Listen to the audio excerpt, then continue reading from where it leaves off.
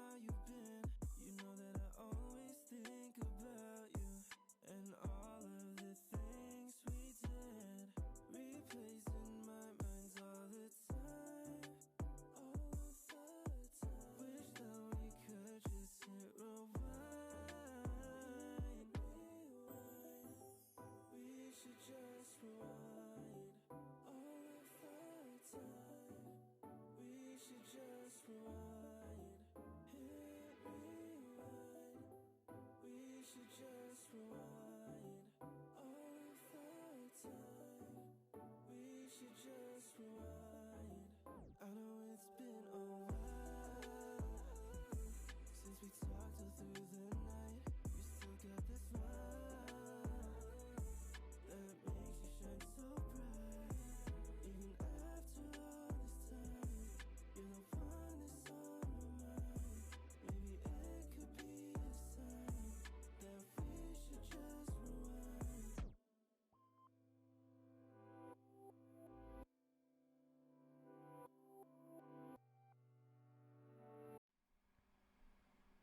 Hello, everyone. Welcome back to Creator Cup 4.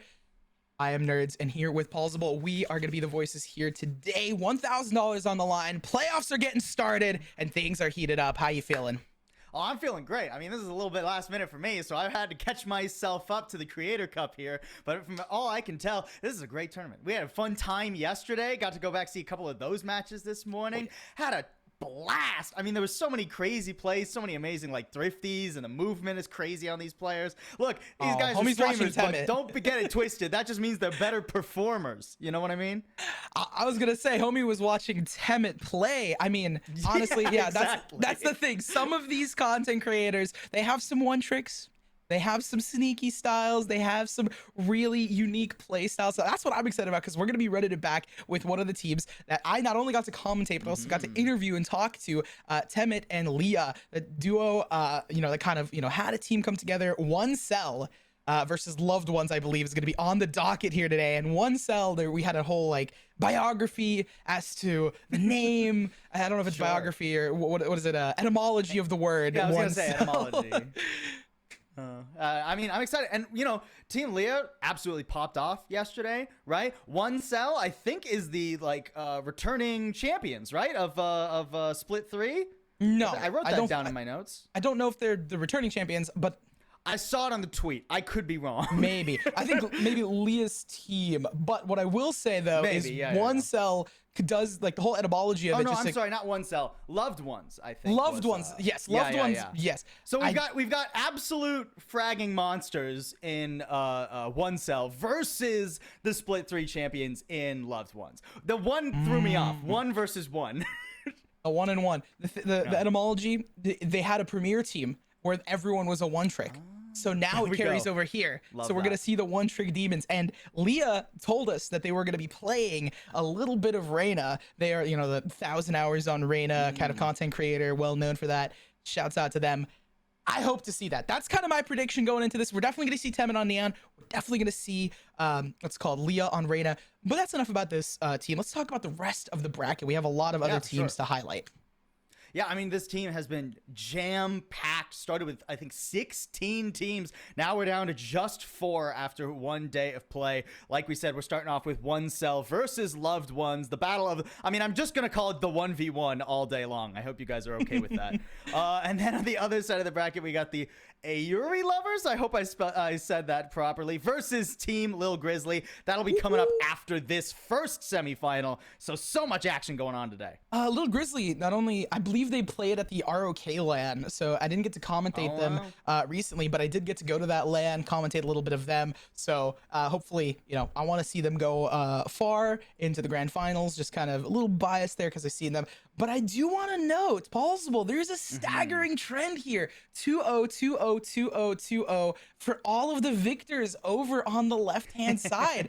Are we going to be seeing that again? I mean, look, it's simple mathematics, nerds. Because if we get 2-0s early on, that means that the teams that were winning were hand and foot better than the teams they were beating, right? If our quarterfinals were all 2-3s, they'd all be close games. And that means that we don't necessarily get close games later. But the more slaughters we have early in a tournament, that just means the semifinals and finals are going to be bangers. Oh, yeah, that's fair. That is fair. It's simple probability. Another one kind of sad. Oh, we got some the secrets of the cover. Another sad thing I just realized, we had one cell going up against the Bozos, and that's Joe DeBozo, who is a Breach main. I did not get to cover them. I'm sad. I love Breach mains because I'm a Big Breach Breach main. fan. Big Breach fan, especially because Joe DeBozo, they have another one trick. So it's kind of funny that through this tournament so far, the game's highlighted. We've been highlighting all of the one trick ponies, but hopefully they can pony up a little bit more because you're ponying up some serious cash for the prize here. And it is very much like you want to win this, right? It's a 1K prize pool. I think the biggest that Creator Cup has been so far. So not only is there a lot on the line, but there's also a lot of pride on the line for some of these content creators. Oh, absolutely. And I love that we're actually going to see a lot of like quote unquote one tricks going through, right? I think it was Bruce Lee that said, I don't fear the fighter that's practiced 1,000 kicks. I fear the fighter that's practiced one kick 1,000 times, right? Ooh. Because that just means they are goated. They are stars. I mean, I think of, obviously, like you said earlier, my brain goes to Temet on that Neon. The movement is just sublime. How are you ever going to hit that guy? He doesn't know where he's going. How could you ever know where he's going? I just want to share, I don't know, because you came into this a bit late. We joked about this on the desk. Some people from yesterday might have saw it when Temet was just running around, and on Lotus, they popped right in front of a right click. So it seems like luck is the only stroke. They literally jumped, as they were jumping around, they jumped straight into a Fade who was right clicking the opponent behind them. So sometimes it seems like you just have to get really, and I mean really lucky to find Temet and to take them down. I mean, hey, look, you make your own luck, right? To be the best, you got to be good, but you also got to be lucky. And if you make your own luck, then you ain't going to have a problem with that. So we'll see if Temet can keep that going today, or if the loved ones will put an end to that lucky spree and move on to the finals themselves, try to run back another title. Let's take a look at our picks and bans. Folks, It's a best of 3 today, no best of 1s like we saw yesterday in the group stage. And already, I'm loving what I'm seeing. I'm surprised. I don't know if you're surprised, but I'm definitely surprised by the Sunset pick. I know a lot of teams very much dislike Sunset for the style of map is not fun, and B-Site is, I wouldn't say it's atrocious, but it's definitely a site. Abyss being banned does make sense, though. That one, I can see why teams don't want to play. Yeah, I mean, it's hard. I mean, the newest map always gets banned most, right? And even though Abyss has been around for a little bit at this point, it's a very tricky map. You need a lot of coordination. So when you throw together a team like this for a Creator Cup, the odds that you have a lot of like solid strats for Abyss get a little bit lower. Whereas, you know, all 5 players on your team are going to be comfortable on Lotus. And then we go to the very end of our series, if we manage to get to a map 3, everybody in the lobby is going to be comfortable on Haven. I mean, oh yeah, who doesn't like Haven? I mean, maybe some people don't like Haven, but everybody at least can play it. Yes, I mean, Haven is one of those maps that's like, it's been around for so long that it reminds me almost like Ascent, where it's not like it's solved, quote unquote, but most people already are like know how to play it. The thing that I'm also kind of carrying that thought over, right? Loved Ones, they picked Lotus. So yeah. I don't know. I'm curious about that because one cell did really good on Lotus, carrying over that 3-site trend, and then also they did pick Haven. So either Loved Ones are really confident on these 3-site maps, or they are gonna, you know, be a little underestimating of one cell. It's pretty bold to pick Lotus, too. I feel like this is going to be a great map, especially for that Neon that we were talking about from Temet's, right? I mean, that Neon is nightmarish to try and counteract on Lotus a lot of the time. Temet yesterday was very much tip of the spear for one cell and getting a lot of damage done. So we'll have to see what the answer potentially is of that. And then we get to the very end of the series, and Loved Ones, you know, they won Haven yesterday, right? Against, what was it? It was Big something, I think. I don't remember. They won Haven on stream, but it was pretty dicey at first. It was really a pretty hardcore, I think, attacking comeback. So we'll have to see. Maybe their defense is a bit better up to snuff today. But first things first, they got to win one of our first 2 maps, Lotus or Sunset. As we head into Lotus, I won't be surprised if we see a potential, well, most likely Gecko for Leah and Neon for Temet. The rest of the roster, I believe they do fill in as well. Breach, Cypher, if I'm not mistaken, was also trying to look at the VODs, but could not pull them up. We're already live, so do check out Frausto. Follow along for the rest of the Creator Cup and check out some of the awesome and lovely streamers that are participating in such an event. I just got to give shout outs to the cast and crew as always at the top of the game, just to give everyone, their due diligence and plausible. Thank you for stopping in on short notice. So with that, Lotus. I dropped my pen. Oh, I don't need it. Who needs it? Unlucky. What's it By called? the way, we're heading on into Lotus here, and I am excited to see what sort of composition, especially that one cell will be running with, because when you are running the Neon, it's not quite like the more controlled, like Raze duelist approach that we see on Lotus a lot of the time. If you're going to be running the Neon, you need a plethora of tools to fight and enable the Neon. That's why I love to see the Breach and the Gecko in tandem. The Clove, also a very interesting one. I mean, this comp just reads purebred aggression to me from one cell. I mean, they look similar on paper. You have the KJ and the Gecko on top of it, but then we start seeing like some mirrors, but not like it's like a warped mirror, like a funhouse mirror. Because Clove and Reyna, they kind of have that aggression, but like it's not the same. And then Raze and Neon, again, like it's a funhouse mirror because you see Raze and it's like, yeah, you can entry and like be super explosive, jumping around, but so can Neon. So we do see a lot of these shoes filled in the same way, but slightly different.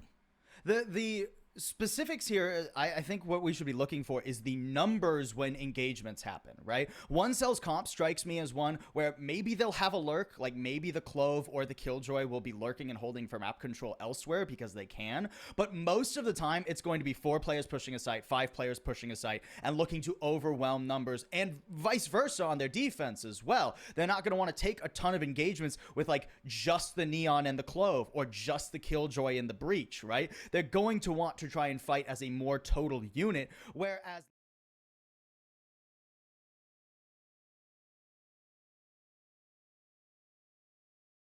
threes, that's where loved ones would succeed more, at least based on these compositions.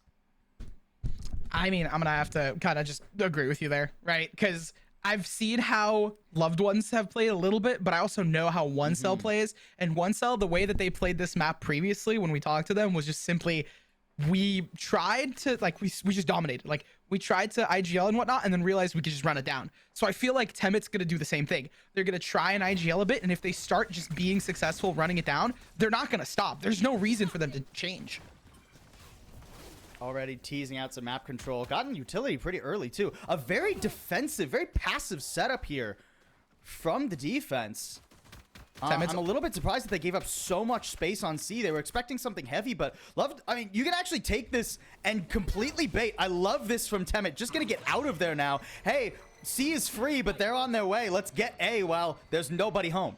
They've done this before, so I'm not surprised that it's working, but this early on? Placing swarm grenade. Placing swarm grenade. Certainly surprising. Just kind of waiting for it, and the hit's gonna start here for the retake, but they're playing entirely off the site, just kind of vibing around, and this re-clear comes through. Temet's just gonna hold this angle and just pop shots at them. It's gonna be a very slow, I feel like, retake between them with some explosions coming in. There's the paranoia. It falls. Stell's gonna take the first onto Slambo, seeing what they can work with. There's a gap in the smoke, though. Gives them just enough room. Leah gonna take down Suburban Will. The trades are being brought, but unfortunately, it's not gonna be in Loved One's favor. Temet and Merc picking up couple players near the end. They lock it in. Merc goes down, but Temet is still alive. They just need to be a nuisance, and they find the 3-piece. That is quintessential Tenet in a nutshell. Even gets out with the ghost intact. I mean, come on. How can you not love to see a Neon bouncing around the map like that? I honestly thought that gap in the smoke was going to be a huge deterrent for the attacking team. I mean, it makes it so much easier for retaking, for you to be able to actually hold on and punish the attacking team that is trying to spam you through the smoke. But Temet with the nasty movement gets all the kills needed, trades beautifully. And now one cell up to a 1-0 lead. They're going to get a pretty healthy second round here too. Oops, self-stun. It's okay. Or a team stun, rather. It's okay. Temet's used to it. They bounce it around everywhere. They get peppered up a little bit with the nano swarms. They break some utility and they get onto the site. And this time, not a fake, but they're trying to kind of play this sort of game of you gotta guess it through. Merc gonna pop through the smoke and find Noonie. Yeah, I mean, you're not going to be able to do much here as loved ones unless you get some absolutely insane headshots. So something I want to keep in mind going forward is you saw how confidently Temet was able to get onto the C site the second round in a row. Even with both nanoswarms and the turret setup, that wasn't enough to actually deter Temet from making it all the way in pretty deep on the site and getting a lot of control. Breaking that sight line is the most important job for the Neon. So if Temet can keep doing that, I mean, Loved Ones are going to have a nightmare when it comes to C because they're going to have to throw way more players at it. They're going to have to throw a lot more utility at it, and they're going to lose control of the map elsewhere. Their comp is not built to control the map very well, right? Loved Ones want to be skirmishing. They want to get early round fights, but thus far they've been struggling too. Of course, it's just the first 2 rounds, so now they'll get guns in their hands, and we'll see what they can do. Kind of like how EG played it, where they left the C side open, which, I mean, I see that definitely as a possibility, but I feel like if you had, you know, leave the KJ there, have like the Sentinel hold it, and it's just been rough for them. Temet's just gonna slide straight through, and I feel like that's another thing, right? They're a Radiant player, they're confident, they're comfortable in this role, so they just dash right in. It's a 1-for-1, and Temet gets the trade. And as long as Temet's alive, I feel like the comfort levels are insane here for them. Yeah, easy plant for 1 cell. This is a little bit risky though. They're trying to rely on these close quarters so that their Spectres will do more damage, but they're getting caught everywhere. Ooh, and the defuse coming in from Wingman too. I mean, there's just no way you're going to be able to stop this now. And with 3 still alive, that's a solid round for Loved Ones. I was going to say Temet went down. So it's like, I joked about this previously. Raid boss down, raid boss down. Aren't you usually supposed to kill the ads before the raid boss? Oh, whatever. I guess it depends on the boss. Yeah, but it's just one of those situations where you have a comfort player that's playing a comfort role and a player that is very... getting rid of Temet is absolutely necessary. Like, it's going to be harder in this round. The overdrive is up, so Temet, I'm expecting him to just full send somewhere, laser some people down. Again, this C site feels pretty vulnerable. Oh, entirely so. And they're going to take advantage of that. As soon as that Molly came through, they know they managed to find the first onto Noonie, and they're not going to stop with just them. I think they smell another player here, and that KJ turret's going to really lock it in. Suburban Will waiting for that flash. Temet is going to pop them through. They almost whiffed a shot. That's Leo with the plant. We see last couple players. We're going to see So another ace from Temet. Oh my god, no! Look at this position out of Kinda Sad Boy. All together, a flawless victory for 1 cell. I mean, these first 4 rounds have been 1 cell with their boot on the throat of Loved Ones. We have just barely started this fight, and already it feels like we're going to be seeing a TKO pretty soon. 1 cell are not letting off the gas. That's what you have to do when you have a Neon, man. I mean, there's just no way around it. Temet doing a beautiful job with the overdrive. I'm not 100% sure that the thrash was necessary there, but I still like it from Leah. Just to guarantee you win the round, guarantee you win it cleanly, carry a lot of guns. I mean, we're on round 5. Look at how healthy 1 cell's economy is already. 9-1 for Temet. I freaked out about that a second ago. Yes, and just like just the consistency is insane. And honestly, content creator tournament. So send that thrash. Have some fun. Go for it. Meme around here. Interestingly enough, though, Temet's you do gotta play for the clips, right? Of course. I want to know. Temet's playing slow towards A.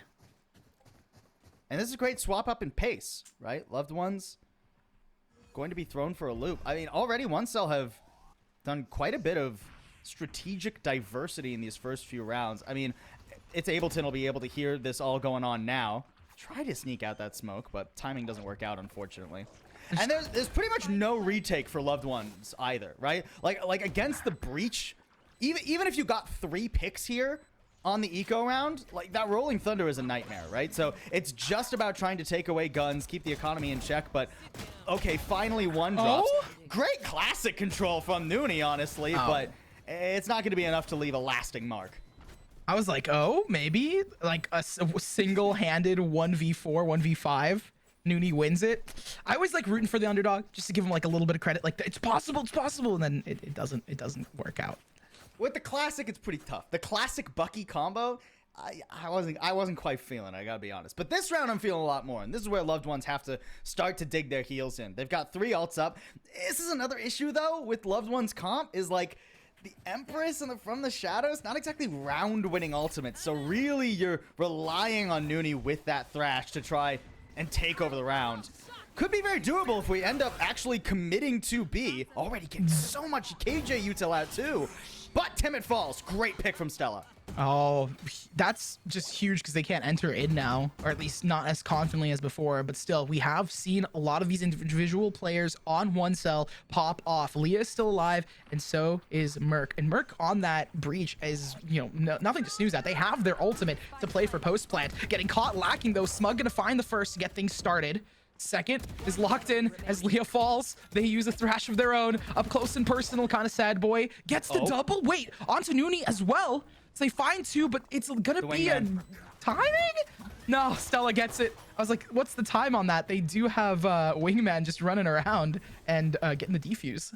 The Wingman defuse is so pivotal there because even in a 1v3, after the first two fall, you are sweating if you're anyone else on Loved Ones. If you're Stella, you're thinking, oh no. Thank goodness that they have the Wingman defusing there, because if one of them had the tap, then you only have two players trying to keep an eye on four potential angles. That could have gotten dicey, but the kind of sad boy gonna turn into the really sad boy is you're not able to flip that around. I mean, you're not that sad. You're still winning 4-2, I guess. And you have some great ults for this round, too. I mean, Showstopper, the sole defense on A. So you got to get something out of this mound play, and Stella's dropped in an instant. There goes Nooney, too. Oof. They let Temet cook a little too hard on this round specifically. Temet stunning close just to push them away, kind of dancing around. It almost feels like a Tiger playing with its foot before they strike. Kind of sad boy picking up the pieces where they left off. Protect that Wingman, make sure it doesn't go down. Unfortunately, it falls, but they still have all the players alive. Leah Poor Smug. taking one more down. Smug is just now in this impossible scenario. It's like you have Temet and Leah there. At least you didn't commit the Showstopper, right? Because, like, Smug wasn't on that C play. That C play a little odd to me, though, right? I feel like if you're going to want to go out for C in that scenario, you could recognize that one cell, when they go to C, have been playing pretty aggressive in the early round. I think Stella and Nooney should have waited for the info before the paranoia being set up in Waterfall by its Ableton actually unleashes, and you should try for a trap play there instead. I mean, Suburban Will was still all the way back on the C side and not even really there to help with the gunfight. So now it's 5-2. Loved Ones back down to an eco. I mean, they had some pretty deadly ecos yesterday, especially thanks to Smug, but it's going to be tricky to pull that off here. I mean, if you pop the Showstopper at the right time, it's possible. Stella gonna get sprayed through the smoke. Temet got that control.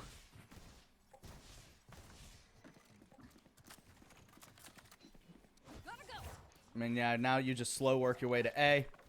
No need to overcomplicate this round. It's a Just head on to A plant and wait for them to... What? Okay, I was going to say wait for them to self-destruct. Merc, didn't need to give that rifle away probably, but it's okay as long as they don't lose any more. I was gonna say it's possible, but it's gonna be very difficult. Oh, getting caught off guard. Smug back on the back burner, can't catch a break. It is an eco round, so it's not the craziest of scenarios, but it's possible. Nooney picking up another, but getting traded out. And that's the thing, you don't want to lose rifles, because if you lose them, you snooze them. Temet picking up, that was just a sick clip. Like, that was a clobbering. You lose teeth on that one. Homie's clipping these guys on eco rounds. Oh my. That's just rude. He's only got a classic, dude. Let him live. Imagine getting clipped on an eco round. I mean, that's the most likely time you are going to get clipped, right? But now the overdrive is back online, too, for one cell. I mean, we saw the amount of damage that dealt. There's no time left. Loved Ones, I know they had a slow start on their defensive haven yesterday. They got to get this going. We need to see some lockdown. We need to see this Showstopper. We have to see something to kick a little bit of the momentum out of one cell's sails. 18-2 for Temet. 2 rounds lost was when they killed Temet. Oof. That's a interesting statistic. Just gotta throw that out there. Let it breathe.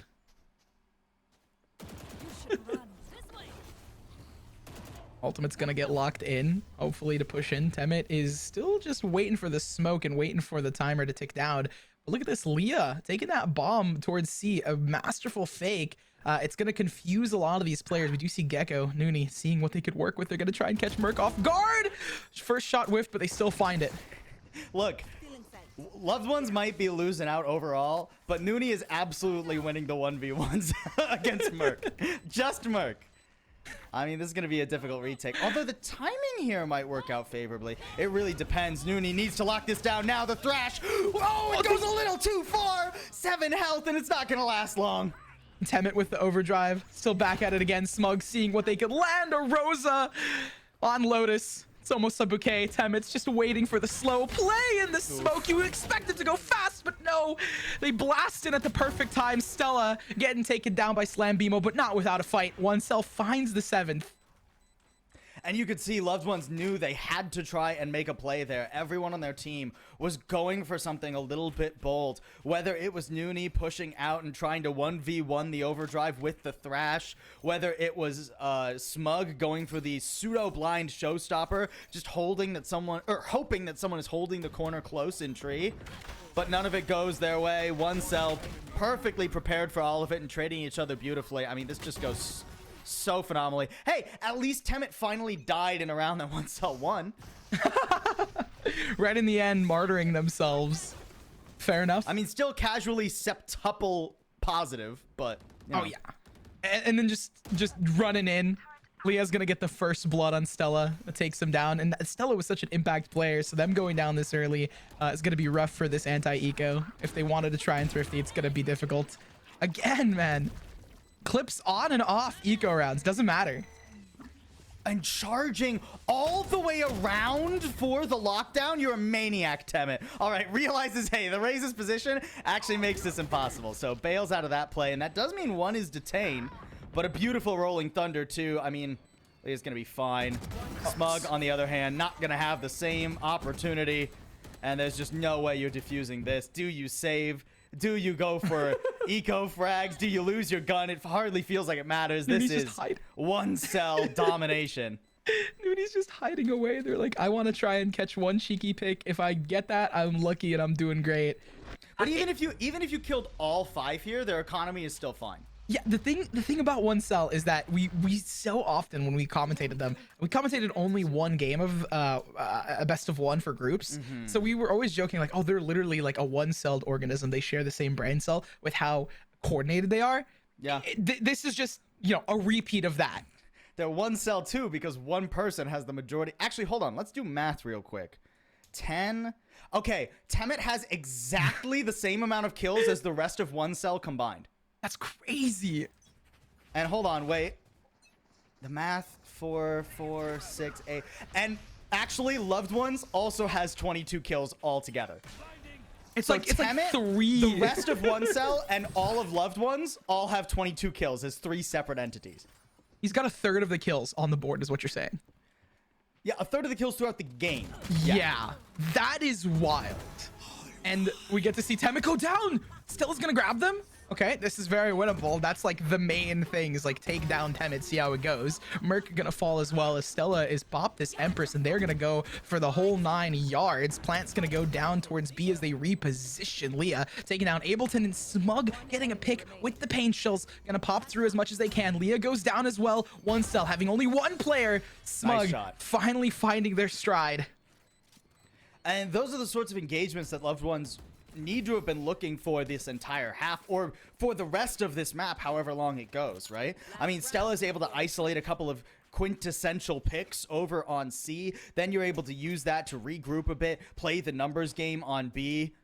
And then a nice blitz play at the very end there, Smug and Stella working together to get rid of the kind of sad boy. But, I mean, those kind of plays, at least for this half to have gone well for Loved One, needed to start in, like, round 4. Still potentially a winnable map, especially if they can get this last round of the half. They'll have guns for it, too. But they are out of round-winning ultimates. And that's the comeback mechanic in Valorant is that you die a lot, you lose so many rounds, you get ultimates because you've died and you try to defuse or plant the bomb. And I just don't have that. So right now it's just kill Temet, use your ultimates. We do see the Thrash coming through on Leah to clear out most of the site, and that's going to give Temet all the space that they can just dance around with. My co-commentator yesterday was calling it the salsa dance, and he's just cooking them. Leah grabbing Stella on top of that. Yeah, Loved One's having a tough time deciding if they wanted to try and go for something a little bit faster, if they wanted to flood retake, but the rotates just weren't there in time. They weren't convinced that it was actually going to be a full C play until the spike got planted. 4v4 not unwinnable, though. Still possible. Smug gonna push onto the corner. Merc's gonna grab them, take them down. Sad Boy's there, and they have just been grouped up here. Temet, I love their control and capability to know when to fight and when to just peel back. You don't need to take these fights. It's a 1v2. You can play together. Temet's just bouncing around. Merc gonna go for it, but there's no time. Yeah, absolutely no time. And one little kill to add on to the very end there. Insult to injury.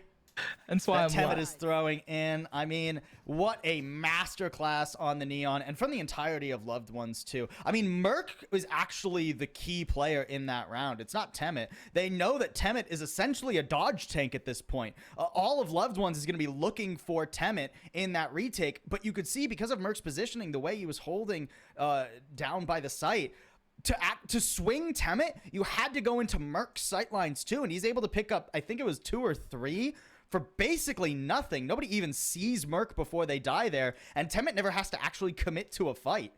An excellent attacking half from OneCell. Now they just have to prove that they can defend even half as well as they attacked, and they'll be off to a pretty good start for this best of 3 semifinal. And the way that they played this previously was just getting aggressive. They actually played on Lotus, so I'm not surprised that they go for this rubble control early. It's something that they've done, and this is just Temet running it down and IGLing like mid-round calling, be like, hey, we're just gonna go. Like, we're just gonna push here. Loved Ones, at least with good control of the C site early. OneCell ready for a flood retake, though. They could go fast here, but losing the kind of sad boy makes it a little bit more difficult. And no one's actually out by Mound to assist Temet. There's no flashes for him this time. It's okay. It's the beginning. It's the pistol round. The enemy doesn't have flashes either, right? Temet just needs to shoot back, and that's exactly what they do here. Loved Ones losing players left, right, and center. To the moratory they go. Smug pushing out solo. Temet's gonna grab them, dashes up and around, and then finally a right click to land. Again, the way you kill Temet is by getting up close and personal. They have died 2 times to a right click so far. That right click was cathartic for its Ableton. If I managed to hit that right click on a Neon that had just been rolling me over the whole game, that would be the morale switch that I need. But I mean, you're running out of time. Great work from OneCell too. I love the way the pack of 3 players through Waterfall took contact first. They pushed into the site first, and that allowed Temet to, have some pressure alleviated. Playing all by himself, you need Temet in the fray. So nice timing there from OneCell. They're just doing such a good job working together. Confidence is key, and OneCell knows how to play confidently. If you're gonna be a Neon player, you gotta play confidently. Just look at that rollout. The stun the Gecko Dizzy, and then immediately Temet's just like, I'm out, bro. I trust my teammates full on. And yeah. I think Temet took the space, doesn't need to take it anymore. I mean, does get head lopped off. Nice shot from Stella. Not gonna be able to keep that rifle though. I was about to say. Sad boy says, nope, that's ours. Go away. I was about to say that could have changed it. That could have changed it right there, but unfortunately now. I love this positioning from Leah. Do have to be a little bit careful. Don't want to give the Spectre over. Oh, and this paint shell could be huge. Should have been heard, too. Trying to get up close and personal. Bucky in hand, but blinded now. Leah's going to just get out of dodge. They don't want to take that fight. Suburban will vibing in the background. They have been kind of background players so far, unfortunately, in the series, but hopefully they can make the name for themselves. The paint shell is going to push them aside, and Smug is going to take you in stride. Merc with the trade, though. They do have some room to work with. No, just all the anti-eco dreams denied. Yeah, I mean, Merc's got it on lock. A bit of a bold push from Leah, I'm not going to lie. You know there was a Bucky around that corner, so swinging it that close, I mean, maybe not the 100% play, but again, you got to go for those clips, right? If you can get up in that Bucky's face, that's a morale victory. 11-3. Hard to see a road to victory here for the Loved Ones. This will be their last chance. If they can't win this rifle round and win it comfortably as well, we'll be heading to sunset pretty lickety split. And that's the thing that's confusing to me, is because this, I don't know, maybe they, obviously it's content creator tournament, they didn't go and like VOD review or watch this, but if you just like heard through the grapevine, Temet, like Neon map, right? Lotus is a Neon map by all accounts, in my opinion. So feels kind of rough. Yeah, keep in mind, this was Loved One's pick, right? Not even OneCell's, and they are doing phenomenally. In this round, it does end up being a 3v3. That's already, honestly, pretty close to good enough damage. Oh, no, I can't pick Merc. it up. No rifle for you. Womp womp. Sad Boy's gonna get one more. Smug with a trade in terms of the numbers. Sad Boy gets downed again. It's possible for Loved Ones to win this, but like you mentioned, it's not handedly. It's a 2 versus 1. I doubt the showstopper pops just because there's just no point. Smug gonna go for the plant as well, giving not only some space for Omen to try and reposition, but also give Smug this like forward position onto Merc. Stunned out. Line here is bold. Okay. Yeah. I mean, I was a little bit worried there for Loved Ones because you think, oh, the fault line, you're giving away your position. But actually, I think it was actually going to catch the stun on both of them. But the headshot rings true. Breach stun proves to once again be a cosmetic ability. And Loved Ones at least fend off a match point for now. They keep enough to where they still have rifles in their hands. One cell, you guys are buying, right? I mean, Are they I going would to try and assume play so. for the orb for Yeah. Temet? I think mean, they're that's going a little to. bold, but there's been absolutely no one contesting them toward Rubble, so I guess why not? Interesting decision, especially because I feel like this would be a time where Loved Ones would contest Rubble, but I don't think they're reading into it. I think they're just gonna have a fun time, and we're gonna see Smug running with a showstopper, catch Sad Boy. No, they dodge away. Rose is on the board yet again, but the bullet spray is gonna land. Hey, those rockets have been getting deflected thus far. This is a beautiful position from Suburban Will, though. Gonna catch at least one off this door being opened. Make it more. Oh no, the sidestep! Oh no, it's all falling apart! Oh no! Oh. From 1 to none. It was 1-2-0 in that course of action. Immediately, the Dizzy comes through. Stella does have the Empress pop. They get the 1, the 2, but immediately you'd want to see some sort of trade. Look at this position out of Loved Ones. They have such good coordination on here. One cell's coming back. Slambino gonna try to slam them in a 1v2. They have a sheriff in hand. Rifles are on the ground. Smokes up, but time is running so low. Okay, good spam from Stella. Man, I was worried for Loved Ones there. Yeah. I mean this in the most historic context possible. Unlucky Suburban Will. That, yeah. Absolutely Oh no. unlucky. Then the flash too. I mean, just like the most grandiose unluck I have ever seen in my life. All good. Round was won. That's what counts. Loved Ones still in it. And because of One Cell's like non-committal purchasing there, I mean, the overdrive didn't get much of anything, and they're bounced back to an eco here regardless. I mean, just saving that one gun from the overdrive isn't enough to keep you going. Are some pivotal ults here, so if they get some good picks, potentially they could swing this back for a thrifty. But Loved Ones, I mean, they've just been bullying this C site. And Suburban Will is holding on to Rubble as well. Good for 2 as they line up perfectly, and this round feels done and dusted. I don't think the run it down strategy, like take Rubble control, has been working for them. So I think that, I mean, it is a broken buy for them. So potentially gonna change things up next round. I would hope so. I think the problem here, though, relies on if Loved Ones can read, hey, they've been sending the Neon every single round to Rubble. What both teams should be thinking is the most sensible thing for One Cell to do in the round following this one is pivot that structure, right? But Send them both C. teams should be aware of that. So I think Loved Ones could get finally some feet in the door toward Rubble in the next round. I mean, a Flawless is great for them too. They need that economy to pad.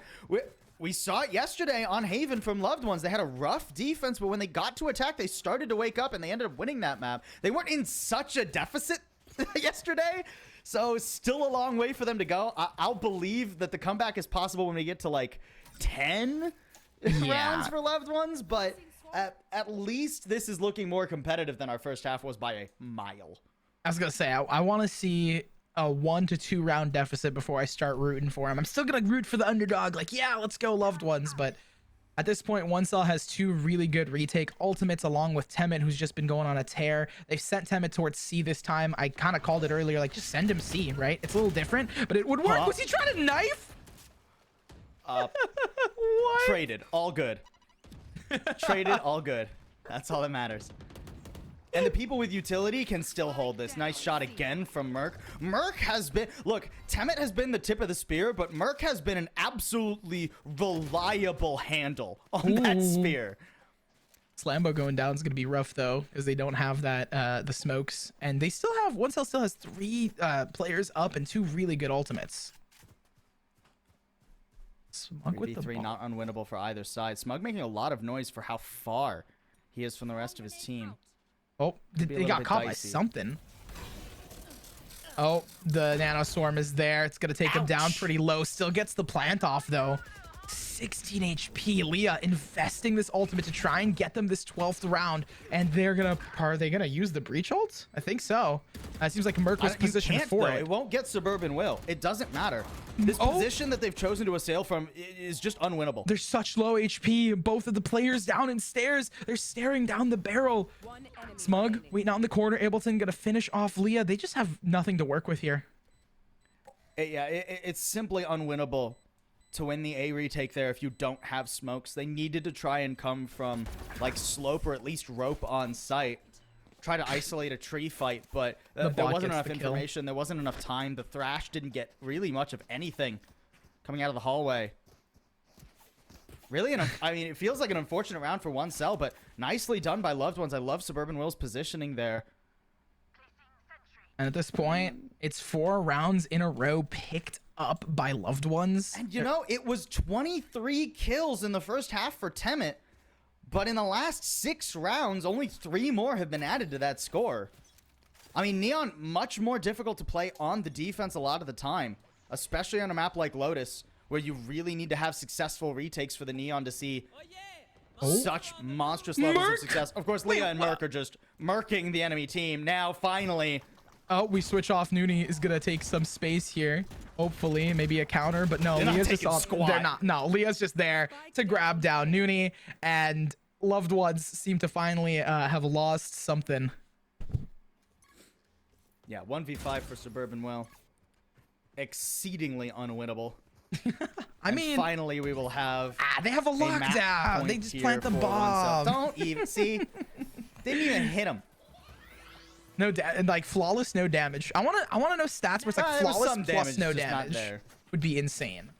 Flawless, no damage. That would be an insane stat to see for some teams. I mean, in that round there was a little bit, just not there at the end. Either way, Loved Ones, their backs are officially pressed all the way to the wall for their map pick. Op 2 from Temet, hanging on to C control alone. This defending Neon op can be so slippery and difficult to pin down, and Loved Ones don't have very many good tools for it. I mean, the Dizzy, Oh, they're about to run into him on C. that's pretty much it.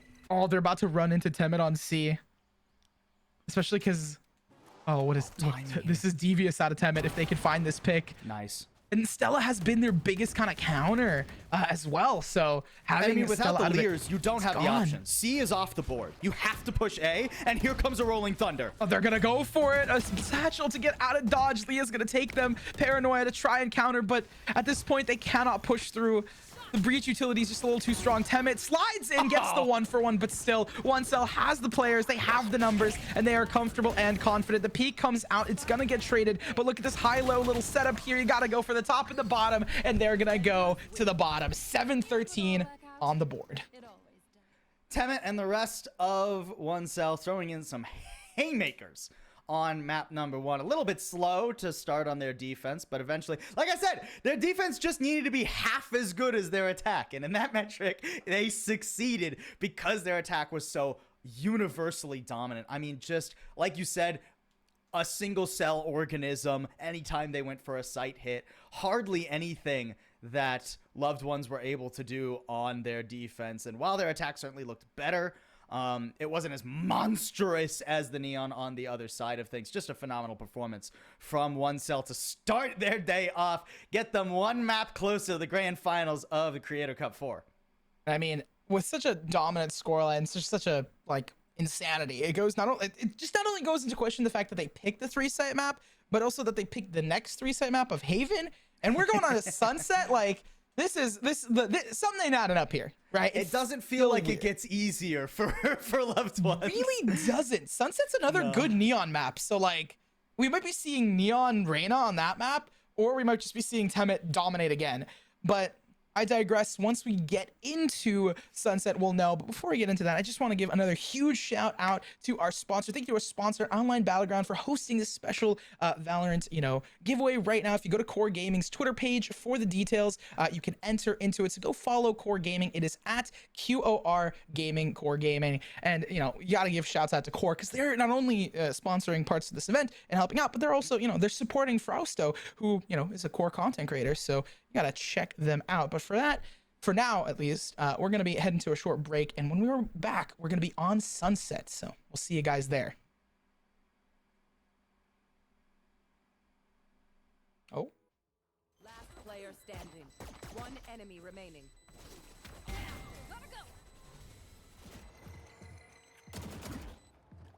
One enemy remaining. Gotta go. Sit down. Last player standing. Spike planted. One enemy remaining.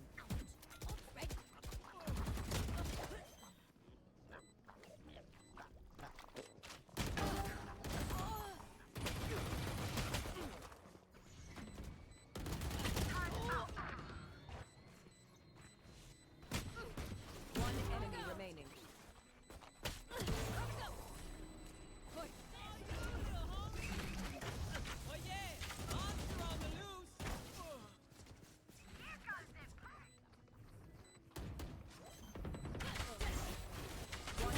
remaining. One enemy remaining.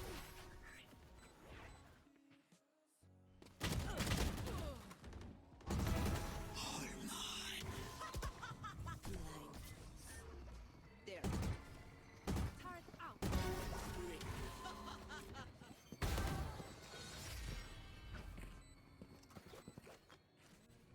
Spike down. C. One enemy remaining.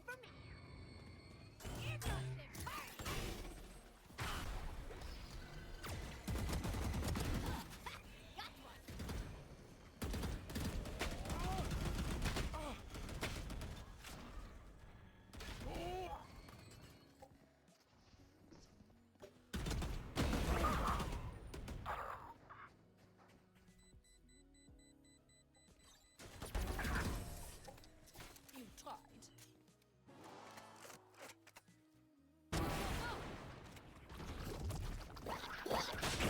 Last player standing. Spike down A.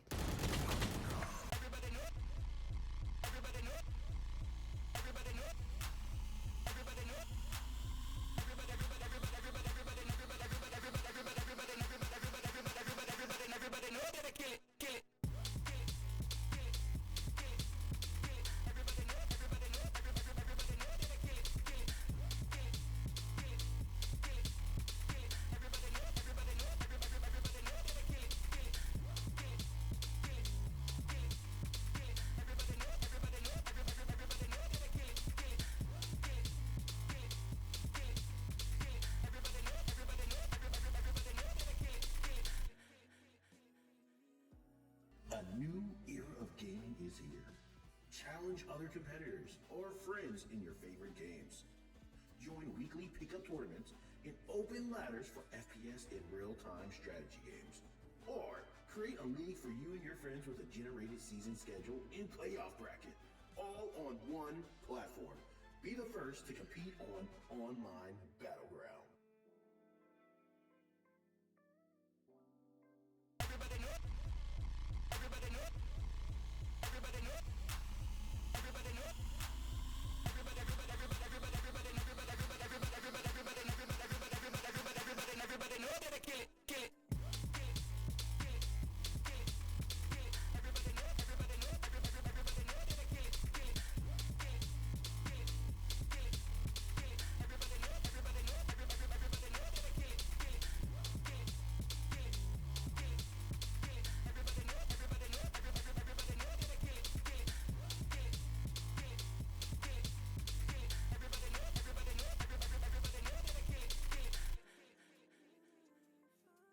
A new era of gaming is here.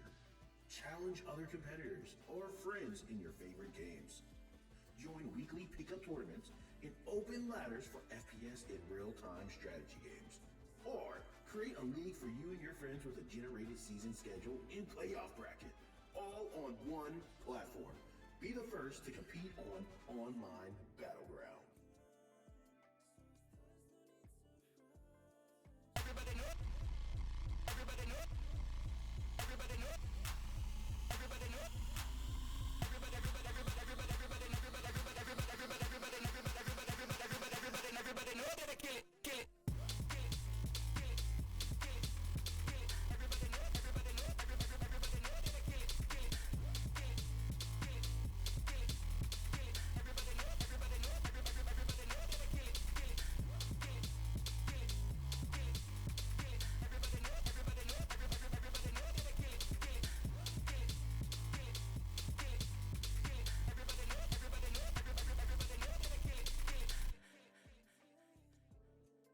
A new era of gaming is here.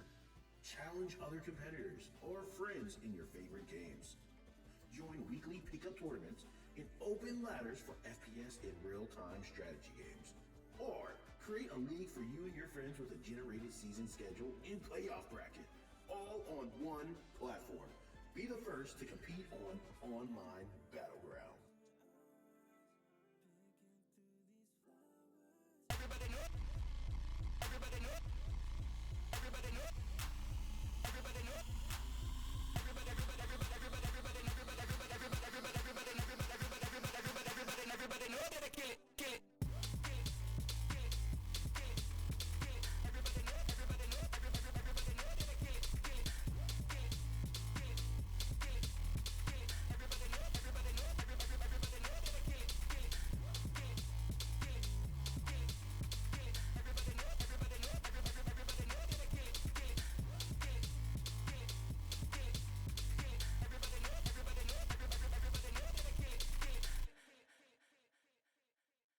A new era of gaming is here. Challenge other competitors or friends in your favorite games. Join weekly pickup tournaments and open ladders for FPS and real-time strategy games. Or create a league for you and your friends with a generated season schedule and playoff bracket, all on one platform. Be the first to compete on Online Battleground.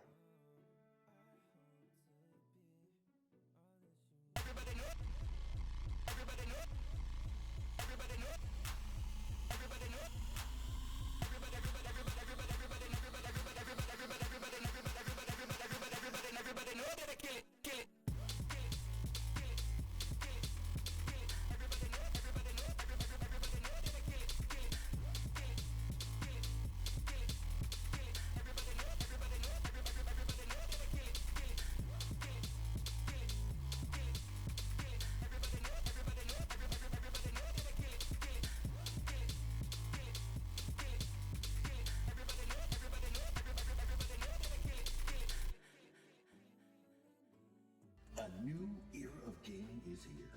Challenge other competitors or friends in your favorite games. Join weekly pickup tournaments and open ladders for FPS and real-time strategy games. Or create a league for you and your friends with a generated season schedule and playoff bracket, all on one platform. Be the first to compete on Online Battleground.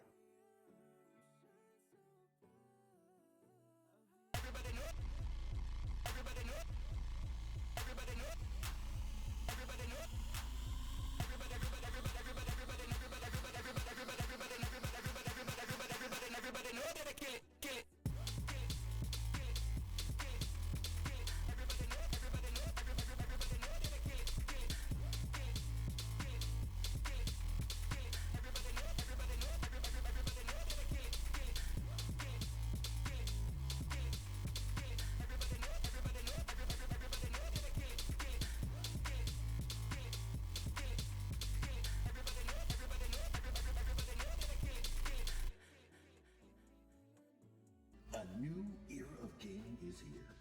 Challenge other competitors or friends in your favorite games. Join weekly pickup tournaments and open ladders for FPS and real-time strategy games. Or create a league for you and your friends with a generated season schedule and playoff bracket, all on one platform. Be the first to compete on online Battleground.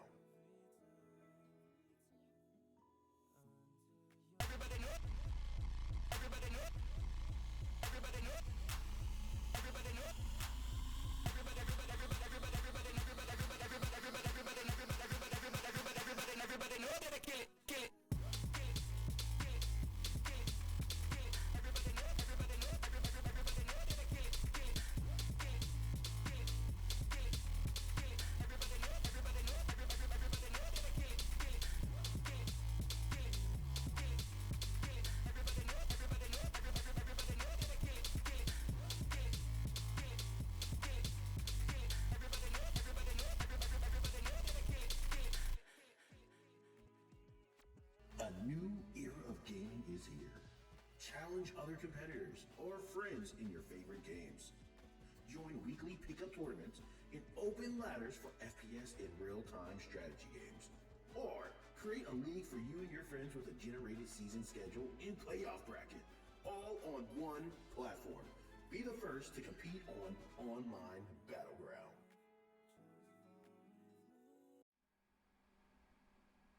Hello, everyone, and welcome back to Creator Cup. If you're just joining us, we just got to see some domination at the start, you know, a little bit of a comeback, and then unfortunately tying a bow on a interesting and mangled looking present. My name is Nerds. I'm here with Paulsable, and we are going to be getting into game number 2 of the semifinals. Mangled, brutal. I mean, I guess that's how I would describe how loved ones feel after that match. I mean, it got to a point where it looked competitive, right? But it was a pretty, somewhat of a slow start for the loved ones. One cell came to play. They came warmed up. They came ready. I mean, Temets was a friggin' monster in that first half. Across 12 rounds of play, 23 and 4, right? I mean, that's just insane. Almost 2 kills around throughout the entire first half of play. Slowed down a little bit once going over the defense of Lotus, but the great thing for One Cell is that wasn't even their map pick. That wasn't even the one they really, really wanted to play. That was Loved One's pick. So now we go to Sunset, our map number 2, and it feels like if it was already an uphill battle for Loved Ones, now it's like 90 degrees straight up a cliff, no climbing gear. Yeah, I mean, Sunset is a widely hated map for a reason. People tend not to enjoy it because B-site is difficult. You plant the bomb, you play from, you know, either play from backside or you're just going to be, you know, on the site. Either way, for the defense, it is really difficult whether you're retaking or holding. And then A site, you know, some people love it, some people hate it. But either way, it is a difficult site for attackers and defenders to kind of coordinate on, which just kind of, you know, brings up the question of why did One Cell pick it? And I think I have a solution for it. I think it's because Leah's team, I believe, they're going to be playing Reyna, and you can have those Lears are really popular and powerful on Sunset. That's my read. They told me they were gonna play Reyna, so I'd be very sad. I'm gonna have some questions for Leah if they don't play Reyna. I'll be very, very much shed a tear. But Gecko's also really popular, and Leah does play Gecko. So either way, we're seeing one of those. And Stella was playing the Reyna at the very least, so at least you got some Reyna for you there. I mean, there you go. You're not going without it here. We are heading into our next map. I don't see a Reyna for One Cell. Back to that Gecko. Actually, Fair just enough. the exact. Is this right? Yeah, the exact same comp that they ran on Same Lotus. If it ain't broke, what do you do? You leave it the hell alone. I'm looking That's at this what you comp. do. It is the same. It's basically the same comp. Like, It is the One Cell comp is literally the same. Loved One's incredibly similar as well. They just swapped subbed out KO. the Gecko for the KO. I think the KO actually can be very helpful here too. It's just you have to get really reliable timings on that 0 point. But if you can get that 0 point and shut down Temets at the exact right time, that makes a lot of those plays, that makes a lot of the space that Temets was creating for his team more difficult to pull off. Not impossible. You still got your gun. You can still shoot. But yeah, we don't have Vice in this tournament just yet, folks.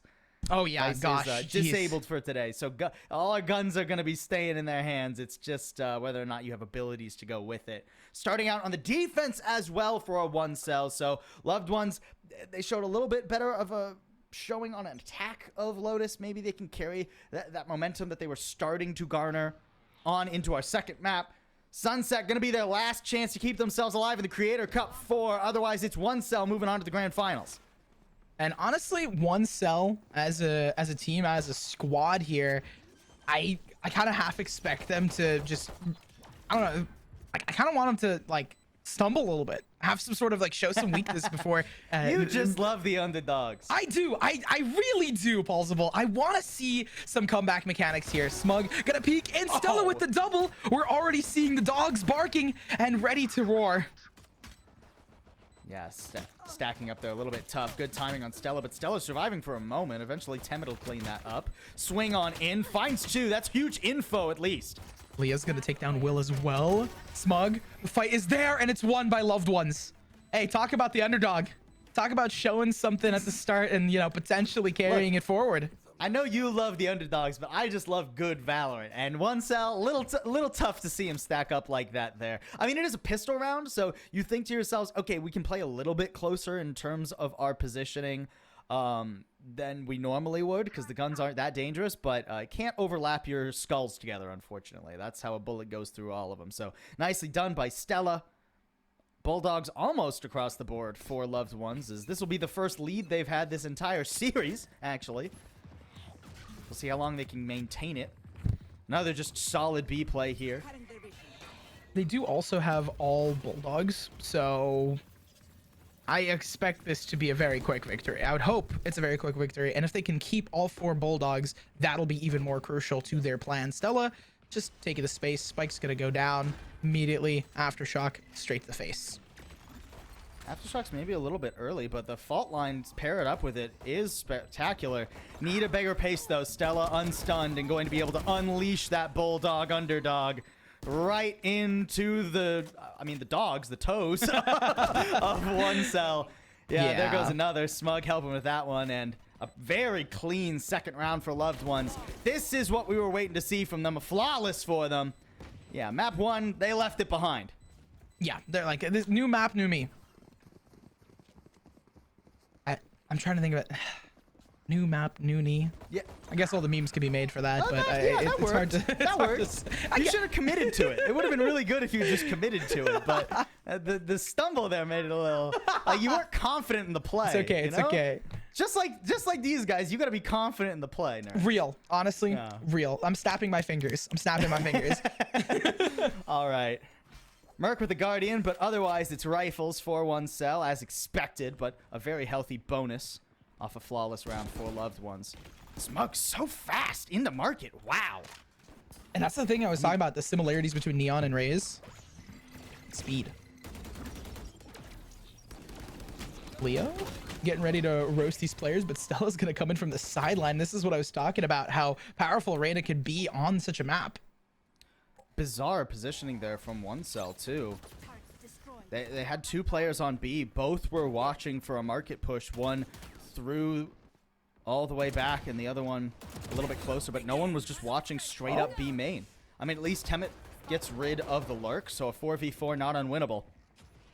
The plant's gonna go down. They need to go for, you know, the retake here. They do have Temet active now, so I would hope we get to see some more out of them, but this B retake, one of the harder ones. Merc gonna get traded out by Noonie. Smug up close and personal. There is an ultimate going down. Temet's gonna grab it though.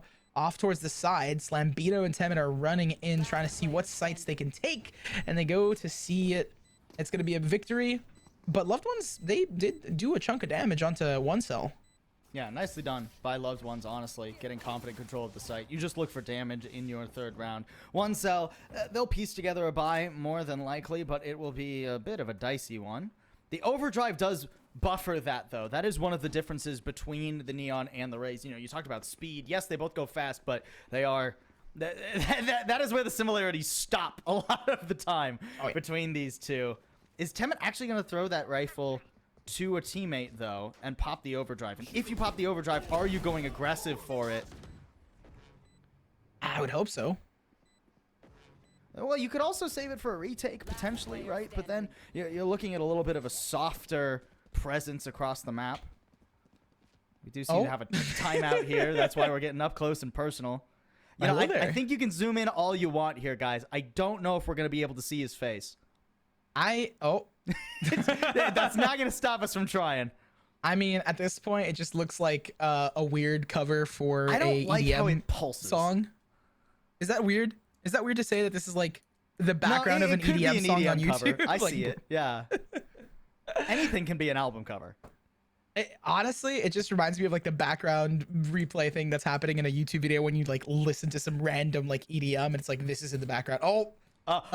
Get closer. I mean, yeah. Huh? How could you? How could you, chat? Anyway, back to the buys here. Where are we going back to? What? I mean, hey, you were the one who brought up the buys. I didn't. But anyways. What the Sigma? So, okay. All right. This is good. All right. Let's reel it back in. I don't know. Very We're on mind. pause here. We're going into the round, nerds. And we don't have much economy from one cell, so they decided that they're actually not going to commit too much of anything, despite having just won the round. Oh no! They're gonna rely off close quarters. Smug missing that. The Lear's gonna come through, but look who pops out. Smug holding your back. Stella just needs to find a pick, and then they can get themselves healed up. Slambino's still gonna be there as they slam on top of you. At this point, Slambino's just, chilling. They got the pick that they needed, and they managed to stop the B push. This is a great decision, though, from loved ones. Not fully committing into B, realizing that they've lost Stella. They have to play a little bit slower. Try to find a pick elsewhere on the map. Temet is re-clearing through mid right now, so potentially could hear some info, but wasn't already there, so didn't hear them running before, and only now is looking for them. The timing. Oh, but doesn't expect one more to the left. No! Ableton with an excellent timing there. But loved ones are still recommitting to B. There's still 3 players here. Slambino gonna take down Smug on the start. There's that fault line, gets the 3-piece, the 4th found for Slambino as they've just been slamming them. Ableton standing in the way of something. It'd be the second ace for this team. Takes down kind of sad boy. They don't want to fight back. They don't want to fire. They want to give Slambino their time of day. But they're going to go from the right-hand side. The spray's not there. Leaves us in a 1v1 situation to win things through. Ableton using the smoke there, isolating that fight. Now just needs to find Merc. It's possible. They can pick up that Has to bomb. plant the timing. Merc's gonna grab them. And just the ace. It was so close, but Slambino can't Nicely block done. it. Yeah, no, very, very nicely done by Merc. I mean, Slambino is... It just allows the lambs to come to the slaughter there. Phenomenally done. Not much information gathering there for loved ones, right? I mean, if you don't have your KO finding information with the 0 point, it can be hard to figure out where everyone is on the map. I think loved ones oversold it to themselves when they saw Temet in mid. They kind of overthought that round and thought that they had bamboozled one cell, but one cell were perfectly happy just committing to B. And now they're committing to a very fast push through mid. Goodbye, Smug, who doesn't have the same kind of luck flying up forward. Leah catches him. She does a nice job of that. And I mean, Temet is just going to probably keep this good time rolling. As much as possible. Temet, overdrive active, seeing what they can do. Finger blasts 1, maybe the 2. Not going to find it just yet. As they come for you. Oh, gets another. Stella with trade, another right click. Every time I see Temet get right click, a part of me is just happy for some reason. So might be a little dark there, but at least it's going to be one cell picking it up. Love the change in pace from one cell. You got to throw those rounds into the mix when you're defending with a Neon, especially on a map like Sunset. You got to play through mid sometimes, but not all the time. One cell, they've been playing pretty passively. They've been playing for flood retakes or just traditional retakes. So changing up the pace there, excellently done, and it gets them the Thrash online as well. I love the timing on the commitment, too. They wait for the reposition. They wait for Merc to be in a place where that flash can get thrown forward.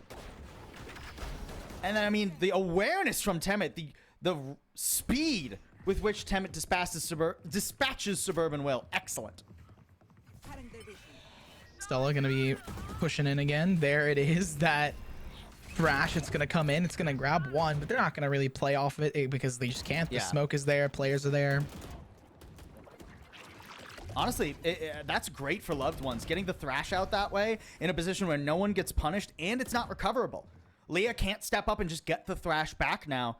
So loved ones, they have much less to fear when they actually end up going for this B site hit. Not quite a pump fake, but a pump and then a wait.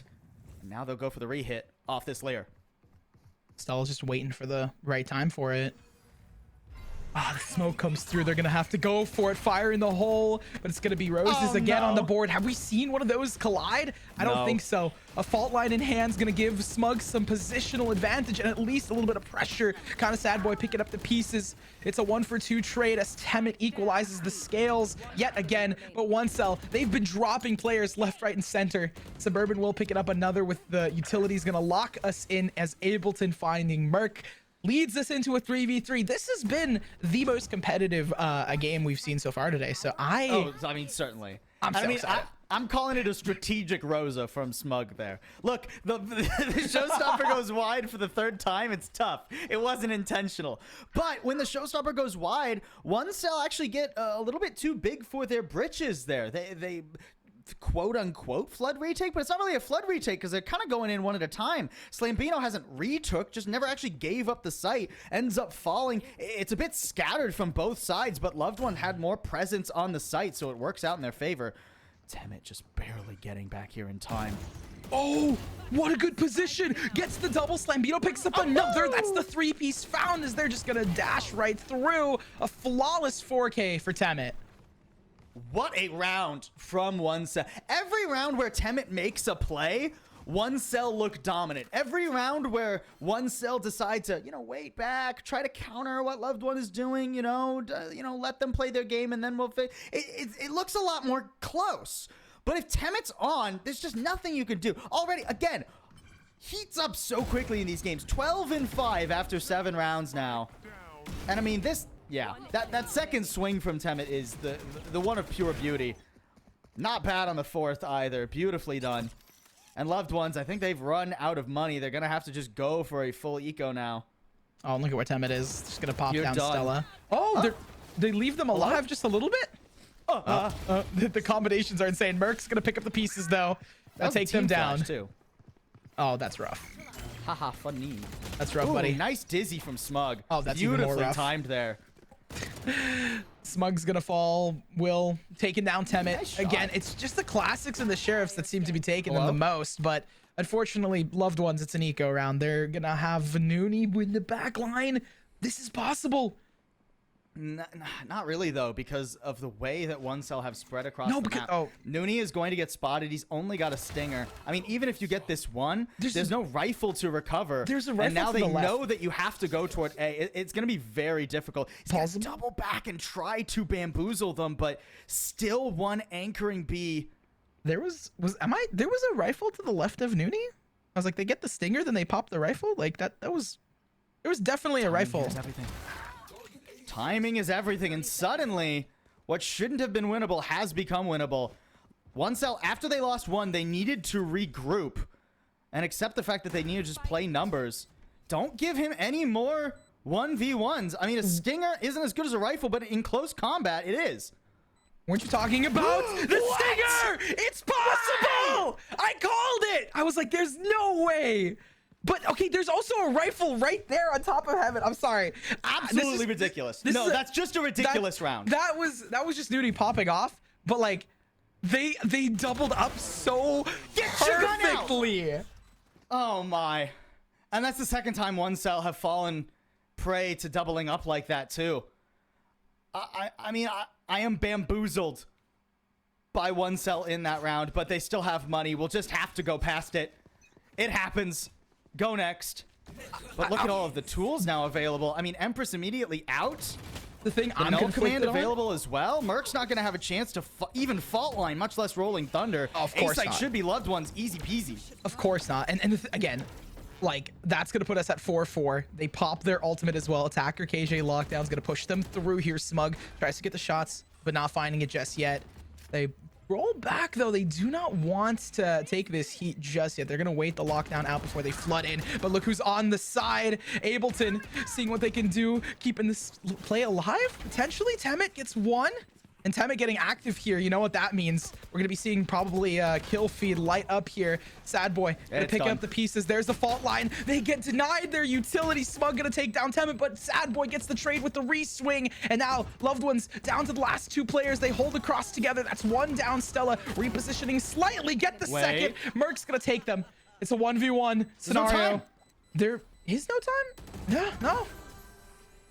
Wow. What a play from Stella, holding the line, and what a bold plant spot too. Loved Ones set up that entire round. They dump so many ults, but it's because they have faith in the Empress alone. Absolutely heroic movement there from Stella. Perfect use of the Empress dismisses at the very end there. Everybody else in the round is just there to get Stella into that position to play for as much time as possible. I mean, Temet with a heroic effort, but unfortunately not able to get one over on Smug. Maybe if Temet survives, gets rid of Smug, and is able to take the overdrive over into Halls, that could be a different round, but Smug does just enough work there. And now another quick A hit. Loved Ones, they're feeling it. The confidence is there. Smug's got the side take. We do see Merc on the other end of it, seeing what they can gain. Suburban Will already getting taken. Look at this flank come out of tiles. They're just all running it down. 4-player train. Nooney's gonna find Merc, and they're gonna take a lot of space. But they're avoiding Stella. Every pace. Temet gonna take down Ableton. It's dead and gone. Nooney's back in the corner. They have some room to work with, but it's not gonna be enough. They have just pistols in hand. Nooney grabs one. Temet is there, and it crumbles apart as fast as it starts. Yeah, Merc dying there without getting anything on the board is tough. Merc has been doing a phenomenal job this series, but needs to be the one playing containment when the jig is up on that massive flank. Needs to get at least one, maybe two, because with 4 surviving on the site, Loved Ones were able to spread back out and take control. The second Merc dies, they're like, oh, okay, well, we don't have to worry about people coming from Defender spawn anymore. So now we have a place to retreat to when the heat is on. Loved Ones, one more round and they'll guarantee a lead this half. I mean, they're out of ults, but back to A they go. They've identified a weakness, and unless Temet is able to do something early, I worry about OneCell's defending final 2 rounds. They do have 2 very fun ultimates here. One for retake, and then another one for another shot at life, right? Stella peeks in. Temet's just gonna pop them. That was a clean shot. Crispy. Fried chicken. Crispy, juicy, tender. Let's see if these guys can blend them up a little bit more, but they're just gonna fall back. Why are you blending your chicken tenders? Oh, do you not know the meme? Don't do that. Oh, homie does not. Especially if they're crispy. You want the crunch. I'm gonna send you a meme after this, possible. I don't want to see it. You know what? I am blissfully ignorant right now. Do you know what I want to see? I want to see OneCell. Now they're the underdogs. I want to see them make it tighter, right? Tough transition. Give us a 5-6. Certainly doable. I mean, they already have 3 lying in the wings. 5 now before Loved Ones even get to see the site because of these smokes and nanos. Oh, yeah, it feels pretty cooked. They're gonna push in though. They're getting cooked. Temet and Slambino are just gonna be on the angle already, and they're getting deep fried. Spike is down. Well, you talked about wings earlier, so I mean, I was gonna say we already have all the chicken tender and the chicken references out and about here, as we see the final squawk on Smug. Now. It's okay. We have lunch. We have a lunch break after this. Union mandated. Union mandated. Man, dude, do you think the Valorant protocol has a union?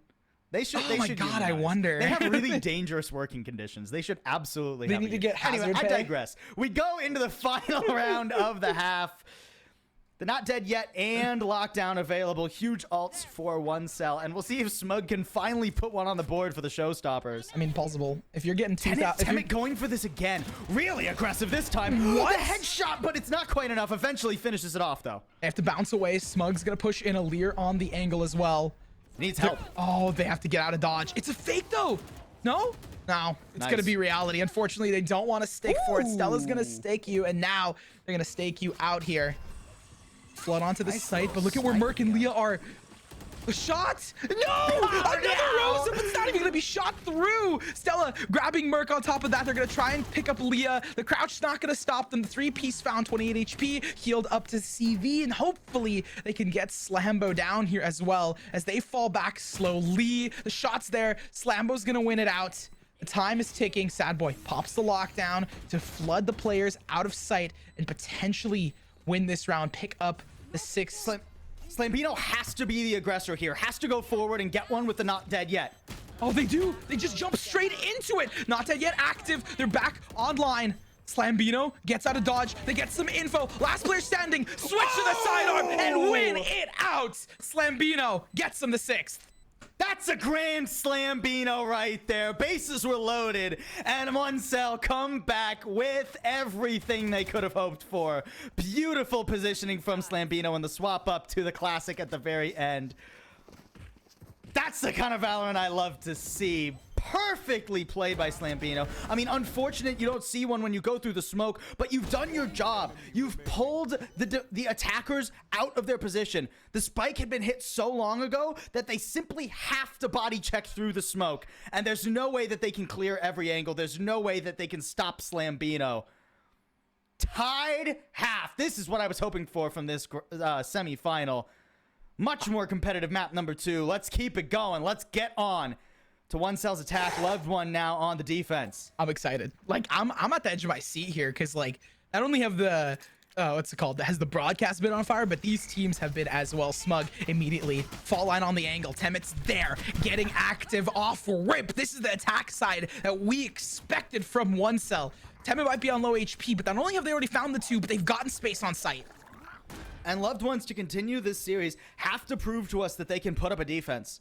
I mean, we've really hardly seen a defense on stream from Loved Ones that was successful in any merit. Stella trying to prove that to us now. At least evens the odds a little bit.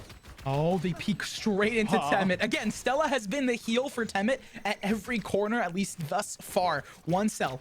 They've lost some players, but it's not over just yet. Suburban Will with the whiffed shots. Leah doubling up with Sad Boy, but they're not going to peek together. Stella on the 4-piece. Merc takes down Ableton and another. It's a 1v1 for the situation. There's a little bit of time. They have to stick this bomb if they want to win it. The half's been drawn. They're going to go for it. And Merc is just being a nuisance yet again.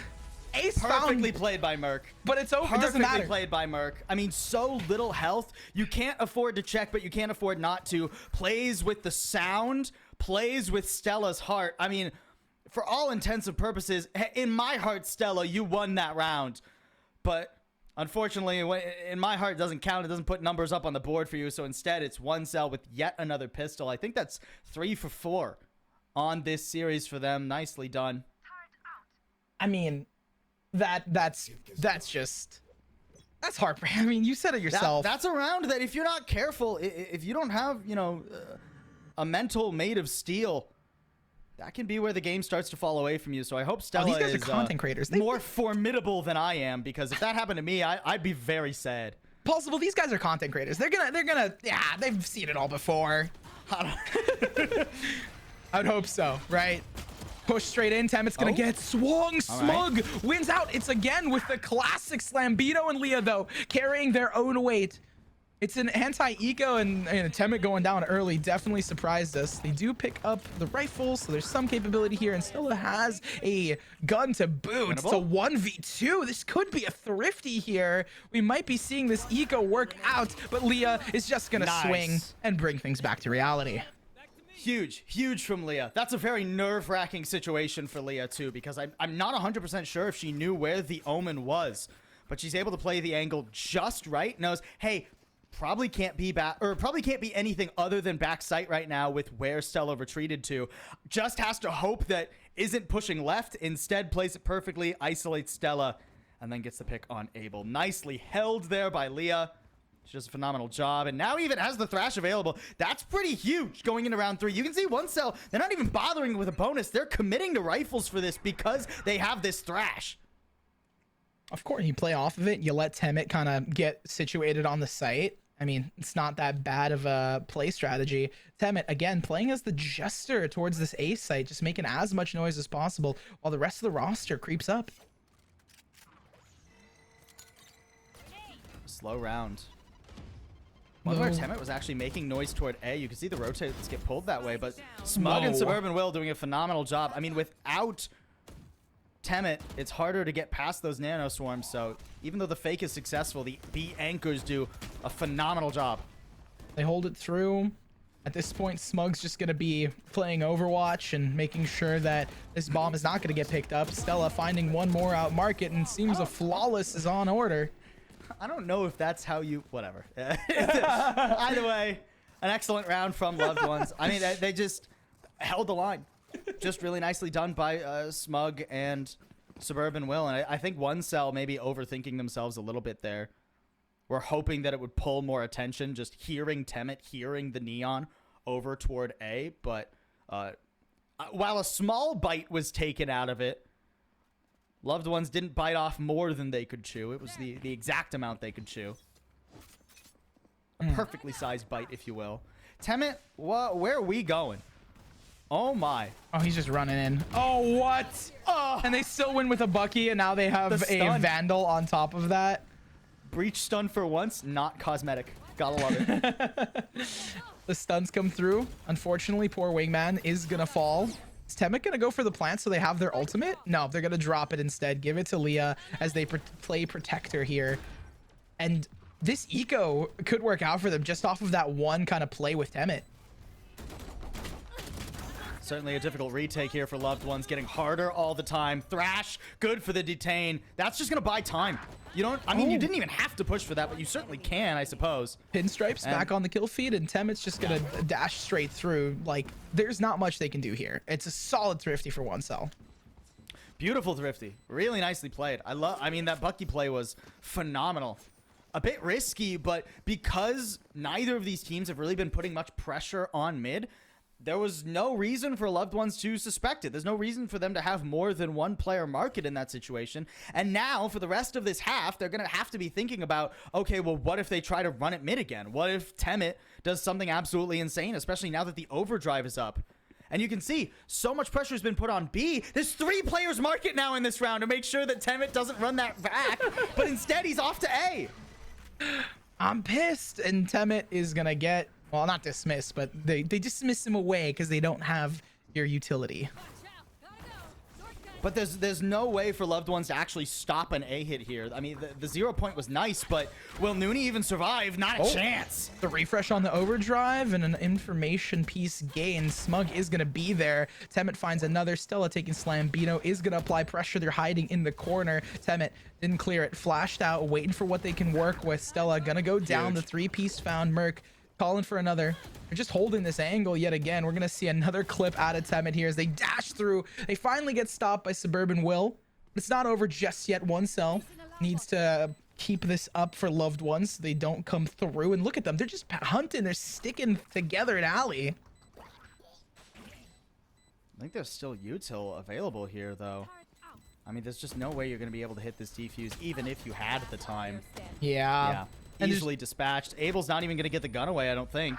no one. Whoa. No, I mean, everybody dies, but that's fine for one cell. They're only 3 rounds away from the grand finals. I was about to say, like, they didn't even get out in time, and we saw 2 players from one cell running away. Zap. Temet just... It's funny watching the minimap when Temet has the overdrive, because it's just like it's one player desperately trying to keep up with Temet while they run around the map. And like it's always like, okay, somebody has to be on babysit Temet duty so that Temet has some util to play with and like somebody to trade him out. It's always really funny. It's just hilarious watching the minimap. Just remember every angle Temet can peek and go for it. Wow. Speaking of, they're going to immediately sneak that shot through. Suburban Will is going to be the next casualty on that list. Yes. I'm getting Temet dizzy. treks it off, bro. I mean, And not the Gecko utility. I was talking about this earlier, right? It feels like the Mario, like a boing, boing, boing every time. Just stomping on Goombas as they try to get their one-ups. But despite Temet actually getting quite a bit done, this is really dicey. One cell, the timing there, Ableton with a perfectly timed shot. Unfortunately, the wall was coming up from Temet, so wasn't able to trade that back. So Leah falls. And one cell, they have to pump the brakes. Mark is Get just your gun out! Why'd you think the site was clear? because they heard Temet Oh, run off, no. right? Temet's got the 3-piece stun comes through. It's not going to be cosmetic, as you like to say, because Ableton is just going to be forced into the corner. Unfortunately, You were the saying? shot has I'm been sorry, whipped. you were saying I'm about the sorry. breach stun? Listen, What were you saying? it hit. I'm it sorry, hit. I couldn't Listen. hear you. I think it hit, but at the same time, it's just that was such an unfortunate whiff. That's crazy. It hit and it didn't work, so it's what? What's it called? Conditioning. It's conditioning. The players, Yeah, I I'm gotta, sure. Listen, I gotta be the heel in some This capacity, but cross is these pretty guys, tough for Ableton. I was gonna say these guys have Ableton has like nothing they can work with. You'd have to hit the nastiest flick of your career here, and yeah, it's just going to get dispatched. 11 on the board for one cell. Possible. Truly a bizarre mid-round from Loved Ones. were fully convinced that one cell had absconded to the other side of the map. So I guess Nooney was trying to go up and get like a rifle that had dropped or something. Yeah, I'm assuming. They didn't have any hard info for that. So inching forward to clear the site, sometimes you have to do it. Don't get me wrong, right? Like it was going to be tough for loved ones to win that round regardless. But it's just a bit of a silly mid round. Now we go back, one cell, hardcore sending it A, and there's surely not enough forces here. I mean, Nooney just doesn't want this smoke at all. It's all the way out the second he hears anything. The dude is sitting in his own spawn rather than fight anybody, and with Stella gone, there's not much hope of stopping a plant. Yeah, they played off of this really well. Temet making sure to, keep his teammates ready and aware. Smug up top, seeing what they can work with. Nooney grabs Leah, so it's pretty good onto them. Are they waiting? Is Temet just waiting for this? Yeah. I mean, I think they had the read, still alive. Nooney has their ultimate. They're going to use it. Slambino pops the not dead yet. Surprised they could use it still. Merc going to take them down a notch. It's going to be 1v3 to try and lock it in. Ableton moving around side to side, seeing what they can work with. But Temet knows and has them clocked. Dashes around, tries to go for the knife. Can't lock it in, but hey, at least it was funny. At least you gotta let him get the clip, dude. You gotta let him get the clip. Come on. What are the comms like? They're like, let me, come on. What are you doing? KS, you stole it. Why? Oh, man. Temet has almost dropped 30 on this map. Just needs one more. Wow. I mean, it's one more round. Hey, anything can happen. I wonder if they get a pick here. Loved ones, not an ideal economy for them to try and pull this all the way back. Our split 3 champs on the edge of eviction here. As one cell have their number, and another fast play under the door, but the breach stun is cosmetic again. Why? It's cosmetic. Okay, maybe I have to agree with you, because that was wild. The Thrash gets another. Merc's gonna pick one up with their utility. Leah gets some picks as well. They're saying we don't need Temet. We don't need him. We are one cell, and we will use that raw aggression to lock this in. Loved ones. They have 2 players. They're holding each other in arms. Nooney takes down Sad Boy, so there is some room to work with. Estella doubles up into market. They play together. They're trying to prevent this spike from going down. It's still a minute left, but Leah's gonna peek together. Merc gets another, and that's going to be loved ones out of the equation as one cell go 2-0. Nicely done by one cell, even throughout the silliness of Breach. Look, I have my own opinions about Breach stun, but I would say on the day the Breach stun did more, it was more use than it was not use. I mean, Temet was able to get a whole lot done thanks to Mark on the Breach and Leah on the Gecko. I mean, those 2 initiators just do such a phenomenal job of enabling such a prolific Neon. I mean, doesn't end up dropping 30, actually. Ends up getting 29 because you got clapped despite the Breach stun. So a little unlucky there for Temet, but still a phenomenal map. Phenomenal series from one cell and a well-earned spot in the grand finals. I mean, I expected this on Lotus and then Sunset. I talked about this. It's a Neon map. Neon is comfortable on that map. Neon not only is Neon comfortable on that map, but also just like they picked it. They picked Sunset. So clearly they are going to be comfortable on that sort of map that everyone doesn't like. People don't like Sunset. So realistically, a lot of, content creators and pug teams, they're not going to pick it, which just is like, yeah, that's a big indication for me that like, yeah, it's going to be that way.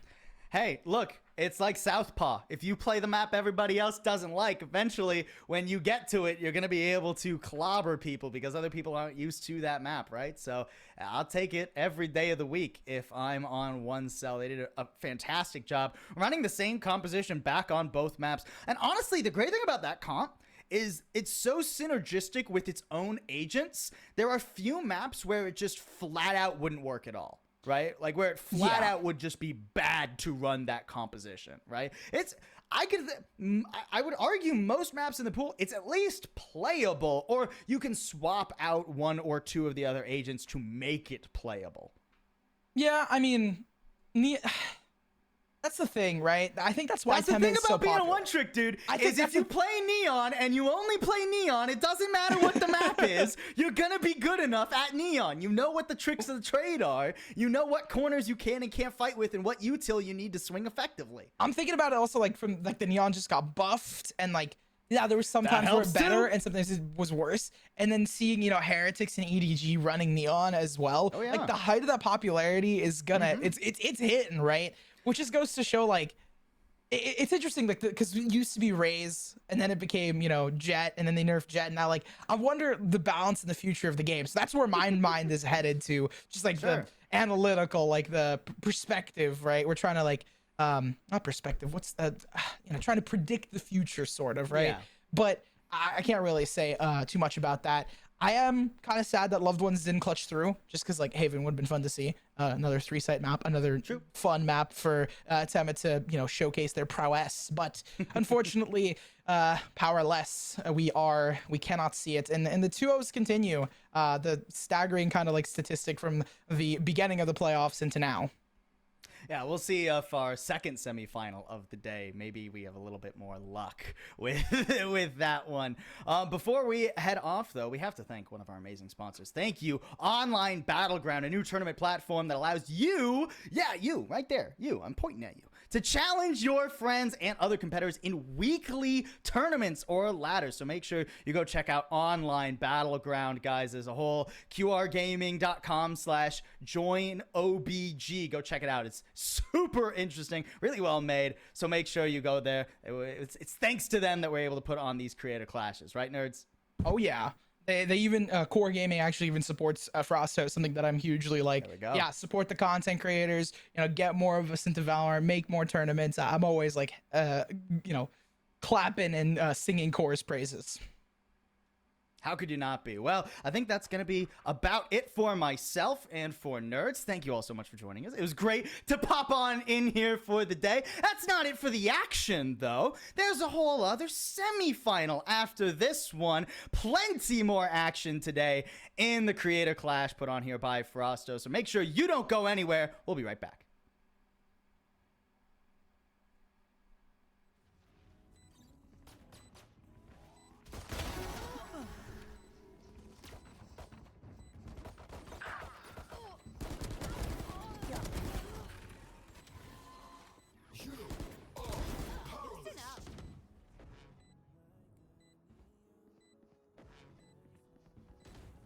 Last player standing.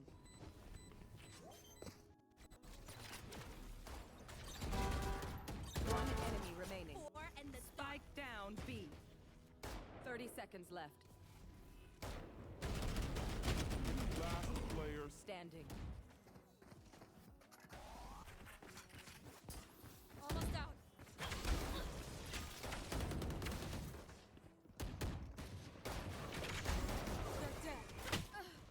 One enemy remaining. Okay.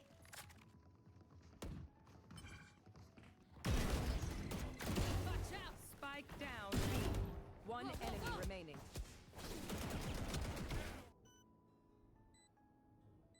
One enemy remaining. Clutch.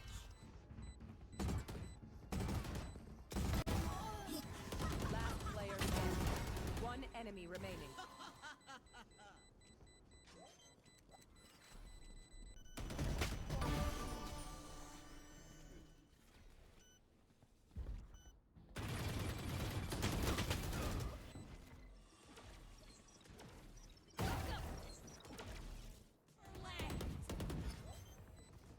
Last player standing. one enemy Remaining.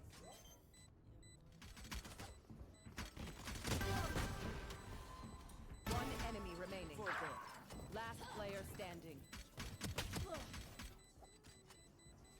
Don't rush me.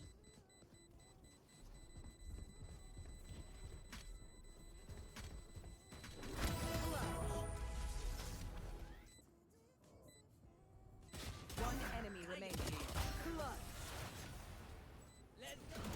One suppressed. One enemy remaining. Flawless.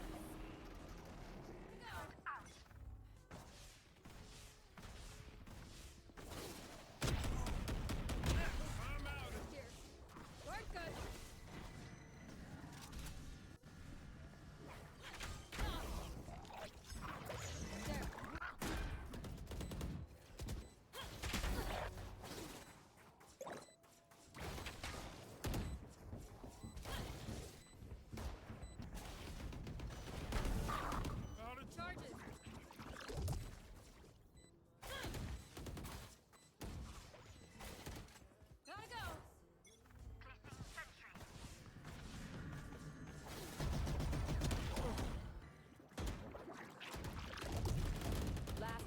standing.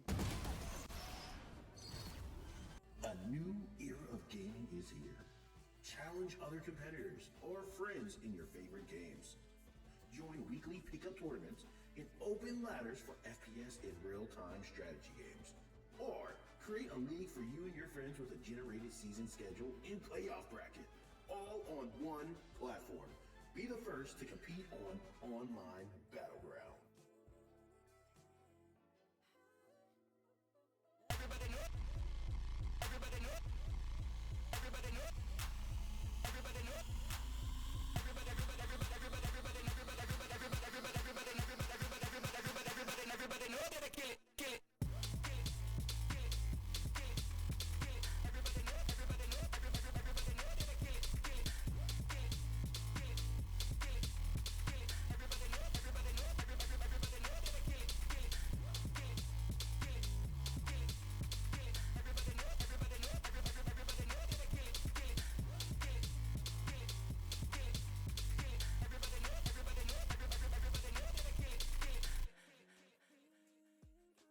A new era of gaming is here. Challenge other competitors or friends in your favorite games. Join weekly pickup tournaments and open ladders for FPS and real-time strategy games. Or create a league for you and your friends with a generated season schedule and playoff bracket, all on one platform. Be the first to compete on Online Battleground.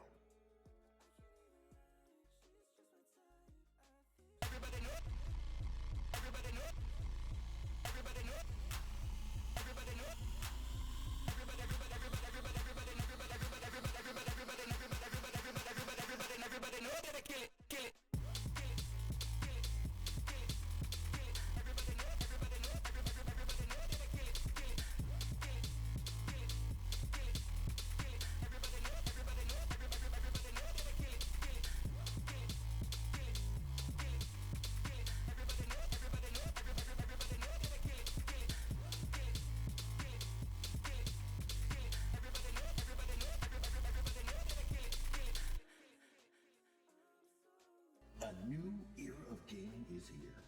Challenge other competitors or friends in your favorite games.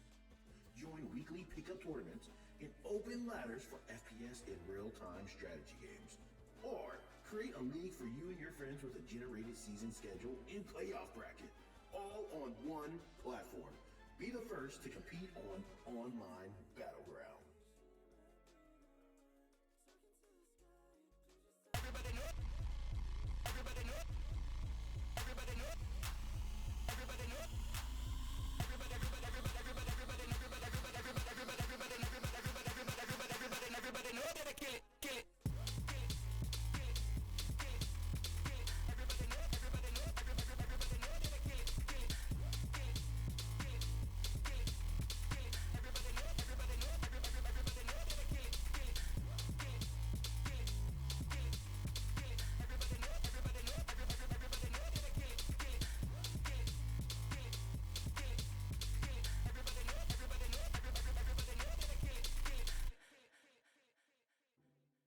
A new era of gaming is here. Challenge other competitors or friends in your favorite games. Join weekly pickup tournaments and open ladders for FPS and real-time strategy games. Or create a league for you and your friends with a generated season schedule and playoff bracket, all on one platform. Be the first to compete on Online Battleground.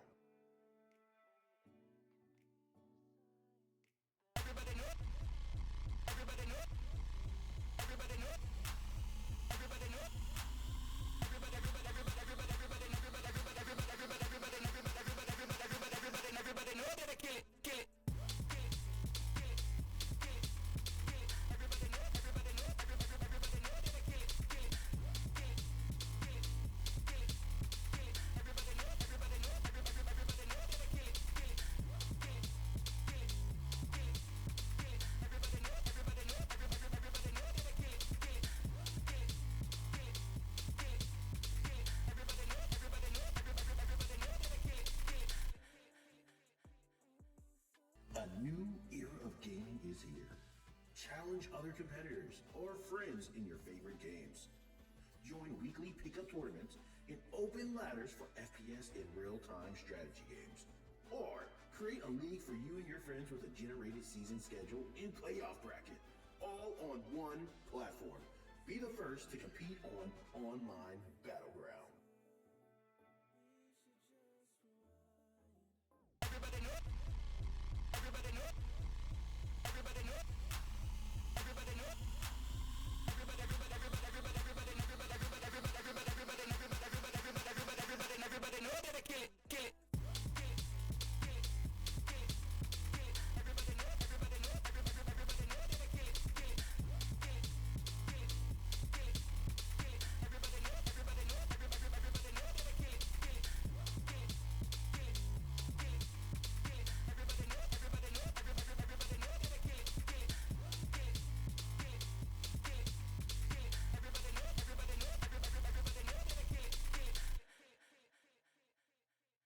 A new era of gaming is here. Challenge other competitors or friends in your favorite games. Join weekly pickup tournaments and open ladders for FPS and real-time strategy games. Or create a league for you and your friends with a generated season schedule and playoff bracket, all on one platform. Be the first to compete on Online Battleground.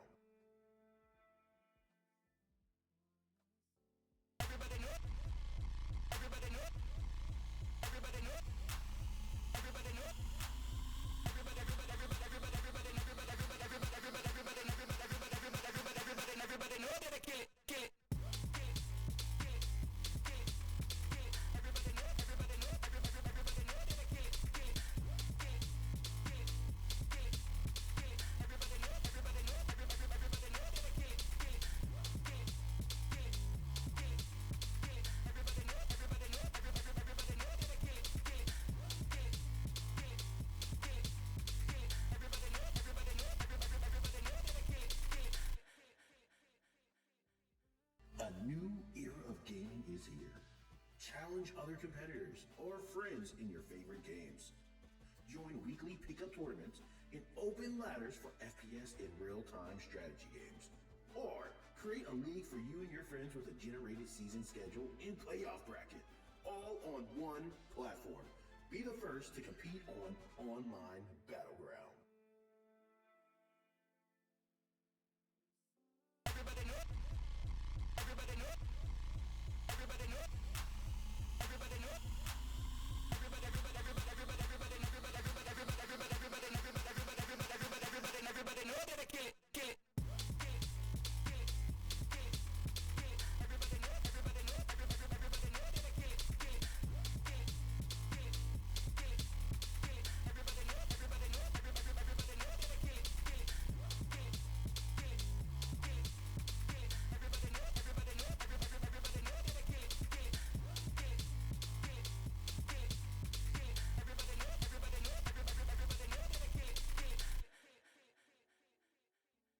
A new era of gaming is here. Challenge other competitors or friends in your favorite games. Join weekly pickup tournaments and open ladders for FPS and real-time strategy games. Or create a league for you and your friends with a generated season schedule and playoff bracket, all on one platform. Be the first to compete on Online Battleground.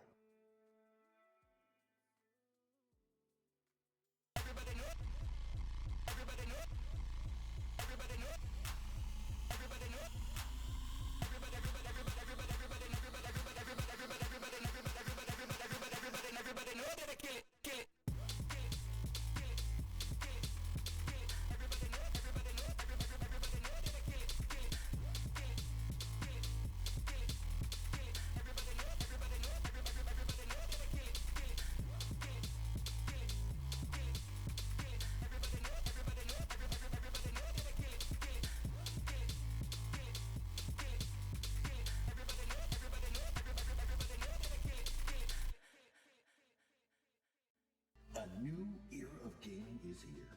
Challenge other competitors or friends in your favorite games. Join weekly pickup tournaments and open ladders for FPS and real-time strategy games. Or create a league for you and your friends with a generated season schedule and playoff bracket, all on one platform. Be the first to compete on Online Battleground.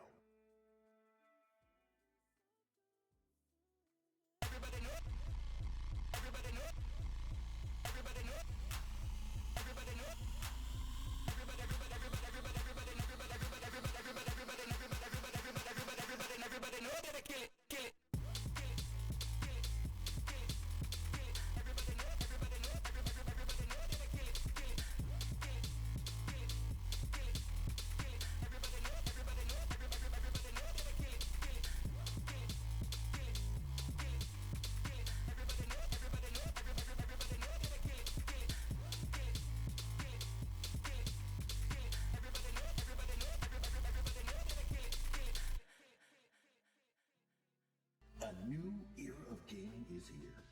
Challenge other competitors or friends in your favorite games. Join weekly pickup tournaments and open ladders for FPS and real-time strategy games. Or create a league for you and your friends with a generated season schedule and playoff bracket, all on one platform. Be the first to compete on Online Battleground.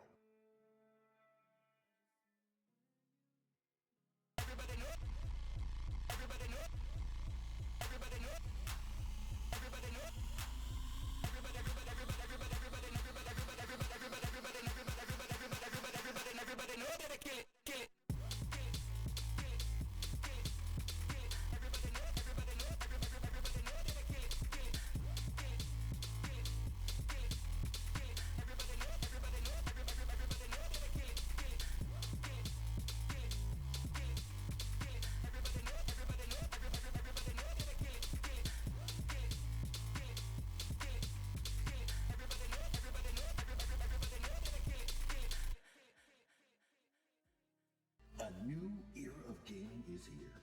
Challenge other competitors or friends in your favorite games. Join weekly pickup tournaments and open ladders for FPS and real-time strategy games. Or create a league for you and your friends with a generated season schedule and playoff bracket, all on one platform. Be the first to compete on Online Battleground.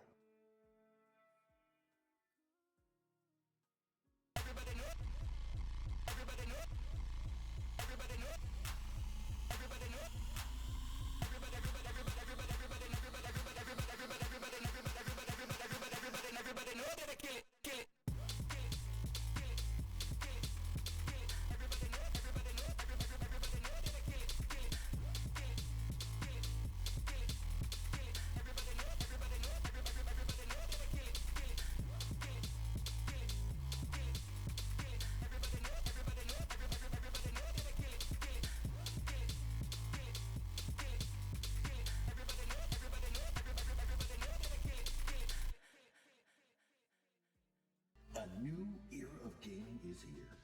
Challenge other competitors or friends in your favorite games. Join weekly pickup tournaments and open ladders for FPS and real-time strategy games. Or create a league for you and your friends with a generated season schedule and playoff bracket, all on Hello everyone, and welcome back. My name is Nerds. I'm here with Plausible, and we got Ghost Gaming's very own Merked in the house on the interview desk. I gotta ask the first feeler question: how are you feeling? How am I feeling? Dude, I'm feeling great. We have not dropped a single map. We're killing it. It's good. Yeah, I mean, I imagine it's hard not to be great when you guys have just been slaughtering this entire event. I have to ask, I mean, have any of the maps at least been close, or have you guys just been steamrolling the whole time? I think the closest map was like 13-8 was against the second team we faced in our group stage, and I feel like it was 13-8 because I feel like we threw some rounds there, so doesn't feel too close at the moment. But So your you never answer know. is it was close when we weren't trying. What an answer! And it was love close when we messed up. When we messed up. All right. Well, I mean, while we were behind the scenes a little bit to give everybody a peek, you gave us a little bit of a peek into the window of the strategy book, right? You open it up. First page says, Temet go kill. Second page says, Temet go kill. third page. But how do you ensure that that's what's happening, right? Because we don't just see Temet running off on his own and having success 4v1 on the other side of the map. You guys are generally alongside Temet. So how do you make sure that he has like the resources that he needs? Yeah, so the simple play is we're gonna hold our ground on one side of the map, and then we're just kind of feel it out, see where people are at, and once we figure out where they are, obviously I've been playing Breach every single map, and so I can just go in, stun, flash, and make it a lot easier for him to get those kills. But yeah, so it's Temet go kill with an asterisk on it. You know, the rest of the team has to do their job too. Love that.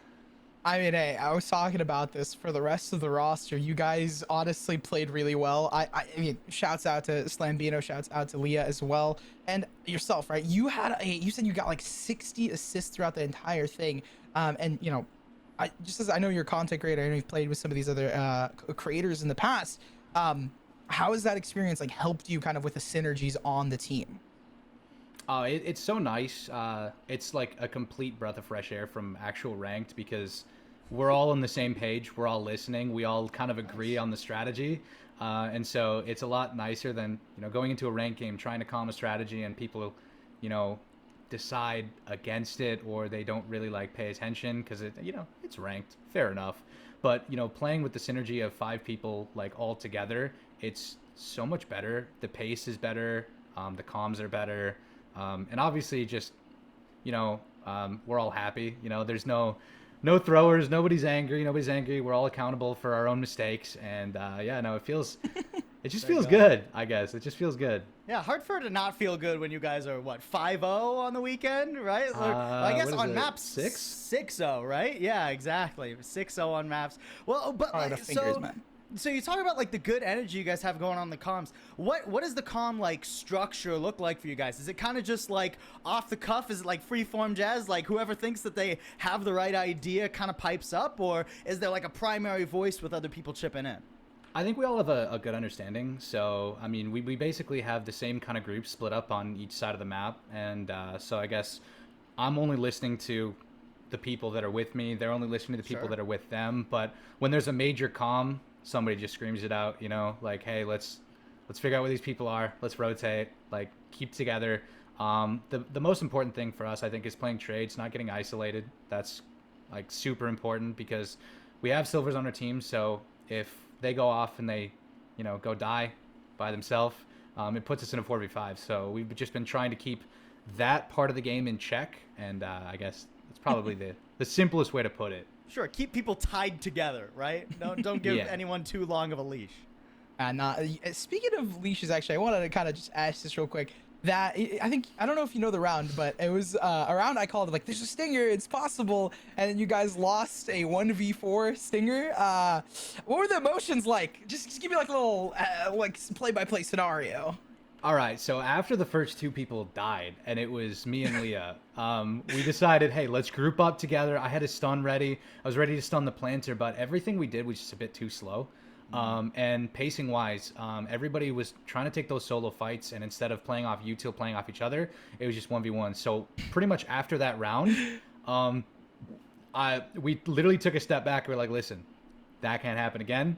Let's just stay together, calm it down, and play our game. And from that point on, I think that a lot of teams would see that round as a turning point for them. And I think we used that as information, and we flipped the script immediately. And I think from there, maybe lost 1 or 2 more rounds after that, but it was a bad round, 100%, but we fixed things. That certainly felt like one of the last times that the game was kind of getting out of control from you guys. Like one of the few rounds where you guys didn't feel like you had the exact right feel. But most of the time, I mean, I gotta say, you guys were just playing some phenomenal Valorant. I told nerds at the top of the day, I just like to see good Valorant. So any round you guys didn't stack up right next to each other and get, you know, accidentally oopsied, I thought it was a great round of Valorant. But I gotta ask, so obviously you guys really like this Neon. You guys picked Sunset as your second map. If it's not giving too much away, are there any other like maps you're excited to go into, or looking at the other semifinal? Are you excited to play one team or the other? Well, first off, maps. If you take a look at the maps we've played, we played Lotus, Lotus, Lotus, Sunset, Lotus, and Sunset. So not enough I guess you Lotus is guys what can you're saying. see the strategy. So You we're gonna want- get you one of want a those bouquet maps tomorrow. roses. Or lotuses, sorry. Yeah, yeah. We're gonna get one of those maps tomorrow for sure. No matter what, if they ban one, we'll get one or the other. So not really worried about it. I think I'd like to keep the rest of our map pool a little secret. You know, Fair don't enough. want to tell you that. Hey, don't wanna give tell you away what we're any of going the for. secret sauce on my account. But yeah, and then what was the second part of that question? Sorry. Looking at the other semifinal, or just at the rest of the tournament, were there any teams that you like really wanted to play, or you do really want to play against going into the grand final? Well, we played Grizz's team in our group. We beat them because we obviously two of the groups. So playing them again, I don't want to say it, but I mean, we've already beat them once. So, but that was definitely the toughest game we've had. So it'd be a bit of a scare for sure. So kind of seeing how that game goes, paying attention, kind of. Maybe I'll do some scouting while they play those maps, see what they ban, you go. Maybe we'll see what they're trying to play, see their comps. Yeah, we'll take this a little seriously, Ooh, Maybe. Well, I like it. that'll be a good capstone to this interview. Huge shouts out. Thank you, Merc, for coming on the mic. And appreciate everyone for sticking around and watching. We're going to have, I believe it's Milk Tea Boards versus Little Grizzly coming up next. And you guys are going to be facing them off in the grand final. So good luck to you guys, and we'll see you guys in a bit. Cheers. Thanks for having us. Quick shout out, Big Slambino. We love him. Silver player. Anyways, yeah, have a good one, guys. A new era of gaming is here. Challenge other competitors or friends in your favorite games. Join weekly pickup tournaments in open ladders for FPS and real-time strategy games. Or create a league for you and your friends with a generated season schedule and playoff bracket, all on one platform. Be the first to compete on Online Battleground.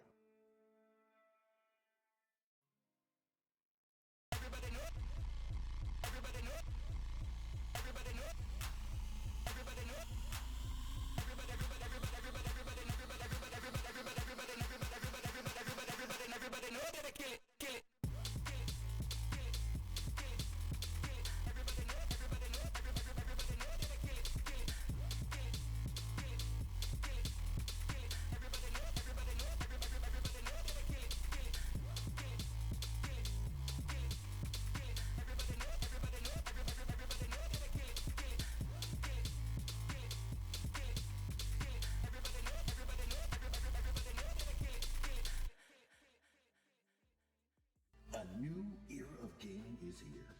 Challenge other competitors or friends in your favorite games. Join weekly pickup tournaments in open ladders for FPS and real-time strategy games. Or create a league for you and your friends with a generated season schedule and playoff bracket, all on one platform.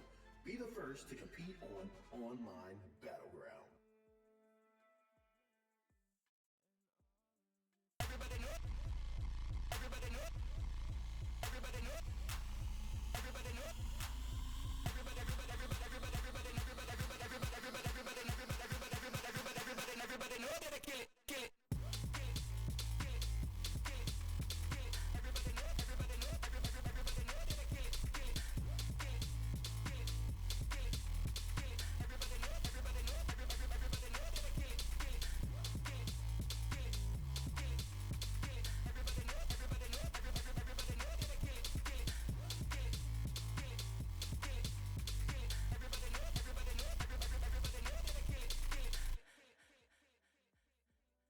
A new era of gaming is here. Challenge other competitors or friends in your favorite games. Join weekly pickup tournaments in open ladders for FPS and real-time strategy games. Or create a league for you and your friends with a generated season schedule and playoff bracket, all on one platform. Be the first to compete on Online Battleground.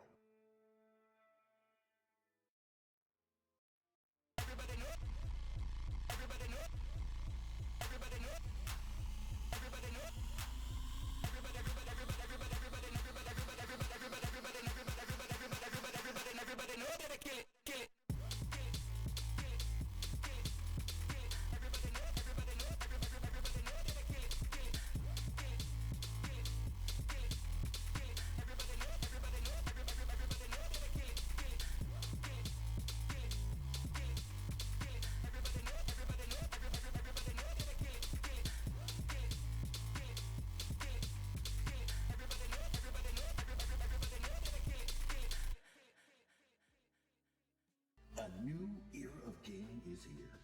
Challenge other competitors or friends in your favorite games. Join weekly pickup tournaments and open ladders for FPS and real-time strategy games. Or create a league for you and your friends with a generated season schedule and playoff bracket, all on one platform. Be the first to compete on Online Battleground.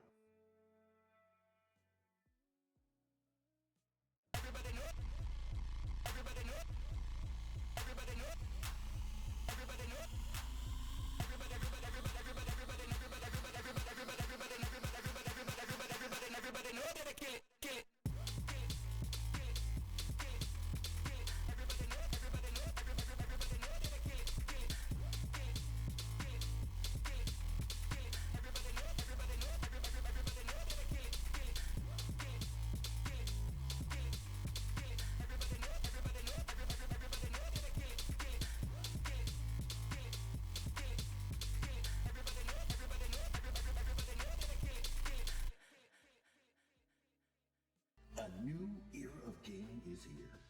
Challenge other competitors or friends in your favorite games. Join weekly pickup tournaments and open ladders for FPS and real-time strategy games. Or create a league for you and your friends with a generated season schedule and playoff bracket, all on one platform. Be the first to compete on Online Battleground.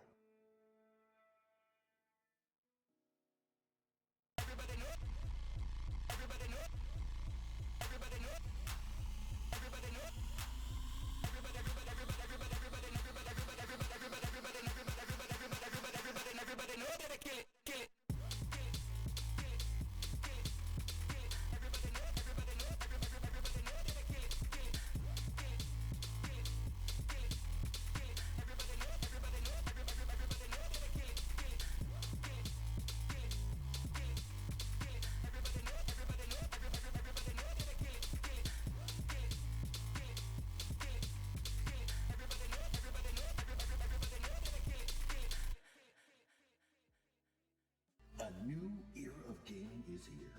Challenge other competitors or friends in your favorite games. Join weekly pickup tournaments and open ladders for FPS and real-time strategy games. Or create a league for you and your friends with a generated season schedule and playoff bracket, all on one platform. Be the first to compete on Online Battleground.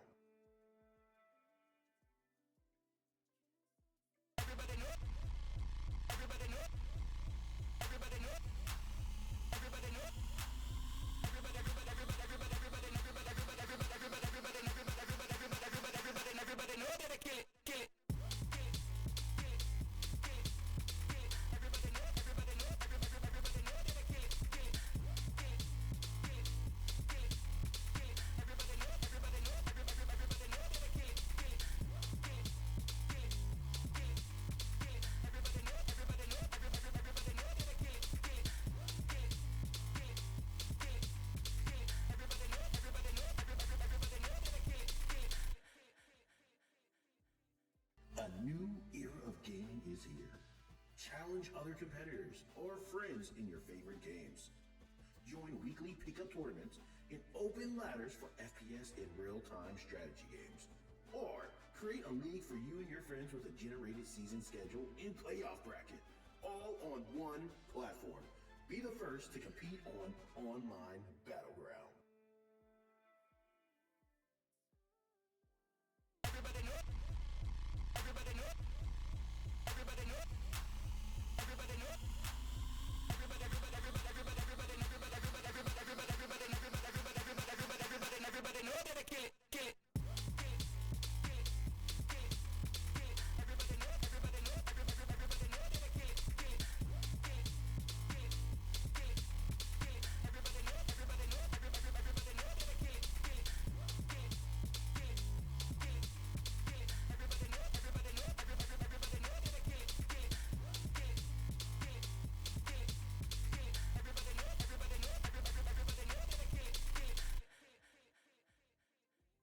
A new era of gaming is here. Challenge other competitors or friends in your favorite games. Join weekly pickup tournaments and open ladders for FPS and real-time strategy games. Or create a league for you and your friends with a generated season schedule and playoff bracket, all on one platform. Be the first to compete on Online Battleground.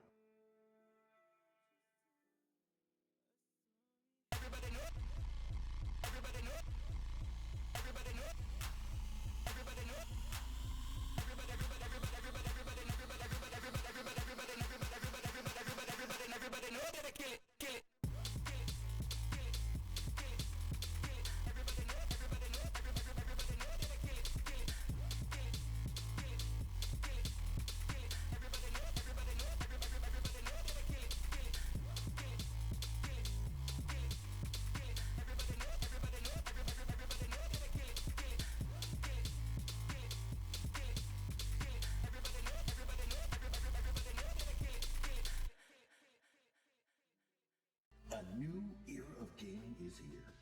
Challenge other competitors or friends in your favorite games. Join weekly pickup tournaments and open ladders for FPS and real-time strategy games. Or create a league for you and your friends with a generated season schedule and playoff bracket, all on one platform. Be the first to compete on Online Battleground.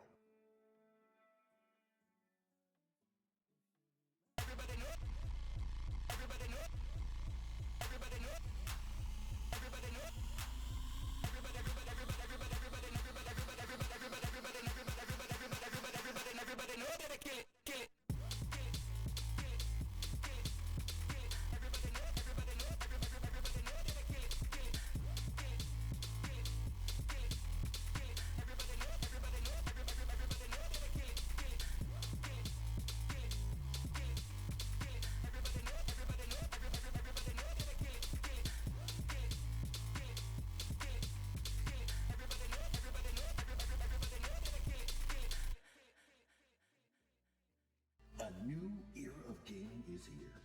Challenge other competitors or friends in your favorite games.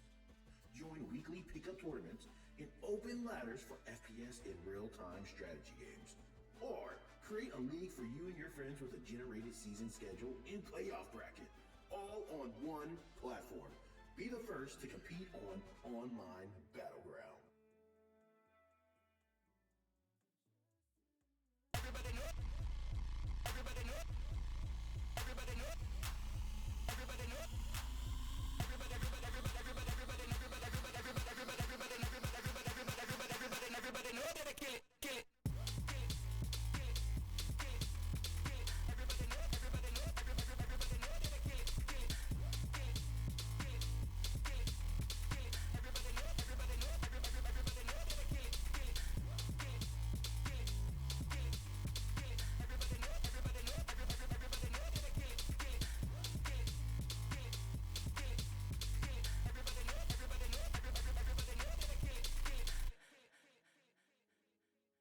A new era of gaming is here.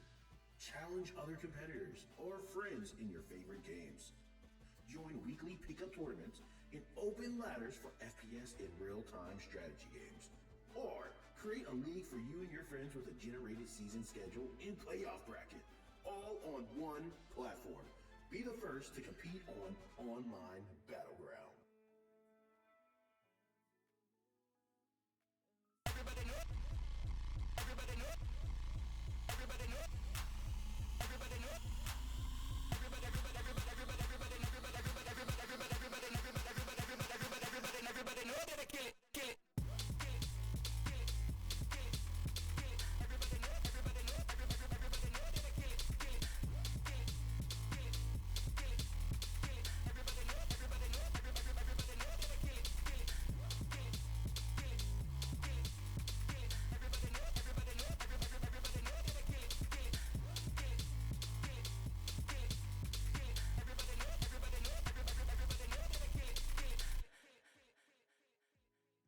A new era of gaming is here.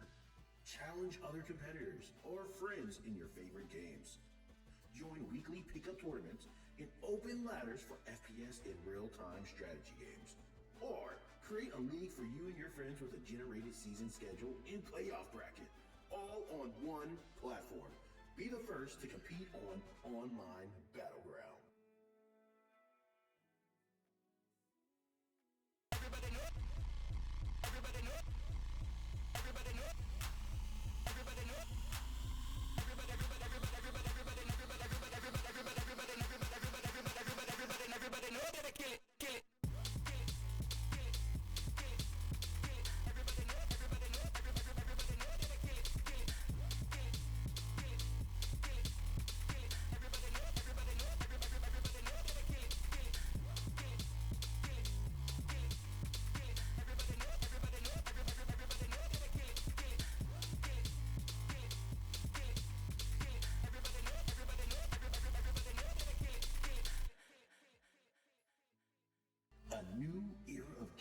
is here. Challenge other competitors or friends in your favorite games. Join weekly pickup tournaments and open ladders for FPS and real-time strategy games. Or create a league for you and your friends with a generated season schedule and playoff bracket, all on one platform. Be the first to compete on Online Battleground.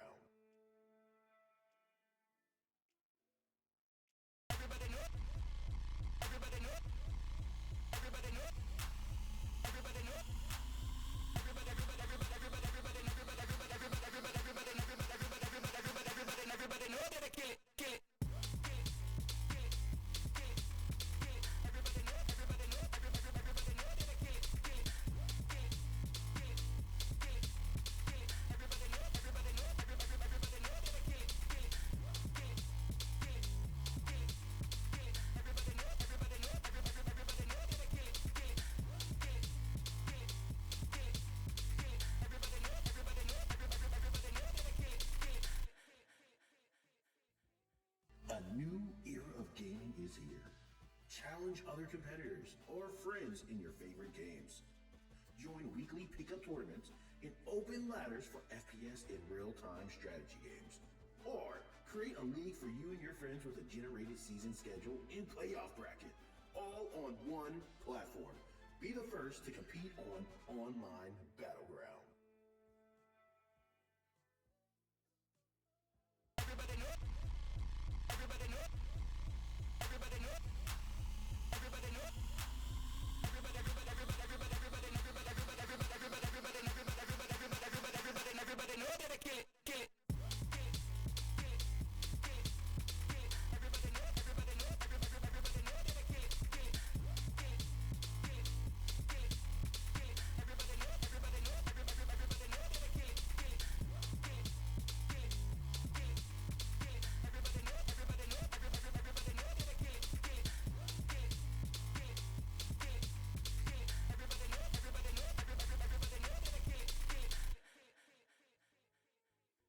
A new era of gaming is here.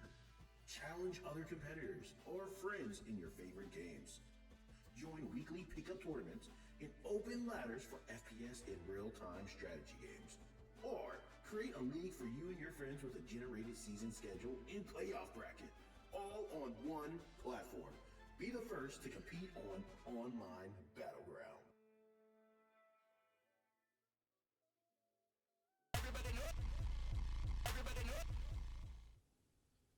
Hello and welcome back to Frausto's Creator Cup Split. What are we for now? I'm here joined with Ozra. How are you? I'm good. Nix, how you doing? I'm doing pretty well. Were you able to watch any of last map or the map before? Actually, it was super fast. Yeah. I had some plans in this afternoon. I would peek in every now and then, and that score went up, and now we're here. Yeah, no, there were definitely some explosive plays coming out from Temet, and the rest of the team. I mean, they were just so well coordinated and put together. It was kind of crazy. But that's no. definitely a finalist team. Yeah, no, definitely. So, how are you feeling about, the teams that we are about to watch? I'm pretty sure we were watching team, Little Grizzly? Or Little Grizzlies, I think. Yeah, And then, yes. I mean, the one thing we both know for certain, Little Grizzly, yeah, Team Little Grizzly. But the one thing we both know for certain is we are casting Ayuri Lovers once again. Yes. I'm excited for that. I'm excited to see more plays come out from this team. What are your thoughts so far? Yeah, no, I'm definitely really excited to see them play again. Maybe we'll see those very strong and aggressive plays coming out from Austin again. I mean, they were kind of just in and out, especially on that Yoru. So maybe we will see that run down again. But, in the interview, they did talk about how that was kind of like a last minute, I'm going to play Yoru, screw it. Yeah, so yeah. I don't know. Maybe we'll see it again. Maybe we won't. I guess we'll figure out soon. Yeah. I remember, they talked so much about how they were just able to do what they wanted, because I remember them saying that in a lot of the creator tournaments that they end up participating in, they end up IGLing a lot. So when someone else takes that role and allows Austin to just frag out and do what they want to do, we get this explosive player. We get this kind of gopher play style where you're in a one position and then you're out and then you're in another one and you're just surprising the enemy and not knowing or not knowing, but not allowing your opponent to know what's going on. And you know, out of a duelist, someone who always takes space, that's exactly what you want. Yeah, no, 100%. And I'm pretty sure we're going to be getting into some map picks and bans here soon.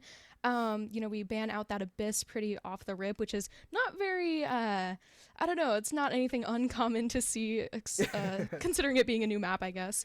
Banning Ascent, picking out Lotus again, which will always be a fun map, as we were talking about yesterday, with it being a 3-site map. And we're seeing a pick on Icebox, which isn't too common anymore. I don't know, I don't see Icebox a lot. Banning out Bind, banning out Sunset, and last map being Haven as the decider, which honestly, Haven, once again, we're getting these like 3-sided maps again. How do you feel about that? Any comments? What I'm focusing on are these picks. Team Low Grizzly are deciding to bring Ayuri lovers to Lotus, which is, they played Lotus so well yesterday. Maybe Team Grizzly, within the small time frame they had, to maybe try and pick out some strats to like counterplay Ayuri lovers on. They know that. I mean, maybe this is assuming that Austin is able to quote do what they want again, but like if they might do that same thing that Team Jet Daddy had done and counter aggression with aggression, or they might do something a bit more tricky and let them play into them. So I think that's really interesting. But that Icebox pick does catch my interest, as you mentioned. It's not as common, I feel like. Yeah, no, definitely. I don't know. I mean, Icebox can be played very like versatile, especially considering the duelist plays that we saw the other day with that Neon, with that Yoru, especially like those are maps that I see Neon really popping off on, and maps that I see Yoru really popping off on. So maybe we'll see that again. And I don't know. I mean, this is going to be an interesting matchup here, especially considering the agent picks that we know that are commonly picked, but. Yeah. I have not been able to cast for Low Grizzly, I don't think, or Team Low Grizzly, I don't think. So I'm excited to see a new team kind of get in there and counter these plays. Definitely, because we are watching something. We're going into something with expectations from one team, but completely new to the other. I'm excited to get into. I think we have Agent Select coming up next. Yeah. Yeah, no, and especially with Lotus being such a different like map. I mean, we're seeing some interesting, like, I don't know, I've been seeing a lot of different sentinels on this map, so sometimes we see like a different team comp altogether. Like we see maybe a Viper or an Omen or a Killjoy or a Cypher, or I've seen Deadlock played pretty interesting on this map. So I don't know, maybe we'll see a different type of comp come out here, something new, something interesting, or maybe we'll see something a little bit more baseline. What are your thoughts? I'm thinking of Lotus. Immediately, I think of that Raze, because I feel like just Raze. I was saying yesterday, that Raze and that Rubble nade is just. It always happens. We were waiting for that sticky nade that might come out again if Redo wants to play Raze again, and I think it was Satella back on that fade. That combo proved to be very deadly for Team Jet Daddy, and I'm pretty certain was one of the main things that led to their downfall. So I'm expecting that. I was not expecting Austin's Yoru. I feel like Yoru isn't that much, I guess, of a mainline pick nowadays, unless you're like on somewhere like Bind, where I feel like Yoru was much more popularized, But this is very interesting to see. I'm excited to see what Team Grizzly has to, or Low Grizzly has to offer for this too. Yeah, so I guess here we're going to be taking a look into the bracket and see, how these teams are going to be playing, who they're going to be playing against, stuff like that. These are some very interesting matchups here. We have one cell advancing to finals, and I guess this game we're going to see who's going to be able to make it there and go against them tomorrow. I mean, these games are going to be close. If I can tell you one thing, if either of these teams, no matter who wins, you better be studying that bot and then like picking apart how Temit plays, because once Temit is active, Temit is explosive. Temit gets active. It's crazy. Temit is scary. So one cell is one team to be reckoned with. Mm-hmm. And I do think seeing like Irie Lovers or Team Low Grizzly kind of watch maybe the streams from yesterday or today, and I guess see how Team One Cell plays and trying to figure out ways to counter that, giving them enough time to kind of sink in and create some strats maybe to kind of counter it. It could be really interesting. It's going to be very interesting going into it. But, let's not get too far ahead of ourselves. Just the match that we have before us. I feel like this one's just going to be just as much of a banger as the last semifinals match was, because that sure was crazy to watch. Yeah, no, and it looks like we are going to be kind of sorting out the lobby here soon. But in the meantime, I think honestly, I do want to talk a little bit more about the maps that they picked. Yeah.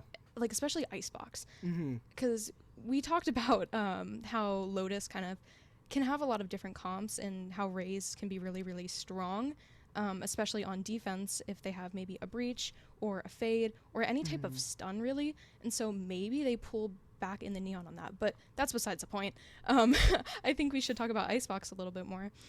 And I have this talk quite a lot with a lot of my other casters or other analysts or anything of the sorts, maybe even teammates. But what do you think the best Sentinel on Icebox is? I need to know. I feel like isn't that KJ? Isn't that Killjoy? I mean, that's where like my mind defaults, right? Like. Yeah, I hear a lot of people talk about Deadlock and Sage, which honestly I can see. That makes sense. Yeah, that makes so much sense. Those three being within the conversation makes a lot of sense. I remember, I think the first time that Evil Geniuses played within the 2023-2024 or no 2020 or whatever, this most current like year for VCT. I remember Jogamo bringing out that Deadlock on Icebox surprised a lot of people. So it makes a lot of sense. And Deadlock, being able to cut off, I think it's like right in front of Maze, or that main choke point that funnels the attackers into the defensive A site. Deadlock has a lot of use there, and I feel like Deadlock in general is just getting so much more attention nowadays too. So definitely a part of this conversation. Yeah, and I definitely have seen some double Senti type plays with the Deadlock and maybe Cypher. I don't know, it's just having that Deadlock, especially the ult. I've seen a lot of really funny plays with it, being able to like just pull somebody off the spike whenever they tap. I mean, there's a lot of good angles to kind of get in there with that ult, as long as, your team's covering you when you peek to try to ult.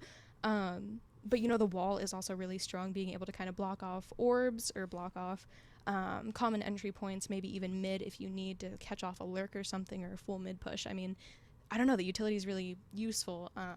And then the net being able to catch people off on like dice or anywhere else. I mean, it's just a great agent overall, and so that's definitely one of the picks. But maybe we'll see that, maybe we won't see that. Maybe we'll see, the more baseline pick like a Sage, because that, although is a very baseline agent and an agent that is kind of overlooked a lot, and being like, oh, well, we have a solo Sentinel Sage. Oh. Yeah. I do think it's really strong on this map, especially being able to wall off Tube. What are your thoughts on that?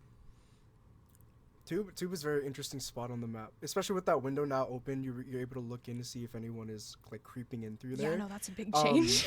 But like, I feel like just mid in general is super important to keep control of and keep watch of, because it leads to so many like interesting plays where you're holding on B and then your back is turned toward Tube, and either someone walks in toward kitchen, and all of a sudden, I feel like it's very easy to get caught off guard, and having that mid control, so important. So having that wall to wall off inside of Tube, it just eliminates that, I guess, like need for attention within Tube. Like either someone breaking it or attackers see it and they just immediately cast it out of their mind and they're like, let's go somewhere else. So I feel like that is something very important to bring up. And I do also like to see, Haven being the decider if they end up getting, 1-1 and they now have to face off on Haven. That's definitely one of those more exciting maps to be able to watch, especially with what you're able to kind of do through Garage, where you're able to like work up B, especially on attack. But it's also very easy to hold, in my opinion. But not only hold, it's easy to retake, especially if you have the right utility to kind of, keep them off. So that's, definitely initiator-based map, I feel. If you have like a Sova or you have a Sky or anything to kind of get people's location, get that info, get off, maybe see what you can find. It's one of those really versatile maps where you can kind of play differently. You can play more aggressive, more defensive, retake, anything along the sorts. I feel like when it comes to Haven within a conversation, people always talk about how hard it is to really or how hard it is to hold because of its three-site like structure. People always complain about being a bit too spread out, but then people also, I feel like, underestimate the power of well-coordinated retakes, and that's that's where I agree with you. Where it's very easy to retake on A. Where you just let the attackers pour in, and then you work together with your team to make take back the site. But to tie that to the two teams that we're watching today, if we happen to go to a game 3, then we know how Ayuri lovers have performed on this map. We, assuming maybe if they go the same composition once again, then we'll expect to see Redo on that Reyna, and then specifically Austin on that Neon, and just Austin's ability to rotate through each site on defense. It was scary. It was very, very scary. And speaking of champions, whoa, this is not League of Legends. Speaking of agents, we're going to be getting into some agent select now, kind of pulling things together now, getting our bearings, seeing what we're going to be able to pick here. So that'll be coming here shortly. But in the meantime, I guess we'll just have to anticipate these picks and, what's going to come out of these players, I guess. I guess, yeah. I mean, we talked about, I think, like I said, we know what to expect from Ayuri lovers. We know what to expect, and maybe our expectations will be broken. But definitely, I think it was Satella on Fade. I think it was Redo on Raze, and we know Austin was on Yoru. Who does that leave us with? Because there's 2 more people. Who was there? E-Date or Destroyer, right? that name definitely sticks in my mind. No. I mean... Oh, no, those are definitely some names to cast. Yeah. Hey, anyway. man, matchup of the century, E-Date or Destroyer versus Pervert Puncher. It's amazing. Seeing these picks come through, we know we do have that Killjoy again, which is a very strong agent to pick, especially on Haven, on Lotus. C-site setup, definitely very important, and also, that post-plant utility, being able to kind of tuck into tree on A site, or play back, maybe alt B site, kind of give you that space on defense. But seeing a Clove, which is pretty interesting, kind of a little contrast there. Clove isn't too often played anymore on Lotus. They were a little bit more commonly played, I guess, during whenever they first came out, which is a few months ago now. Yeah. But it's kind of one of those agents that's versatile in the way that you can play. We do see an Omen coming out. That Yoru again, it's kind of just the same comp as the other day. So this will be exciting to see. Any thoughts? This is exactly what we expected from Ayuri lovers, right? Yeah, no. Looking over at, I forgot I could hide this, sorry. But looking over at Team Little Grizzly, right off the rip, we're getting started. I'm a really big fan of Gecko on Lotus too, getting in and out, and spotting people with Dizzy, but getting in and out with Wingman specifically. Off the rip, we're gonna have Little Grizzly themselves being able to take off Kenma, which is Austin, and right off the rip, I feel like that's a message to send. That might be like a warning for all of our Yuri lovers, because Kenma was one of their star players, and now they have fallen. And just like that, the rest of the team falls as well, with Lear Zin being able to take off 2, while Redo finds 1 in Ruby. More shots to go fire off. Redo finds another in Lear Zin, and it's still a 1v3. And there was a world where they won that. Redo was able to pick off none more as 300 God Mommy. That's okay. Able to find that last kill, but we move over to Little Grizzly finding that first point of the match. Being able to kind of watch that heavy defense, and Grizzly kind of being able to push up and pick off Kemma off rip, definitely was a very strong play, and as you said, kind of sent a message as in hey, this is my site, you're not gonna be able to push this. It's not common that I see double duelists set up on one site, but we are seeing it come out here from the defenders. Off rip, having that outlaw shot on Kenma. Poor Kenma not having a good time right now. Okay, so you're thinking about it from yesterday, right? As Learzin's holding this mound angle. You think about it from yesterday, though, allowing Kenma and Redo to both ramp up might be a fatal mistake, and it seems like they want to prevent that. So Team Little Grizzly are already taking those measures to not let this player activate, because, once Austin gets activated, they're gone. Kenma, crazy force to be reckoned with. Little Grizzly on the flank, looking to find these people, but spotted by that turret. They are aware of his position, Edator Destroyer looking, but Lear's in pinching in as well. Ridu's gonna find that kill on the flank, but now it is a 2v4 in favor of Low Grizzly. Oh, this quick aggression from 300 God Mommy, but it doesn't even matter as Lear Zin takes off both of the last two players with that Outlaw. You know, the Outlaw, definitely one of, I mean, this is the only gun that we've had added in a really long time, and I mean, it's definitely shown its strength in, like, long-range maps, so examples being, you know, A long, C long, like, Haven, like, A long, like, anywhere, really. You know, seeing this kind of pop up here, you know, trying to get some picks, but getting picked off by Ridu. I mean, that completely just opened up a whole new realm. But yeah, no, Outlaw is definitely one of those stronger guns on defense, and I think it was very smart of them to pick it up on this defense. Most Blind definitely. coming out here. Also just like getting points. Oh, but they don't take the corner. Low Grizzly gets a first pick off Kenma again, and will find Edator Destroyer before getting taken out by Ridu. Now in a 3v4 situation, IU Livers have to find their way on what they want to do next. We have Ruby holding in Unbreakable, and just looks like there just might be they might have problems just even leaving the site. The Prowler comes out to try and spot Learzin holding it down with that Marshall. Butter. Smoke coming out from Ruby over Unbreakable as the players slowly start to rotate away, which is, I feel like, a read coming in, and look exactly where Low Grizzly's KJ is holding, waiting over to see if there's any motion. Go ahead. What I'm noticing is that these players on Team Low Grizzly have definitely identified that Kenma's kind of trying to start this like aggressive push all the time. They're kind of just shutting it down off rip and completely messing up their strats. And I mean, it's definitely probably really stressful for area lovers over here. I mean, I don't know what I would be doing in this situation.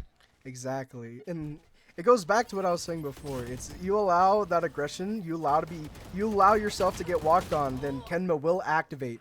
And that is a ball you do not want to get started, or you do not want to be allowed to. I can't talk, but that is a ball that you do not want to gain momentum.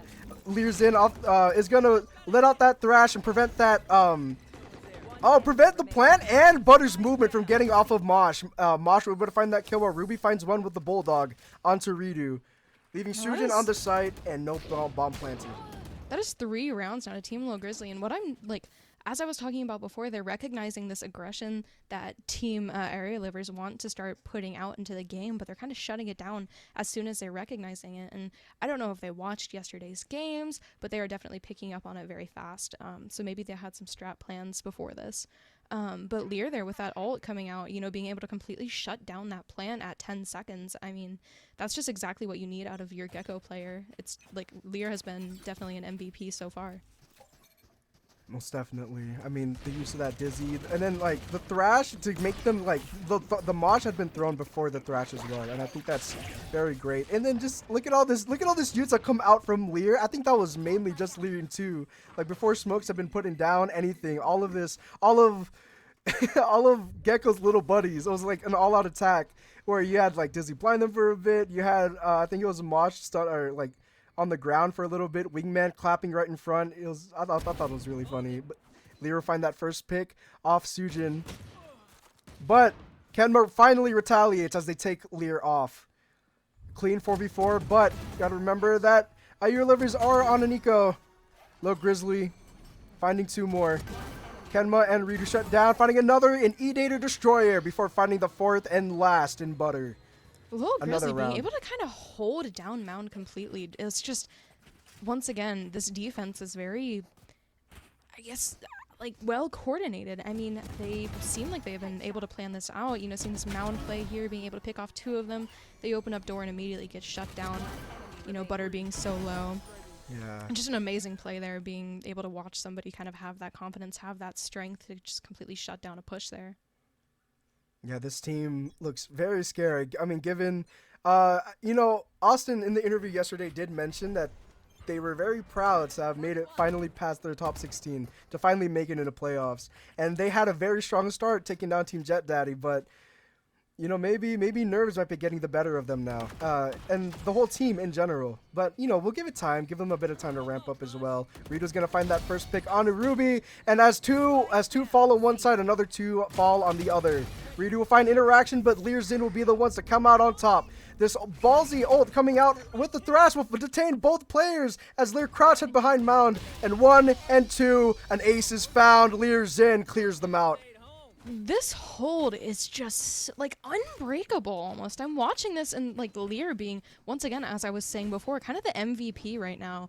A defensive Gecko, honestly, isn't very well seen, but you know, watching these kind of taps come out, seeing what they're able to get, you know, another and another and another, and this ult just completely catching off both of them. Like, it's just such a highlightable play, something that can't really be matched. Yup. Get out your pen and pencils, folks, because you are watching a masterclass Gecko at hand. Yeah, no, this is definitely something that will go in history books for Creator Cup. And all this Got an pressure holding operator for the here. B side. Oh man, Lear's just gonna find one in Redo, but the operator will also shut down Kenma and then find one in Butter. E-Day the Destroyer will retaliate though and take down that op play. Lear's in those peeking out of the smoke's gonna find Sujin and then the third and E-Day the Destroyer. All And of you know, this impact. This is Team Grizzly's map pick, so I definitely do think that they were able to watch a Team Area Lovers game yesterday and kind of be able to tell what they're gonna do. It's very well coordinated right now, as I was saying before. Like, you're able to tell that these teammates kind of are able to play off of each other very well. They have this synergy that's kind of unmatchable. Yeah, it looks very studied. I will say that because like Yeah. it's Ken was getting taken down off the rip almost everything. Like they're expecting them, you know. It's like the reads have been immaculate so far. The plays and the use of util have been very great on Team Low Grizzly's side. You're seeing Redo kind of sneak up here. They are a little bit low on econ. This is kind of one of those rounds that's a little bit tight here. Lear holding this off, getting caught by the Killjoy turret. Well, Lear snug around the corner, but will get smoked up by their clove. We are running a little bit of a default here to see, you know, if they're able to push up, get anything off, and so they're kind of recognizing this and kind of taking a step back, not aggressing too hard. Oh, They do see ahead though. they know where the operator is at. Feed out coming Oh, out on no. the site here. No, the cage hadn't been cleared, but it doesn't matter because they were blinded anyway, and or I think struck by the Prowler once they had been fade ulted. But this is the first time we've seen Ayuri Lovers be able to fully take a site. Little Grizzly not finding anything with knives, getting taken down with just Redo's pistol after a bit of spam floating down through the air. Kenma spots the last two, Redo finds the third. The flash goes out, and Kenma is not able to escape with their life. But now Lear Zin's location has been revealed. A bit of spam into the smoke. They know where Lear is. They just need to hold this a 1v4. This should be winnable in terms for the attackers here. A bit of a spray, but rest assured, Butter finds that last kill in Lear. I Their do first think that point they on the were board. able to kind of, like, I don't know, scope out what they needed to do there, realize that we're getting a little bit too aggressive, you know, let's kind of Right. hold back a little bit, chill and spawn for a few seconds before we actually decide on what we want to do, where we want to go, figure out where utility is. That's what they did with, you know, the Killjoy turret being set up on B. We're able to kind of shoot that out, back off, and realize, all right, well, there's somebody here. So that definitely was a little bit, you know, analyzed before they were able to get into that round, able to kind of decipher what they needed to do. That was such a great adjustment coming over from my Yuri Lovers because, you know, they recognize this over-aggression. And although that had worked before with Team Jet Daddy, it clearly 6 rounds in was not working for them now. Immediately, though, we do see, interestingly enough, Kenma having an offensive operator taking down and essentially op-diffing Lil Grizzly there over on the A site before Like a Gopher popping out, popping back in, and reappearing back over toward the C site to join their team. Is that the third thrash that we've seen in this half? Lear Zin is Yeah. popping off. And it immediately shuts down Kenma once again. 300 God Mommy now on the site and unable to find anything and will get taken down by E-Day the Destroyer only to get traded out by Lear Zin, the monster themselves. Oh man, it's a 2v3. Last player standing. Now 1v3. Lear Zin left, the only one left alive. Bomb had not been planted yet. But Lear had been spotted. Spike planted. Lear peeks around the corner. Redo waits on the other side. All 3 agents. Butter will find that first contact, and as Lear takes them down, Sujin will be the one to finish it out. Their second team has been put on the board. Second point. Second team. No, definitely. I'm realizing that this team is kind of, I guess, figured out what's going on. You know, they needed a little bit of time to warm up and adjust, you know, acclimate to what's going on.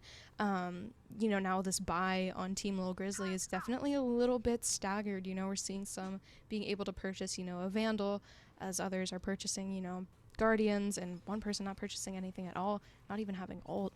I mean, this is, it's rough. But we do see a Guardian picked up. You know, this is all thanks to that adjustment that Ayer Livers had made. Look, there's nobody on A, but because of this smaller buy, much more of Team Low Grizzly are kind of just stacked around the same area towards C near Mound, and Rube is gonna find that first pick before getting taken out by E-Data Destroyer. Door opens and hell is unleashed. Low Grizzly was able to find 2 while Leerzern finds 1, and it's all left to Kenma to find some sort of miracle in this 1v4. He finds they find the first, but will get concussed by Wingman. But like a gopher, they're in and out. Ooh. Oh, What? a plant had been planted very, very quickly. Okay. Trees. No idea what just happened there. Oh, whoa. All right. Somebody checked that KJ's PC. They just spawned on top of Kenma and didn't give him a chance. They just Check spawned them on PC? Somebody check. Yeah, it is D. More like check your PC. But no, if we're looking at this scoreboard right now, we do have Lear sitting at 22-4, which is an insane KD right now, especially being on this defense and playing Gecko. I mean, I don't know. Normally, Gecko is able to kind of show off a little bit more on attack, but Oh my goodness. Oh my goodness, Lil Grizzly. The flash, everything was perfect. Kenma now holding and taking out Lil Grizzly, finding a second with that operator on a 300. God, mommy. that's what they call me in the streets.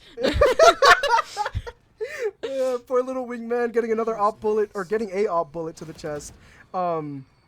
Ruby gonna look down to hold down this side, but Kenma, I feel like maybe blocking a bit of the bullets, and Ruby not finding anything as their util spammed and shot down over in the corner by Redo. It's D now now left to hold the C side as Lear comes running over from B site from their spawn. E-Data Destroy gets the bomb down, and it's a 2v4 retake up for Team Low Grizzly.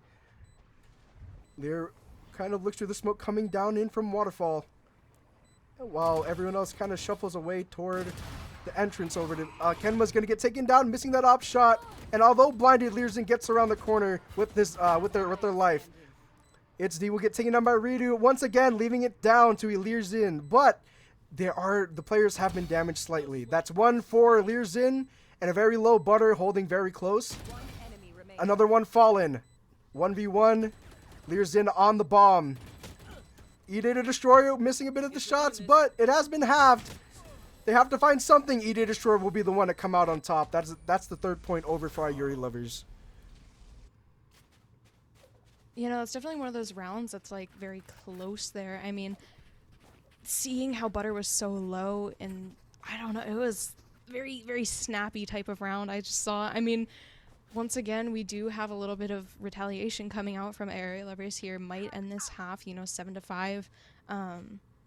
And definitely, once again, acclimating very well to what these players are trying to do, sitting back, kind of trying to scope things out before they push anything. But we do here kind of see a bunch of utility out. It seems they're able to peek. Oh my gosh, look at this aggression. It might not work out in their favor. Lil Grizzly not able to find anything as they dash into their smoke. Rito, and the 4th thrash had also just come out within this half. The 4th thrash, a 4th thrash has hit this half. But 300 got mommy looking to find something. Satchels are being thrown everywhere, and a showstopper to boot to kill off Leerzern. Yeah, all this aggression coming over from Team Lil Grizzly, giving me flashbacks to what Team Jet Daddy had done. Ayer Lover's expecting that aggression and just taking them down one by one. It is D, more like it is not dead. I am wrong, but we're gonna find that pick off to Redo, and Ruby finding a pick on a Butter, slowly evening the numbers as they make their way onto site. It is D placing down the lockdown. Gonna grant them. We have a counter ult here, though, that could possibly be put down by area lovers, but I don't know if we're going to see it since it is now a 1v3 for Team Lil Grizzly. Ruby kind of trying to stick the bomb here. The only one's back sight. Oh. E-Data Destroyer finding that last kill, and it's now 7-4. Wonder if One Ruby's more needed her chance. because she got destroyed. Sorry, I had to throw in that pun. But that no, was again, great. as I was saying, they're kind of realizing what's going on in there. I think that Team Low Grizzly got so used to them playing this passive type role that they were able to like push up, and they were like, okay, well, if they're going to be playing back, then maybe we should kind of run up. But that time they completely full sent it, full utility. You know, in the beginning there, even like you were a little bit confused as of what was going on in terms of utility. There was just a lot going on. You know, we saw that fourth thrash, but Gecko Blind coming out here on the A site. As Jets pushed up, we are kind of advancing up here on C with Yoru taking front line. And the thing is, it's those adjustments that, you know, change things up and kind of create this ebb and flow when it comes to these rounds. Even though Team Grizzly has such a strong start, and maybe we'll finish this half fairly strong, things might prove to be very different once the half flips. E-Data Troy will find Low Grizzly as they updraft, but it is still a 3v3. Even numbers have been even. Never mind. Redo finds another in Ruby. Leers in spotting the Yoru and revealing their position. Oh. Omenalt coming all off here onto A side, but we do have Leers in kind of a little bit close, maybe able to pick off Kenma here as we walk up. And a bit of hesitation there, I feel like, from Leerzin, I think from Kenma mainly, just walking in a straight line without snapping, maybe fake that Yoru clone. But Leerzin did spot the one that was used over in attacker side spawn, so unfortunately did not work. I thought that was funny. But all these fast, cleared out angles coming up from Leerzin. Redo's gonna, that was very snappy, very pretty, and a fourth found for Redo, as it is D, also falls. 7-5 is your half. You know, once again, as we saw yesterday, Redo kind of being able to pull things together and be like, all right, we got to lock in. Now we are on defense here, you know, sitting 7-5 in favor of Team Low Grizzly, but now being completely, I don't know, they were very aggressive that half, so maybe they'll be able to translate that into attack. But Irie Lovers, as we saw before, had a very good defense too, so this could be super interesting to see. I mean, I don't know. One of my favorite things when it comes to at least higher elo Valorant, especially since this is the last round of semifinals. After this should be the cream of the crop when it comes to this group within Creator Cup, right? It's everyone that managed to have rise above the rest, and you see these adjustments come out. Their ability to read each other, their ability to kind of expect one thing and adjust themselves so that they are given the upper hand. And that's exactly what we saw last round. I'm expecting no less for this one. This is a very close game ahead of us. Kind of trying to rotate off of some audio cues here with Lear hitting that switch, but, you know, the rest of the team being all the way over on A. This Blind coming out completely trying to fake this out here while the rest of the team is just sitting on route. Everybody has now rotated over to C side. This is a masterclass that they're starting to realize, and they're like, oh crap, we gotta turn around. I know, but all that might have, or no, it has bought them so much time. That is a free A site to claim. And Low Grizzly positioning themselves toward the back of site to find Redo, but also met with a bullet to the head. All this, Kenma will find another one in 300 God Mommy, and Redo will find another in It's D. He did Detroit find one, Leerzin being the only one on Team Low Grizzly to find a kill here. 1v4 situation, but Kenma is on that defuse, and although bodies have fallen, so has the bomb. Yeah, and you know, as we saw there, they were kind of able to take A site for free, but, you know, Team Area Livers have this very strong retake there. I mean, once again, these players, they're kind of on a win streak right now. I think they've fully kind of developed what play style these players have, and we do have Leerzin now sitting at 30-8, which is diabolic, crazy. And we are now 2 off from another Gecko ult, sitting at round what, like 1? Like what? Yeah. So the fact that Lear was able to find 2 more before the round had ended and dying themselves, I think that's absolutely crazy. Picking up an orb, here we go. Yep. 1 kill and a 5th thrash of the game, but first thrash of this half will be active. But yeah, no, I definitely agree with you. I think that download for Irie Livers had been completed. And I think what's so fun to watch about Irie Livers is their retakes in general. Yeah. Is he now active, going to spot anyone sitting down? And although it will flash, the Thrash has now been activated, or is now online, is to say. Learsin looking for any sort of contact with that Sheriff. 300 God Mommy gonna find one in Kenma. Thrash now active. Is gonna look to clear out people, but will get blinded. Still find contact, eat it, or destroy it. And just like that, just once again, it's all left to Learsin. But they will get taken down by none other Raise the Redo. Although they did indeed lose that round, I mean, they're now tied up 7-7, but that was a pretty strong take there. Especially with the utility that they were able to put down, you know, those Killjoy mollies on the bomb, that Gecko ult coming out once at round 2, Gecko ult, huh? Like, I'm realizing that we're kind of ult orb farming here for the Gecko ult, and I mean, it's been working out in their favor, but now things are kind of starting to plateau, you know, teams are getting even, you know, Redo kind of being able to pull things together for the team, and the utility being used for these retakes are just extremely strong and very, you know, refreshing to see. All I gotta say is, if any Riot dev is watching this, and you're debating whether to give a Gecko another ult orb, you know, you have some proof here. Redo finding that headshot off Lil Grizzly right off the rip. Once that door had been opened, another Outlaw in play. Is that, you know, that kind of Outlaw's kind of just this ranged shotgun, is it not? It does so much damage, but like it gets you so far. I mean, only having two little bullets. You know, you could have such a big difference. Kenma will make but through the dizzy goop. Kenma will find one and lose in. But might get overwhelmed here. Oh my goodness! And Redo will find 2 with the showstopper. It's left to Ruby to find anything, but only, I mean, technically through the overheal, but it's not much when you're blinded. Butter will find that last kill thanks to E-Data Destroyer's paranoia. 7-8, they are now in the lead. Seeing that, you know, Ray's ult go off, and you said found 2, but unfortunately one of those was a teammate here, but we do have this Outlaw play coming out here from Redo. Kenma with the Bucky, definitely one of those, like, this was obviously a little bit of panic here. Yeah. You know, the ult coming out, killing Kenma, but also picking off God Mommy. I mean, it was kind of destined to happen to Kenma there being that low HP with the Bucky, but I would say it was worth it. I mean, all I gotta say is, like, I didn't expect Kenma to live that long in that situation. Like, there's so much happening. Satchels being thrown everywhere. Bodies are flying everywhere. And Kenma has still managed to find that kill off Lear, which I think is one very pivotal, considering, you know, very ratty, too, in the smoke. The Jet had updrafted onto the thing. They're spamming through the smoke.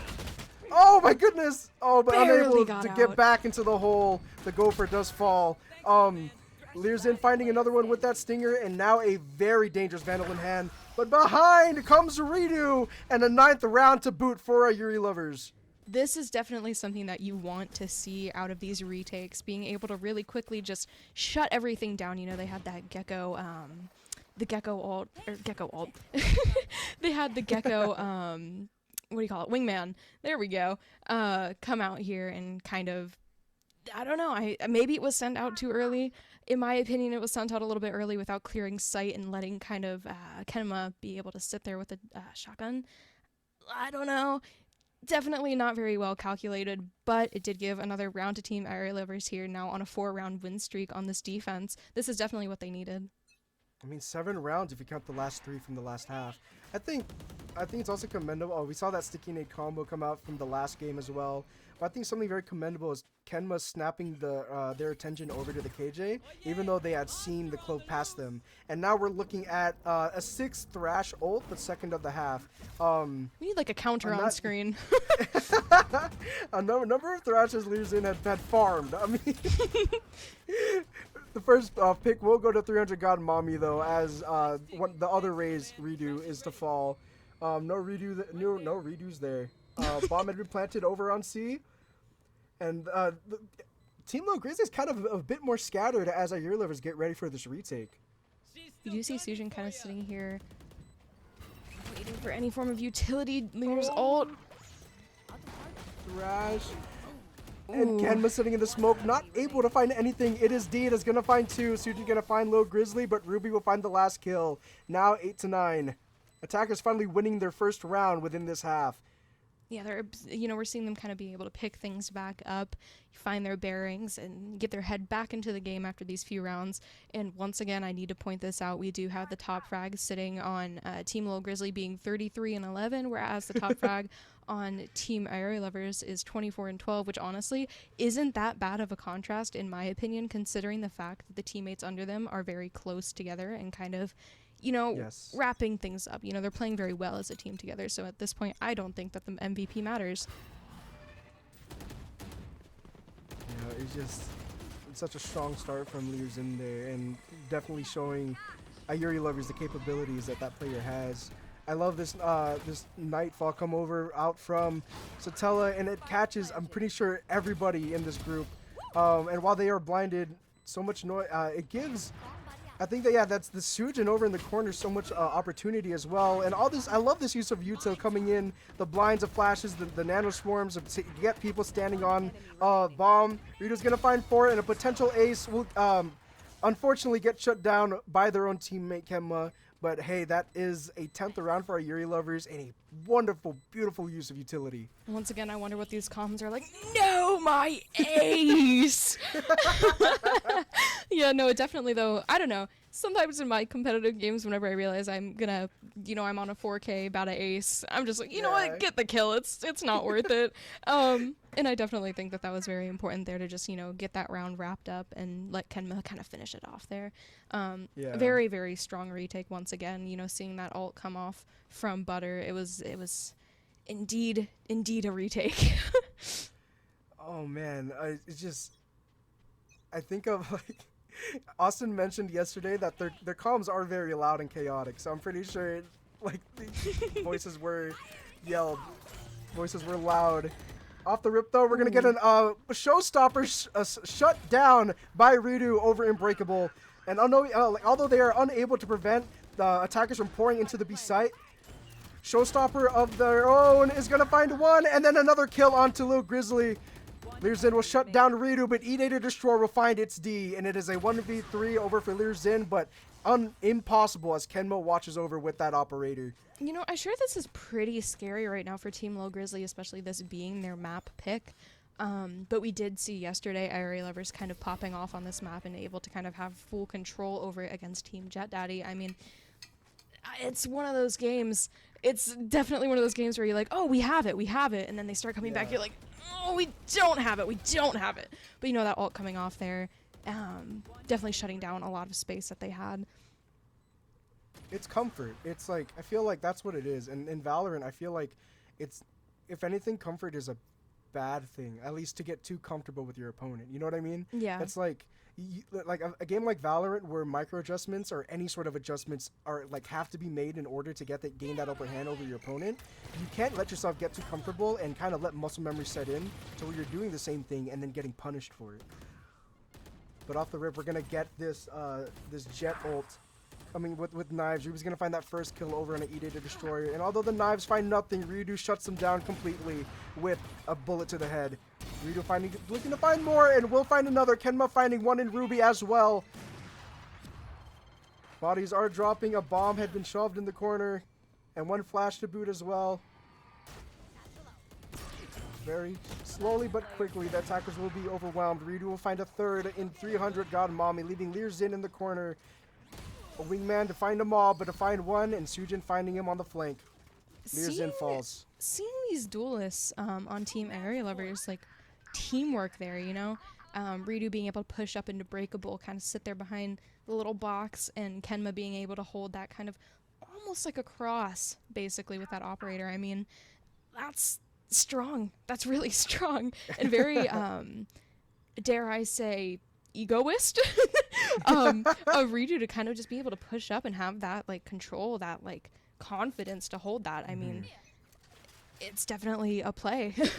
I mean, we saw this yesterday. Our Yuri lovers have so much trust in themselves, in each other. You know what I mean? Even Ridu's decision to just run out there. Now the third thrash of the of this half, seventh thrash of the game. But I was talking about, Yuri lovers have so much trust in each other, and that doesn't come with normal teams that you can just get off any game really.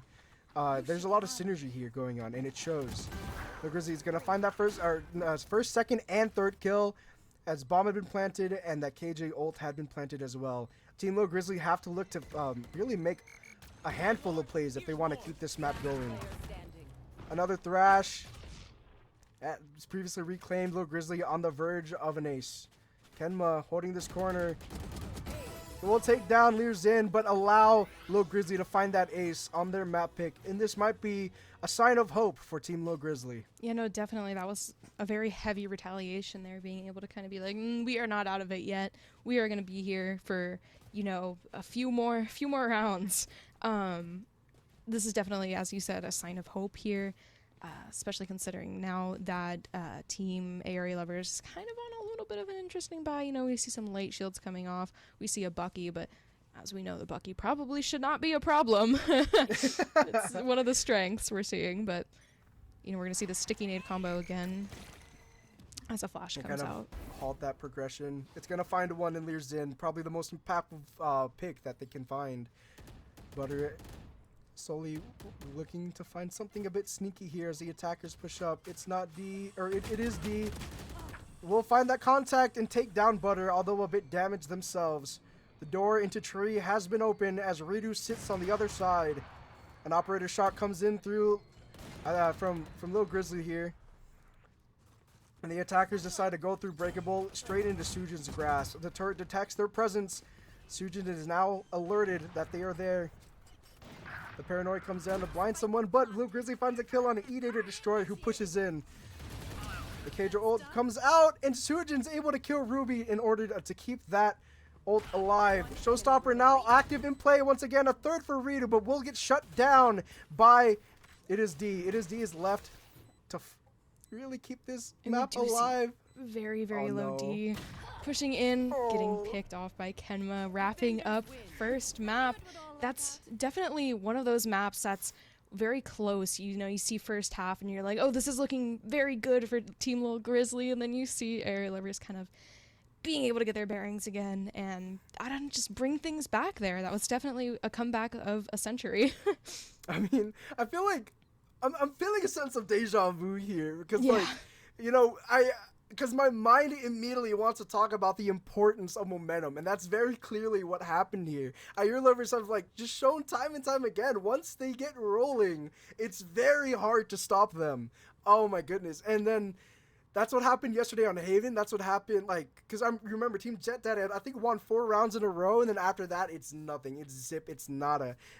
And then just once they had started, like I mentioned at the very beginning of this game, once, like, Austin gets rolling, it's very hard to stop them. But Austin, although coming alive toward the end of it, I think it's very important to bring up the top frag from my Area Lovers, which is, you know, Redo.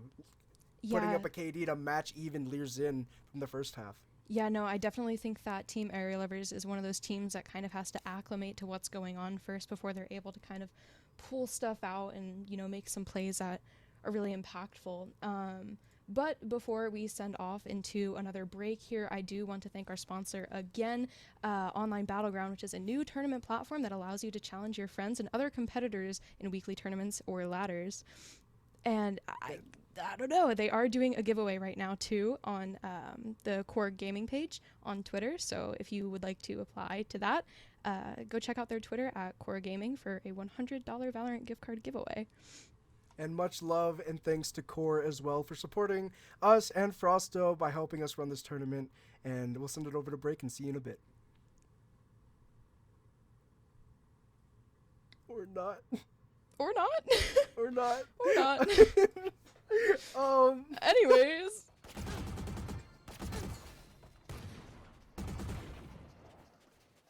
Spike down, C. Mosh pit. It's all you, little homie. 10 seconds left. Crash got a hit. Headshot.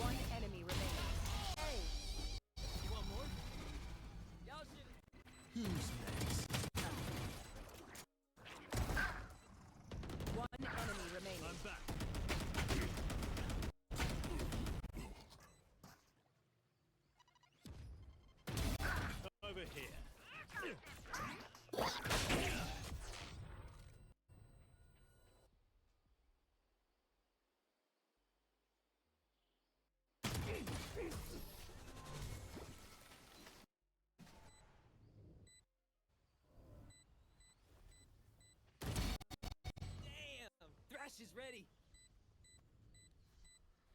One enemy remaining.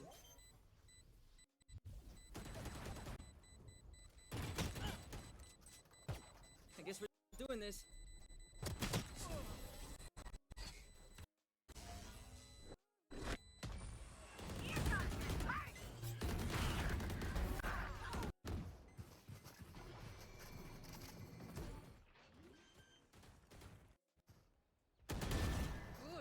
Spike planted. Ready.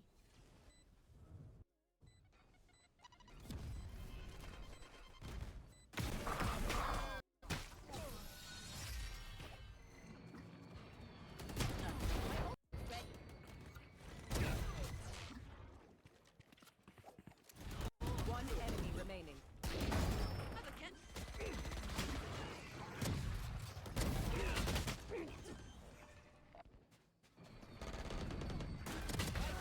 Thanks, little man. Thrash is Last ready. player standing.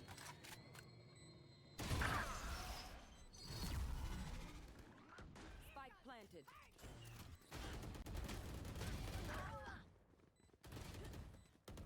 One enemy remaining.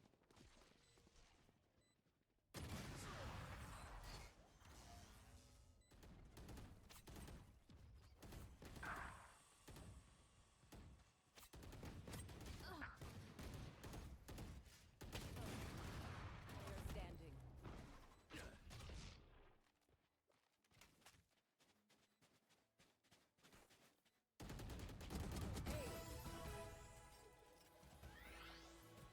Spike planted. Ground.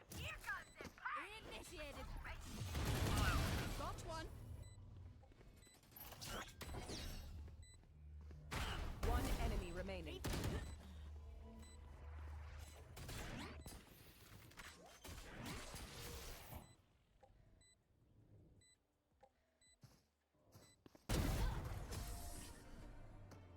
Defenders win. Welcome back, ladies and gentlemen. I hope you have some popcorn. I hope you have some water because it's going to be very exciting moving forward into map 2. Nix, how you feeling? I'm feeling pretty good, you know, especially after seeing map 1 being able to be brought back like that. This is going to be an interesting matchup, as you said, definitely kind of on the edge of your seat type of game. I do see that they won the first map. Obviously, I mean, I was there to cast it. I hope that's it. They were able to win map 1. Oh boy. On Lotus, and next map should be Icebox coming up here. So as you were talking about beforehand, how do you feel about, you know, Icebox, especially after seeing map 1, about how these players are playing, or, you know, yada yada yada? I think this being a Year Lover's like map pick, like they should definitely feel much more comfortable given it is their map pick. But I'm really hoping we get to see a bit more, I guess, explosiveness come out from Austin, at least from Kenma. There's definitely a bit of a ramp up there, but I think the two monsters that we should keep in mind are Redo and Lear coming in from Team Low Grizzly. What agents are you expecting to see on this map? I am expecting to see, you know, a Neon come out again, possibly from Austin, or maybe we'll see a Gecko again, because Gecko is not commonly played on Icebox, but is very exciting to see played on Icebox. And also I want to point out that Team Little Grizzly did lose their map pick, so maybe the turns will table. Yeah, the tables will turn here, and we'll see them, you know, winning a Area Lovers map pick and kind of bring us into a map 3. That would be really interesting to see and kind of a little bit funny, a little comedic. But that is something I guess we'll have to figure out whenever we start watching. But I do think we might see a Gecko again, especially seeing last game, the performance that came out. Maybe that's a comfort agent for them. I haven't seen them play before that game, so I don't know if that is like their main, or if they're initiator main, or if they're a duelist main and they just were put on an off roll. But we are getting into some agent select here, seeing very baseline comps. Pretty much the same comp, but swapping out the Sova on Team Low Grizzly for a Gecko, which is kind of opposite of what I was thinking. You know, we have this Gecko now on Area Lovers instead of on Team Low Grizzly. So that could be pretty interesting. What do you think? very interesting is the best way to put it. You know, we were expecting maybe for Lear to return that gecko, but yeah, looking at everything now, we have Butter on that gecko over on our Yuri lovers. I think we have a very interesting game ahead of us. More specifically, instead of an explosive duelist, Kenma has been put on that KO. And you know, yesterday in the interview, what we did hear was the fact that Kenma wasn't really supposed to be put on a duelist, really. It was kind of just like a last minute, like, all right, let's do it. So maybe this is what was plotted all along, and you know, this is their map pick, so that is probably what they are most comfortable on. Team Low Grizzly on defense first here. Yeah, loving to see, you know, like the Viper picks, despite the nerfs, you know, the Queen stands strong. Especially on like the maps that I feel like she was super strong on to begin with, especially like on this map. So it's always nice to see Viper again. I don't think they know that they're in this corner right now. And then look how I think one thing about Icebox is flanks are very, very profound to happen. Ruby's gonna find that first pick onto Kenma, and then a second on Eat It or Destroy before getting traded out by Redo. Redo looking to come alive here in this first pistol round of their map pick. Why do that? That was going the other way. Why give him a little tap on the head? You like a little bonk. Okay, here you got Mommy spotting Redo and finding that headshot as Lil Grizzly finds one in the Sujin, and we'll find that second onto Butter. That pistol going to Team Lil Grizzly once again. You know, that round being wrapped up so quickly there, you know, it's kind of showing that this defense is going to be a little bit hard to break from Area Lovers. But as we saw the first game, you know, they did have to kind of acclimate and warm up to what they're doing. So that definitely could be the case again. Or it could be the fact that Lil Grizzly is going to do what we said, or what we kind of predicted. Not predicted, but scouted out with, you know, them winning a map pick that is not theirs. Maybe that's going to be the case here, and Haven is kind of just going to be a free-for-all, but I guess we'll see. I mean, like, if we were to learn any lesson from from the games we've seen Yuri lovers play, it's to never count them out too early, because this team definitely ramps up over time. Lear Zin will find that first pick of the round with that Guardian onto Butter, and as the Viper wall rises, Redo rises as well above and through the Viper wall, looking for something with that Sheriff. Trying to find anything, but the Viper wall will conceal the two defenders as they run across over into the A site. Redo drops on, able to find spot two, but find none. And we'll get, oh, never mind. They will take down 300 God Mommy before getting taken down by Lear Zin themselves. Ruby will find Kenma as well in this 2v4 situation. All left is Sujin and Edator Destroyer. And a very, or at least half damaged one at that. You know, this defense is very hard to crack right now, especially that kind of lurk that was happening earlier where Lear Zin was kind of able to catch that off pretty early. You know, left now in a 2v4 with little to no weaponry. Oh, the crouch almost worked perfectly. Yeah. Taking them out there with a rifle. I mean, once again, these rounds, they're going by really fast and really clean. But, you know, those were pistol rounds. I can't say much about pistol rounds. It happens, you know. They're able to buy up now. We're going to see if they're able to kind of retaliate. Redo not being able to buy too much. Maybe going to get a rifle, but not be able to buy next round. All good, though. Some light shields coming off. A little bit of a bonus here from Team Lil Grizzly. I don't know. Maybe they're going to try to aggro something, but they are switching up sites here and trying to take the B site, which is where Killjoy is set up. So that's going to be a little interesting. Oh, that recon dart will spot some people running in through B, and look at that fast rotation coming in from our defenders here. That dash comes out as Rudu dashes behind yellow. They're gonna spot someone all the way in spawn, but it is D's gonna find that pick over them with that bulldog. It is D will get traded out by Kenma, and just like that, the attackers seem to be backing. Butter though with the spike, still behind yellow. Maybe Kenma just scouting out, making sure no one's behind flank, or just scouting out the area in general to make sure that's a viable option for them to retreat into. Butter though very scary, being the furthest out onto the site with that spike. Shock dart comes out, and the suppression. 300 God Mom's gonna take down Edator Destroyer, and that recon dart will reveal Butters. They will fall to Lil Grizzly, and Lil Grizzly will find another Insurgent, leaving Kenma to clean up after a 1v4 with only 30 HP. This is what dreams are made of, and dreams start here. Kenma finds that first kill. Suppressed, but the high-low will prevent Kenma's dream of clutching this round. And that third round goes straight toward over to Lil Grizzly once again. Yeah, no, I'm realizing that these defenders are kind of able to hold them off for long enough to, you know, have a smooth rotate, kind of getting them stuck there on yellow for a bit. But I don't know, maybe once again we're going to see a mid take or something to kind of break it down, because their defense is like a brick wall right now and they need to find a way to get in. But we are seeing Lil Grizzly on a little bit of a different pick than last game. You know, last game being a jet pick, now we're seeing a Killjoy pick. I don't know, maybe this is just comfort agent. We are posted up around mid, peeking out, trying to get anything they can.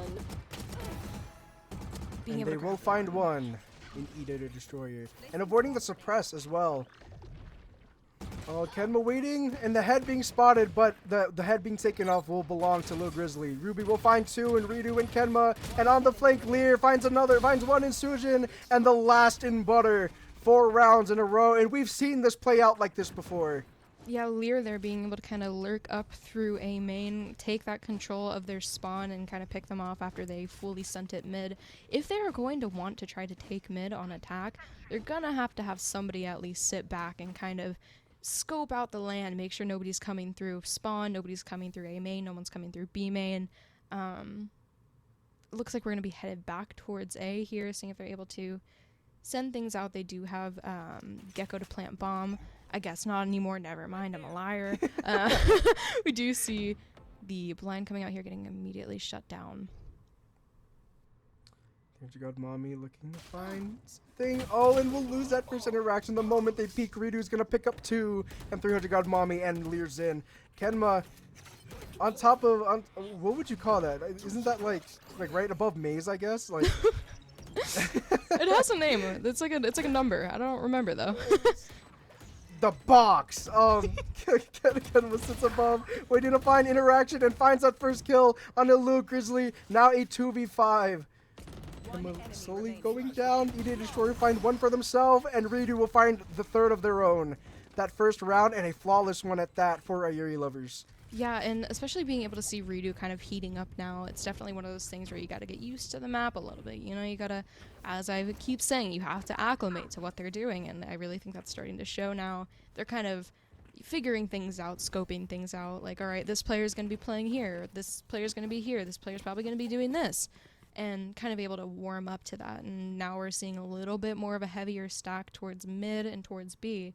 So things could change here, especially since now we are headed back towards the A site.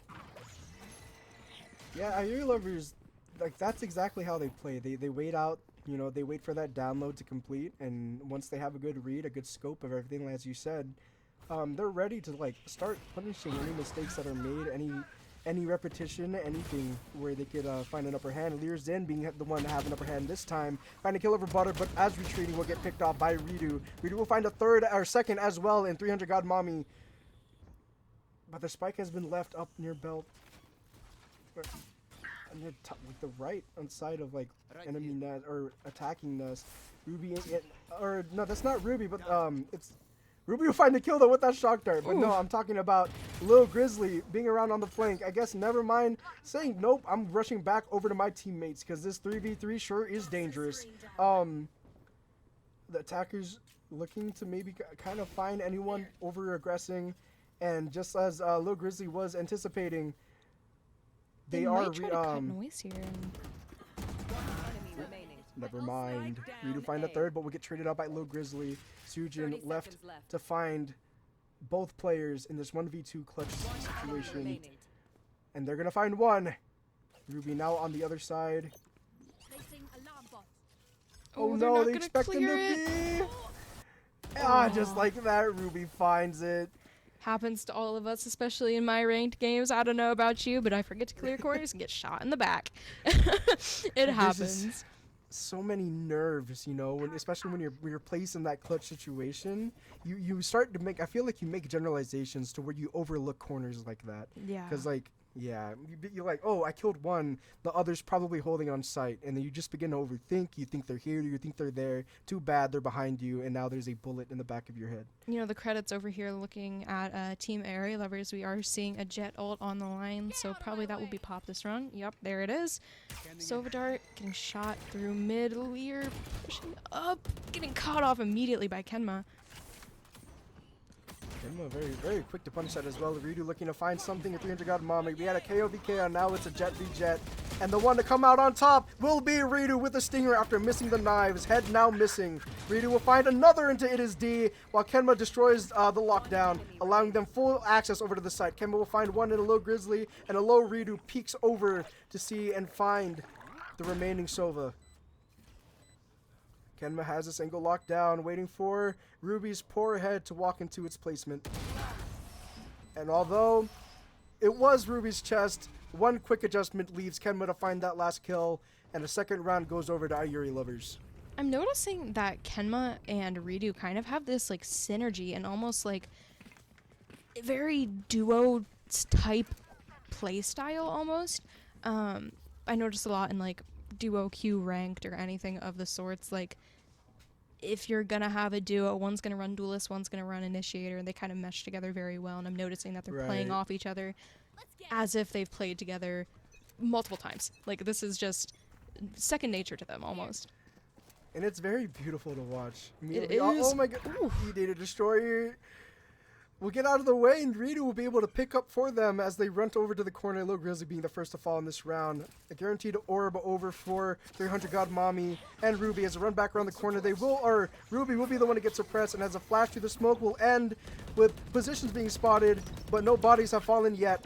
300 God Mommy gets a bit damage, a bit's damage will run over into the corner, while Butter with the spike will run back over, possibly to go over either toward mid or toward the B site. Either or, they're not heading A anymore. Looks like they're kind of full sending it over towards B right now. The defenders kind of trying to even it out here, have two on each site, see what they're able to get down. We are kind of taking the bomb back towards A site, which is kind of interesting. Maybe a fake rotate that we're seeing here, kind of grouping up, considering now that the entirety of Team Low Grizzly is now over on B. Besides the one mid, will they catch it? They will not. All right. The mind games are insane right now coming from my Yuria Lovers. You think we're here? You think we're there? Never mind, we're over here. No, they're now all they're gophers. starting to realize now. They're like, oh crap, they're not here. But we do see a pick coming off here onto Kenma from Ruby. Planting bomb now on the A site with a little wingman. Some nanos coming down. We're going to see if we're going to be able to play a really heavy post here. Here to God Mommy with the knives out in play. They spot utility placed on bomb, but they do not spot the second nano swarm. Ruby find one more with Sujin. Evening the odds. 3v3, Butter finds Ruby. The defuse is all the way behind the wall. There's no way to find them, especially when you're playing that deep. Low Grizzly find themselves another. That was indeed a little bit of a mistake coming from the planter there, being able to put it somewhere that deep to where they can just tuck behind nest. I mean, that's just such a minor mistake that's really able to pull together that win for them. I mean, and especially the Killjoy Molly being taken out and spotted. It definitely was a little bit of a nerf to the team, but it was a good rotate, so maybe if they keep up that energy for next round, it could go well. It's just these very, very small little things that are kind of pulling together to be an ultimate loss. Yep, the smallest pebbles lead to the biggest landslides. Okay, Very poet. Kenma looking to find something, but Lear's in on top of the box. We'll find Kenma and to trade out that kill that they got onto Ruby. One flash out to the smoke and one more to boot. Maybe. Never mind. We're just going to peek it and nobody's there. Little Grizzly will be holding mid and will find a kill onto Eat-Hater Destroyer.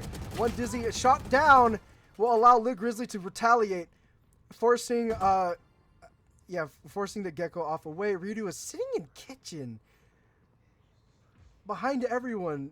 Gonna spot 300 God Mommy, and the trigger discipline is immaculate. They find Lear Zin immediately. We'll shoot down that turret to prevent being spotted, and bomb will be planted over on A. Oh my goodness, back's being torn to him. Are you sure this is a Jet? Because you're playing like an Omen with the back being torn toward you. Lil Grizzly's not gonna find, or Lil Grizzly's gonna find one on a butter, leaving this to be a clean 2v2. Ridu's gonna find a third onto Lil Grizzly, and it's all left to it is D. Ridu, just these positionings, finding themselves in these angles to get behind the enemy. It's very interesting because like I feel like Player standing. they will fall unfortunately to it is D. Sujin though looking to find something. Those swamp grenades are gonna force them off a bit. And there is no time to defuse. It is D might as well find a pick here, but no, it goes over to Sujin. But yeah, these small pockets that Ridu is able to find grants him this immaculate positioning. You know, I'm realizing that Sujin is definitely one of those players that you'll want to have alive, especially during post-plant. I mean, the mollies, the utility being able to come off here, and then Ridu with this disgusting flank being able to kind of just have that trigger discipline to not shoot the first person to pass because they know that there's going to be another. Definitely was something that held the round together for them along with the post-plant play from Sujin. It was very well calculated in my opinion. Calling my bot. And this might be the pebble to start this landslide, because like we've seen Ayuri lovers, you know, start major like momentum shifts through so much less. God Mommy now only with a ghost will retreat back away from yellow and through the Viper wall, as Ridu will get that first kill in Lil Grizzly. And the bomb will go down. Ken will find a kill as well. Lear will find one in Kenma, but Ridu will find Ruby as Eater Destroyer find it as D, and then Lear 6-4. This might be the biggest momentum shift yet. Yeah, and once again, as we saw with map 1, they kind of were at a little bit of a standstill in the first half, but now they kind of caught up at the end, and we're kind of seeing that play out again, especially with Eater Destroyer being able to get those 2 picks, Ridu staying alive through all of that on like 3 HP and tucking in that little corner. It definitely was something that changed the perspective of this entire game, starting to catch up here, sitting at 6-4. It's close. I mean, it doesn't it's look close, close. but it's close. Ayuri lovers though are sitting in a very pretty position. They have money, they have ults, they have everything you could want. I mean, Lil Grizzly, they're on a bit more of a buy, and Kemba will find that first pick. Ridu will get shut down by Lil Grizzly, but will get traded out by Kenma. Ruby's gonna find a butter, but Kenma is gonna find 3, but no 4th, as they get shut down by 300 God Mommy. It sounds like a Transformer name. I was thinking of like even like E-Data Destroyer has so many syllables in it, and it's like, oh, my mouth feels like a motor. It just keeps going, but. And no, as I was talking about before, seeing that kind of explosive entry coming out from both Ridu and Kenma, and you know, as I said before, they kind of have that duo play style where they're like the initiator duelist, you know, one's running in, the other's just kind of getting info, flashing, and trading them out. It's definitely very well put together, and seeing an ult come out here, being able to take sight after, you know, the rest of them rotated, another ult coming out, you know, this 2v2. This is gonna be a little bit tricky to win coming from Team Lil Grizzly, but definitely doable with this ult. So Dart coming out, spotting Eater Destroyer. Oh! That's what I was anticipating. As long as Ruby has utility, this might not be as over as we think it is. Around the corner, 300 God Mommy will spot Sujin. And one repeat, and one smoke. Oh my god! Unable to find anything, Sujin falls. 300 God Mommy will find that last pick as Ruby sits on the bomb. The bullets not being able to fully connect to the head there, unfortunately taking a little bit more than just one to shoot that down, but it was, you know, indeed a nice try. 2 ultimates being used there was very kind of costly, even though, you know, it didn't have anything to do with credits. That is 2 major ultimates there, you know, the Viper ult and the Killjoy ult being used in one round. And then especially this little, like, kill there being sprayed through the box. An unfortunate positioning there for Eater Destroyer. Sujin not really able to wrap things up. I know, like right here, as soon as 300 God Mommy peaks, like, if they're able to find that, then it makes, it would have made Ruby's job 10 times harder. It just, unfortunately, sometimes the bullets don't fall the way you want them to. 300 God Mommy pushed very far up, but will not get punished and will escape with their life. The first pick will go to Lil Grizzly, but they are traded out by Sujin. A 4v4 here. As our attackers are deciding what to do, Sujin now creeping up toward the A site, but it is Ruby kind of reading for this as silence falls over the B site. It is now a 4v4, but the players on IRA Lovers are all a little bit tagged besides Kenma, so Sujin able to peek up and get another. Oh, The ult missing! oh, quite unfortunate overfire Yuri Lovers, but the numbers are still even. Come on, very risky, but the double swing out will cost both of them their lives and the round. The half ends at 8-4. Switching sides. You know, we saw it earlier. We may see it again. We have no idea right now, but we are on a new half, seeing these players now sitting on defense. Maybe things will change. Maybe this team that is currently now switching over to attack Team Lil Grizzly is going to be able to kind of keep that snowball going, keep that momentum going into this new half. It's going to be close. It is going to be scary. I think what played such a big thing into the momentum shift for Yuri Lover's last map was the fact that they not only did they win 3 rounds before the half ended, but they just kept winning. They won the pistol and they just kept winning after we proceeded to go into the second half. So that snowball weight really did carry over. Even though we've seen our Yuri Lovers come back from halves like these, you know, they don't have that momentum shift that had started in the round or in the half prior to this one, so things might be very different. Redo will spot Lil Grizzly as the attackers start to pour onto site. Unable to find anything, Redo dashes away, and the first pick goes with 300 God Mommy onto Kenma. These sheriffs unable to really find anything as Redo is swarmed. Redo will find a kill though onto Lil Grizzly, but Lear Zin will find 2 more in Eat It or Destroy and Butter before it is D will find 1 in Sujin. The pistol goes to Team Lil Grizzly. Yeah, this attack is very explosive, especially kind of figuring out where Redo is playing and completely storming it. Like finding that, all right, well, they're up on Cat right now. They just dropped down. Let's all completely flood in from both sides and kind of look that direction.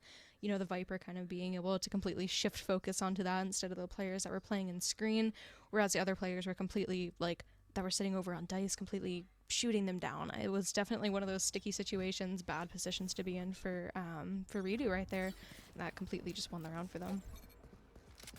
Look at this much heavier stack on A from Ayuri Lovers as well, leaving only Sujin to hold down this B site. And through suppression, they will not get spotted. The KJ util will still be active, and it'll prevent them a little bit. They need all the damage and all the little ticks that they can get. 300 God Mommy now sitting over in heaven with the Guardian. They're gonna find something, and the quick flick over to the left will find 2 bullets in Eat It or Destroyer's abdomen. Redo will find 300 God Mommy though, and, before getting traded out by Ruby. Lil Grizzly finds 1 and then 2 with that Phantom within the second round of this half. Camel waiting around the corner, but will unable to find anything. Will fall to Ruby, 10-4. Yeah, Team Lil Grizzly just kind of built up this momentum as we were talking about before and kind of had that snowball, had that, you know, power going into this new half, having that confidence. It definitely has carried over and has not been dampened by the complete play style change that they had to acclimate to. Now being on attack, it's scary. It's very scary for Team ARA lovers here. I mean, I would not be having a fun time. I mean, like I said, this is the last round of semifinals, and these teams within semis for both rounds, these are the top of the top when it comes to this tournament. And you know, this is Team Lil Grizzly's like last tournament life on the line. You're gonna you want to make these big plays. You want to make these explosive plays that get you further into the tournament. You want to keep playing. Kenma will find that first kill over shutting down the attacking Sova Ruby. And while things start to clear out, people back off of the A site in order to execute some sort of retake. Another explosive entrance over onto the A site where things have been stopped, I guess, for a little bit. Hello? Okay, All I right. thought it was me. I thought so too. I was like, but bodies are falling while time has kept moving. Lear Zin will find 2. It is a clean 2v2. Sujin, Eat It or Destroy, having to find something. 1 head falls. Lear Zin finds a 4th. It is now 35 health and an ace to boot. 11-4. They take the rifle round. ooh, that, like, once again, Lear kind of being this very explosive player, this very scary, like, almost dark presence coming onto site here, pushing in. That is now a third round on attack going to Team Lil Grizzly. And as I was talking about before, this kind of momentum that they've built up is almost impossible to stop, but definitely not unlikely. They're able to. They will be able to, but I don't know. We are now on a little bit of a lighter buy coming out here. It's gonna be a little bit tricky here. Like, this is the team that I expected to see close out Lotus, but you know, things have been flipped. Ayuri Lovers, you know, proving that they can make these comebacks happen. But as the rounds go out, Team Grizzly has 2 chances, 2 rounds to close this out. Or Ayuri Lovers have 2 chances really to bring it back. Team Lil Grizzly, they have all the chances in the world right now. Lear's gonna find 3, Ooh. while Ruby finds 1. Lear has been activated for this game. Redo looking for 1 with a Marshall, not able to find or tag, I guess, someone a little bit. There's not much you can do here. Lil Grizzly's gonna find that last kill. Redo to on Redo to fall, and Lil Grizzly have been put at match point. You know, as I was talking about, you know, Lear kind of being this dark presence, almost like ominous figure coming onto site, it's very hard to shut down. You would need a lot of utility to kind of dampen that strength and that, like, I guess, confidence that they have going onto site. It's definitely indeed a player. Yeah, I mean, the most that you can really do about Lear there is kind of just flash them and try to keep them off, but they are having a little bit of a hard time defending it. Redo setting themselves up to be a bit more aggressive with this off angle. Redo's gonna spot, it is D, but will find nothing. And suppressed as well. Presence has been detected. They dart up and down. Rear God Mommy. Oh, Kenma's gonna be the one to fall to Lear. Rita's gonna find 1. There's got Mommy as body. It's a 3v2. It's a 2v3 for the defense. Unit Destroyer looking to take things back here over with Butter.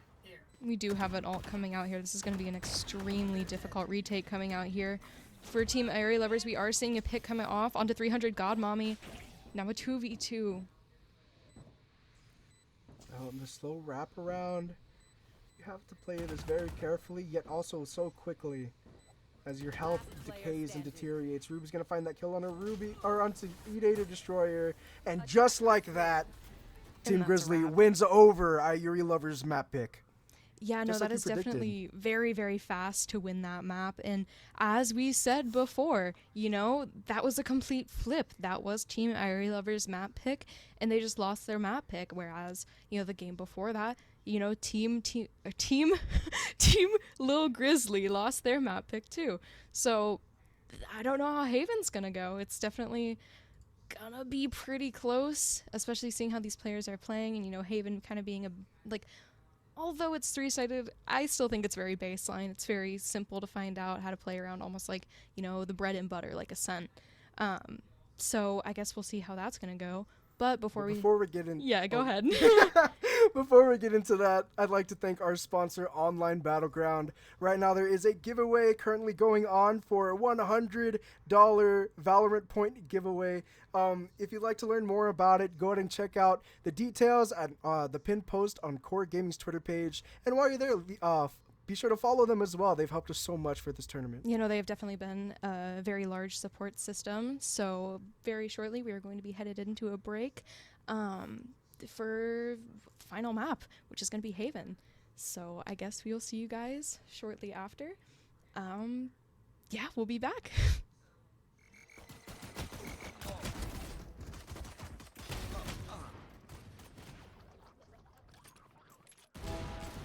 One enemy remaining.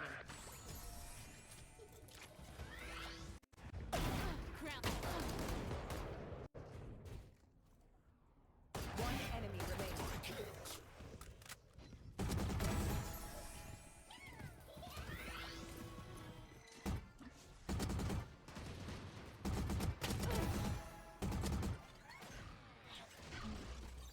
Placing swamp grenade.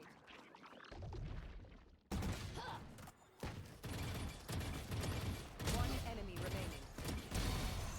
Next time, mind the heavy machine. Right here. Down.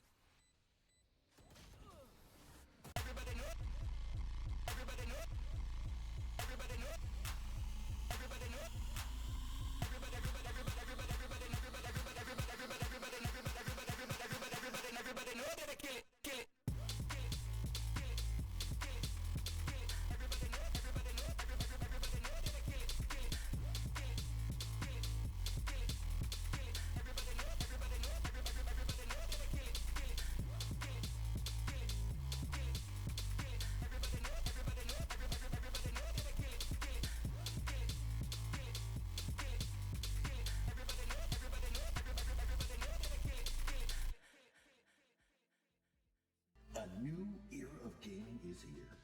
Challenge other competitors or friends in your favorite games.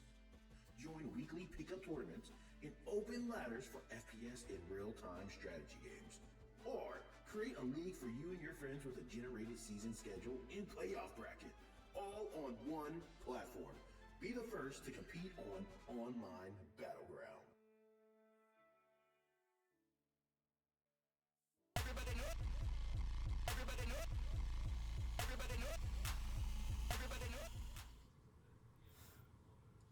Hello, welcome back to map 3 now of Creator Cup Split 4. How are you feeling, Ozra, now that now that map 3 is upon us, and you know map 2 was a complete perspective change? You know, we had that same thing that we were talking about, you know, the map picks not adding up to what was being won. How do you feel?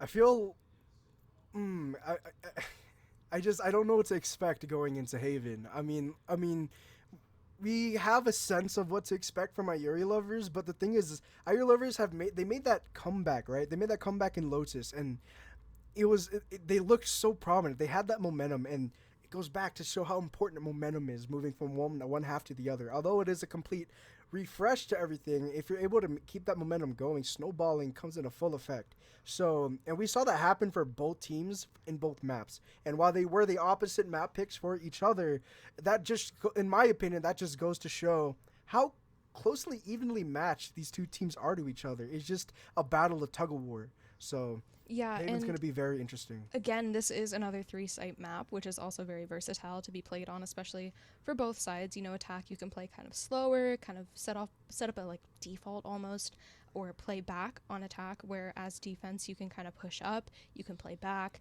There's so much you can do on this map, so it's going to be super exciting watching these players set something up. And you know, I now think that now that we're on map 3, these players are kind of acclimated to how everybody plays. You know, maybe they're going to be able to predict, oh, well, this person's probably going to try to peek this, or this person's going to be holding this, or this person's going to be doing yada yada yada. There's going to be a smoke here. Like, these players now have a good idea of what's happening. So we're going to be getting into some agent select. We are seeing this neon here coming out. I can see that you were very hyped about this, Ozra. Philippines! Sorry, go on. But no, neon, although is kind of like a comedic pick for you, Ozra, and you know, you're kind of like, oh, my man. But I do think that neon is very strong on Haven. Whereas on the other team, the duelist pick is an ISO and a Raze in ISO. Although had that buff, I'm not seeing very much, especially not on Haven. You know, maybe I see it on Icebox, maybe I see it on Abyss, maybe I see it anywhere else, but I do think it's kind of one of those picks that's a little bit stronger. Mm-hmm. I mean, I'm always looking forward to watch ISOs play. Like, anything that's a bit more uncommon within the current meta, I'd love to see more of it. So looking at Lil Grizzly being the one on that ISO, hopefully we're going to be looking at a lot of those, like, you know, just really these these gun plays coming in from Lil Grizzly, maybe paving the way toward victory here. Sujin kind of set off here, you know, being able to have this utility up, shooting that dart out. Explosive entry here coming out from 300 Godmommy. Radio and Sujin are going to find some of their own before Sujin gets picked up by Lear.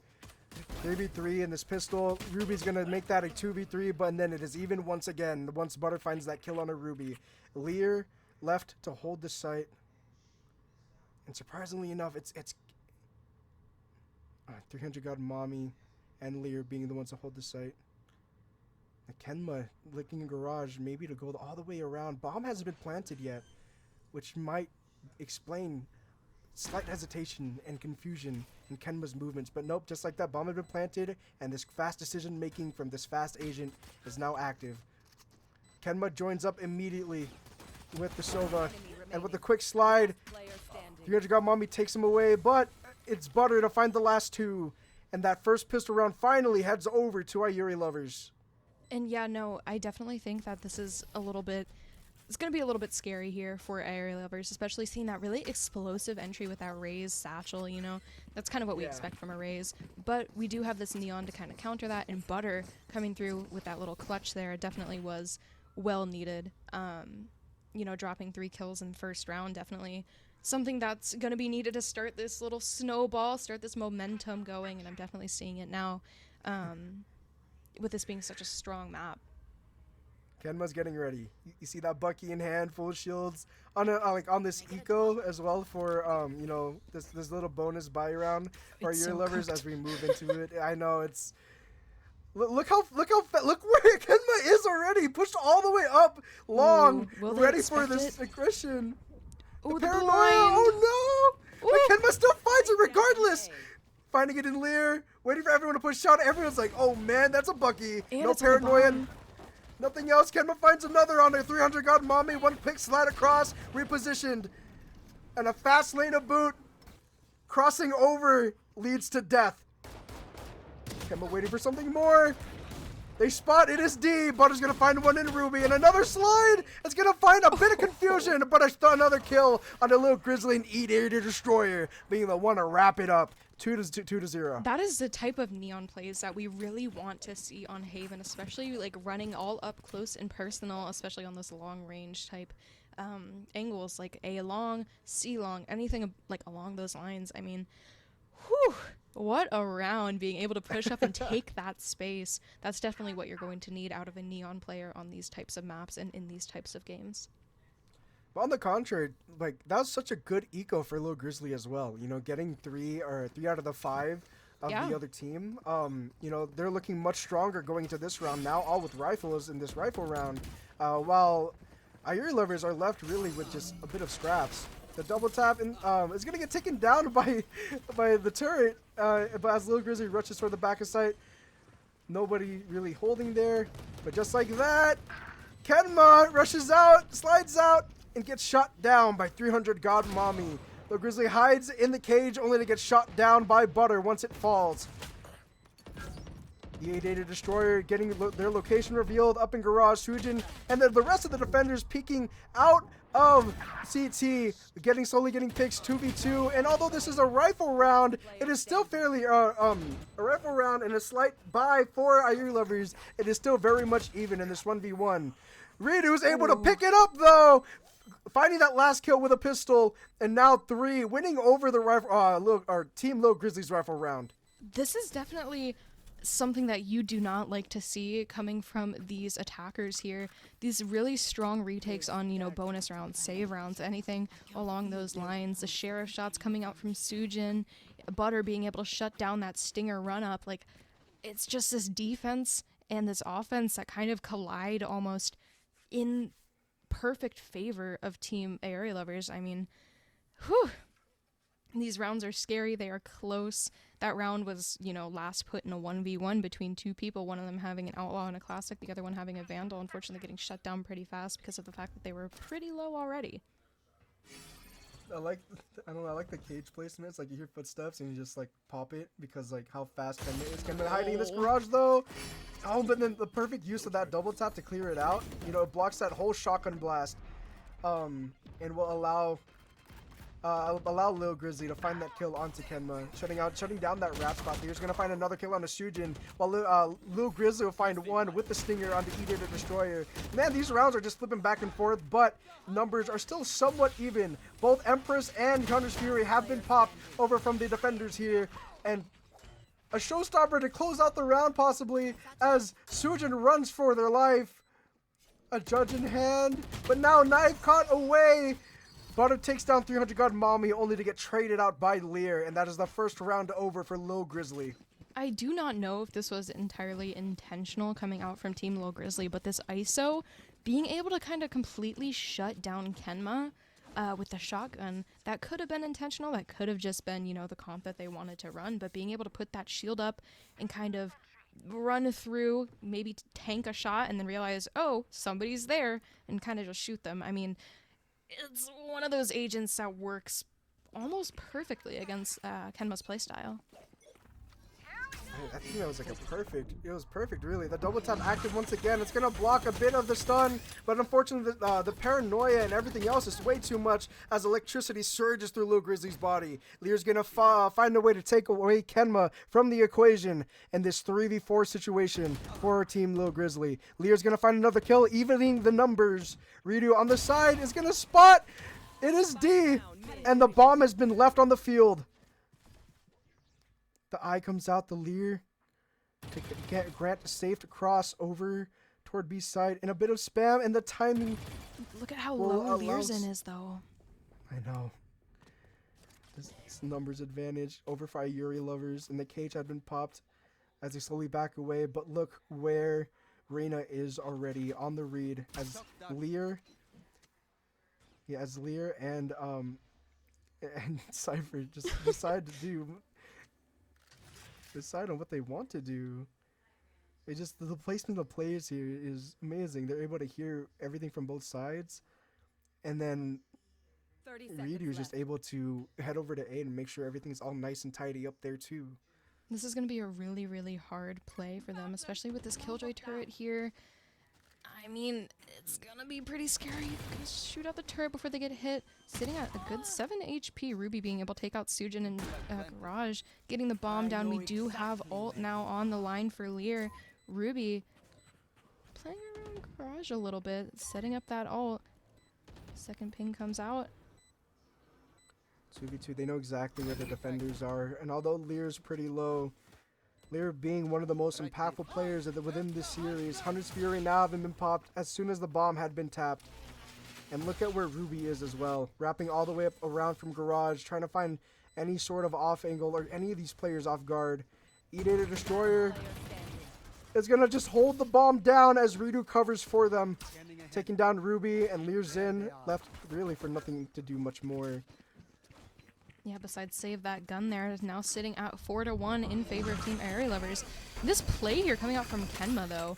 This ult, you know, not being really able to shut down until that ultimate power runs out. And you're kind of shutting that down, but being low enough. Redo kind of wrapping things up there.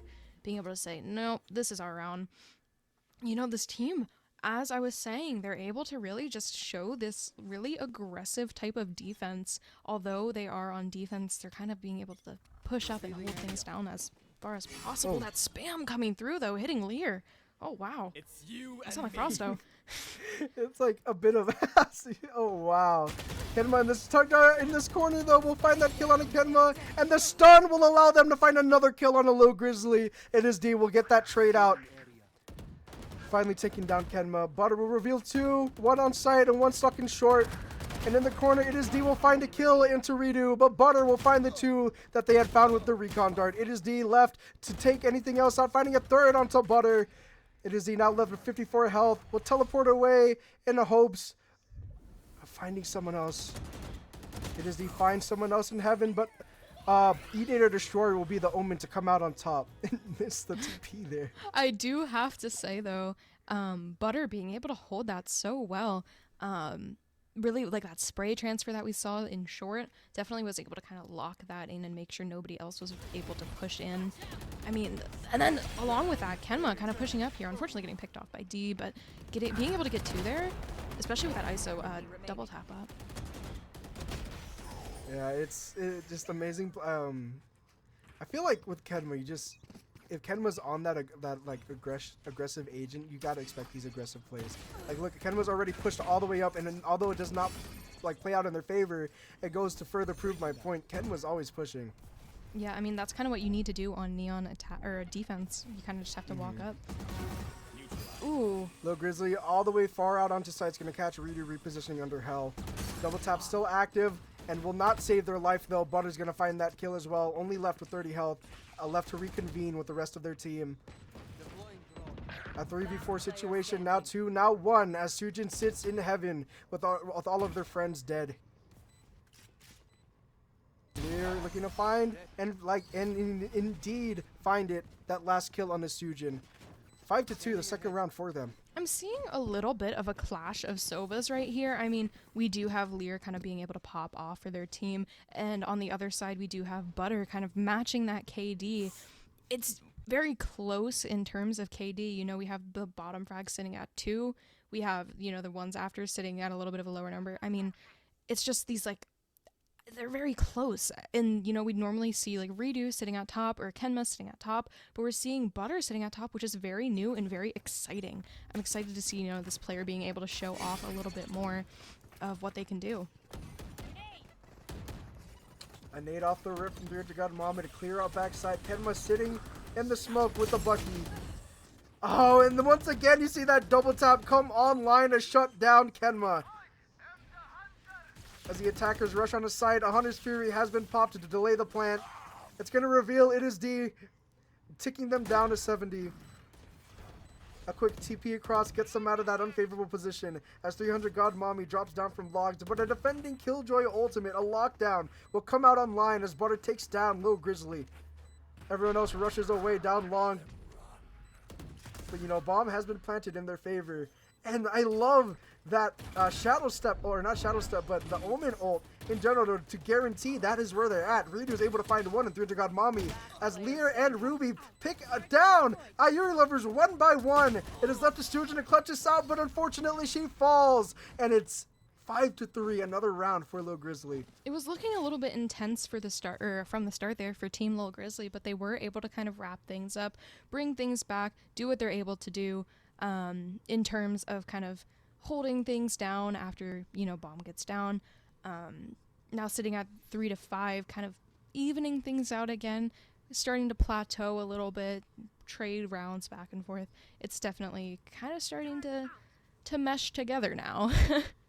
I mean, this is the closeness that we were anticipating for the first two maps, you know, juxtaposed to what we actually got in terms of like one good comeback and one complete blowover. But you know, when it comes to the last map within the series, both teams are coming alive here, and it's very, very fun to see. Lil Grizzly gonna find that first contact with Sujin as Sujin escapes with their life.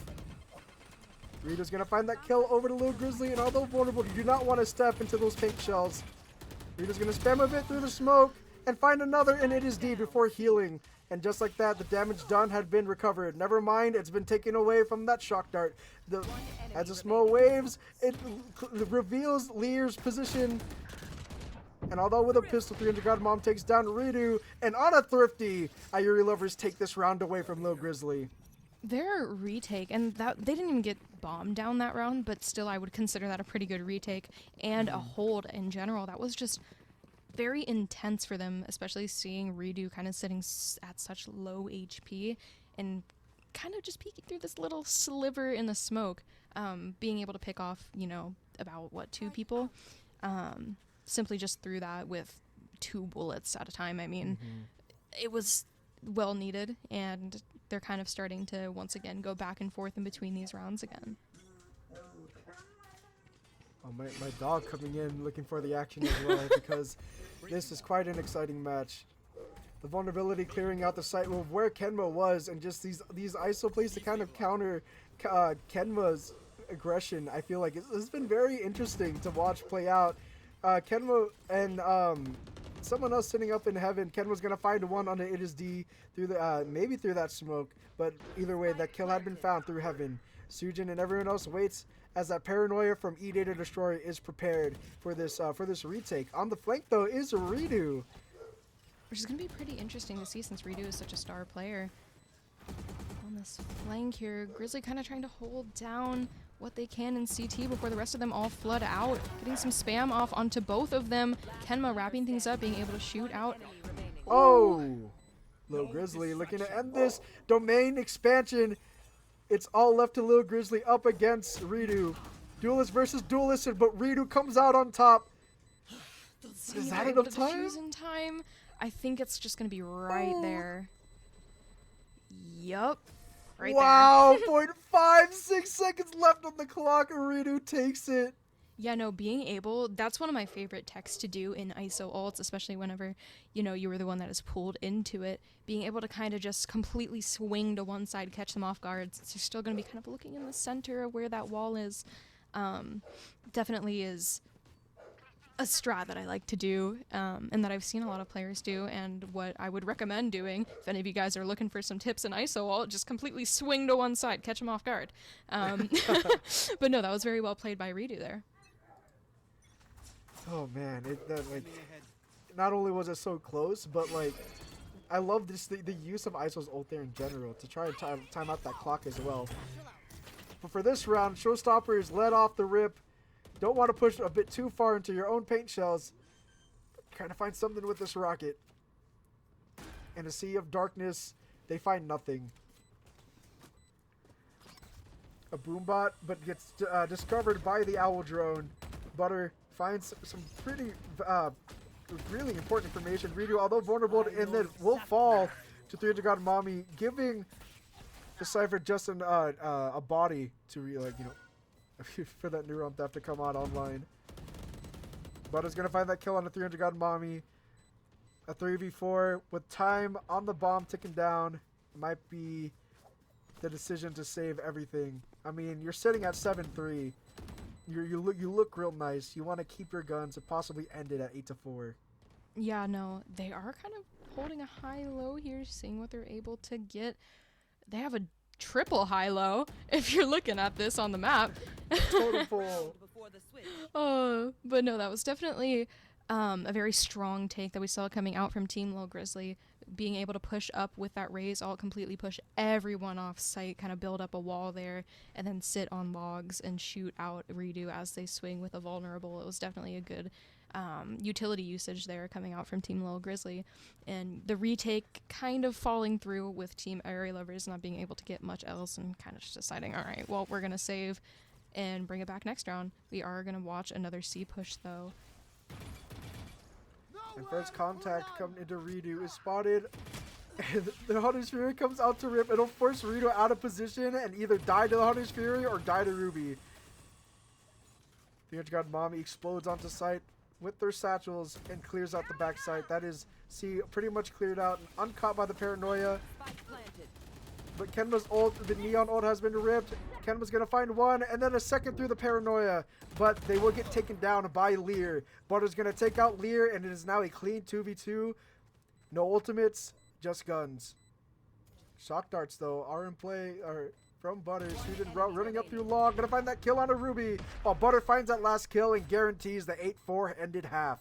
And once again, as we were talking about earlier, seeing Kenma being able to kind of pull out this ult and just run around like crazy, it's definitely something you're gonna need out of a Neon player, and it might translate super well in the next half on attack. Maybe some aggressive plays coming out, maybe some Bucky plays, but as you saw there, you know, the 2 kills, Butter being able to kind of wrap things up along with Sujin getting this kill on Cypher, and Butter being able to pick off the ISO in the corner, diffusing bomb, ending at 8-4. It's indeed a game that's going on right now. Once again, very back and forth and back and forth. But Area Lovers coming out on top in the end. This is going to be an exciting attack to watch, I believe. Although the score doesn't really reflect it, this game has been super close. Each round has been super close. And in my opinion, it is still reflected within the round exchange. Like I was saying before, like the first half ended in Ayuri Lover's advantage. And then for Icebox, it ended over in Lil Grizzly's advantage. But this time, it went back and forth, and there's no clear momentum given. Over here, though, in this current round, Ayuri Lovers are down 2 people with a slight numbers advantage over for Lil Grizzly as they sit 4-3, and some tagged players over in Ayuri Lovers as well. And you know, it is D being able to take out some of the star players, 3 seconds into the round. Well, not 3 seconds, but you know what I mean, very early into the round. Definitely will impact the way that Area Lovers are going to have to push this. It's getting a little bit tight here. Everybody kind of just sitting in mid, very, very low. Eater destroyed. He's gonna find the kill. And then Redo and Sujin covering each other. The numbers have been even, but health is still detriment over for Ayuri Lovers. It is D hides in the smoke over with the Rays. And as they rush down mid, the attackers advance toward the A site. They are sitting at half HP, whereas it is D and I think that's 300 mommy. I don't even remember. 300 God Mommy. Oh yeah. Oh, it is D's gonna find this point though. That's a third for them. Redo kind of having to solo hold this. I do not doubt Redo's skill though, but they are at higher HP here. Quick jiggle around the side, one clear, and then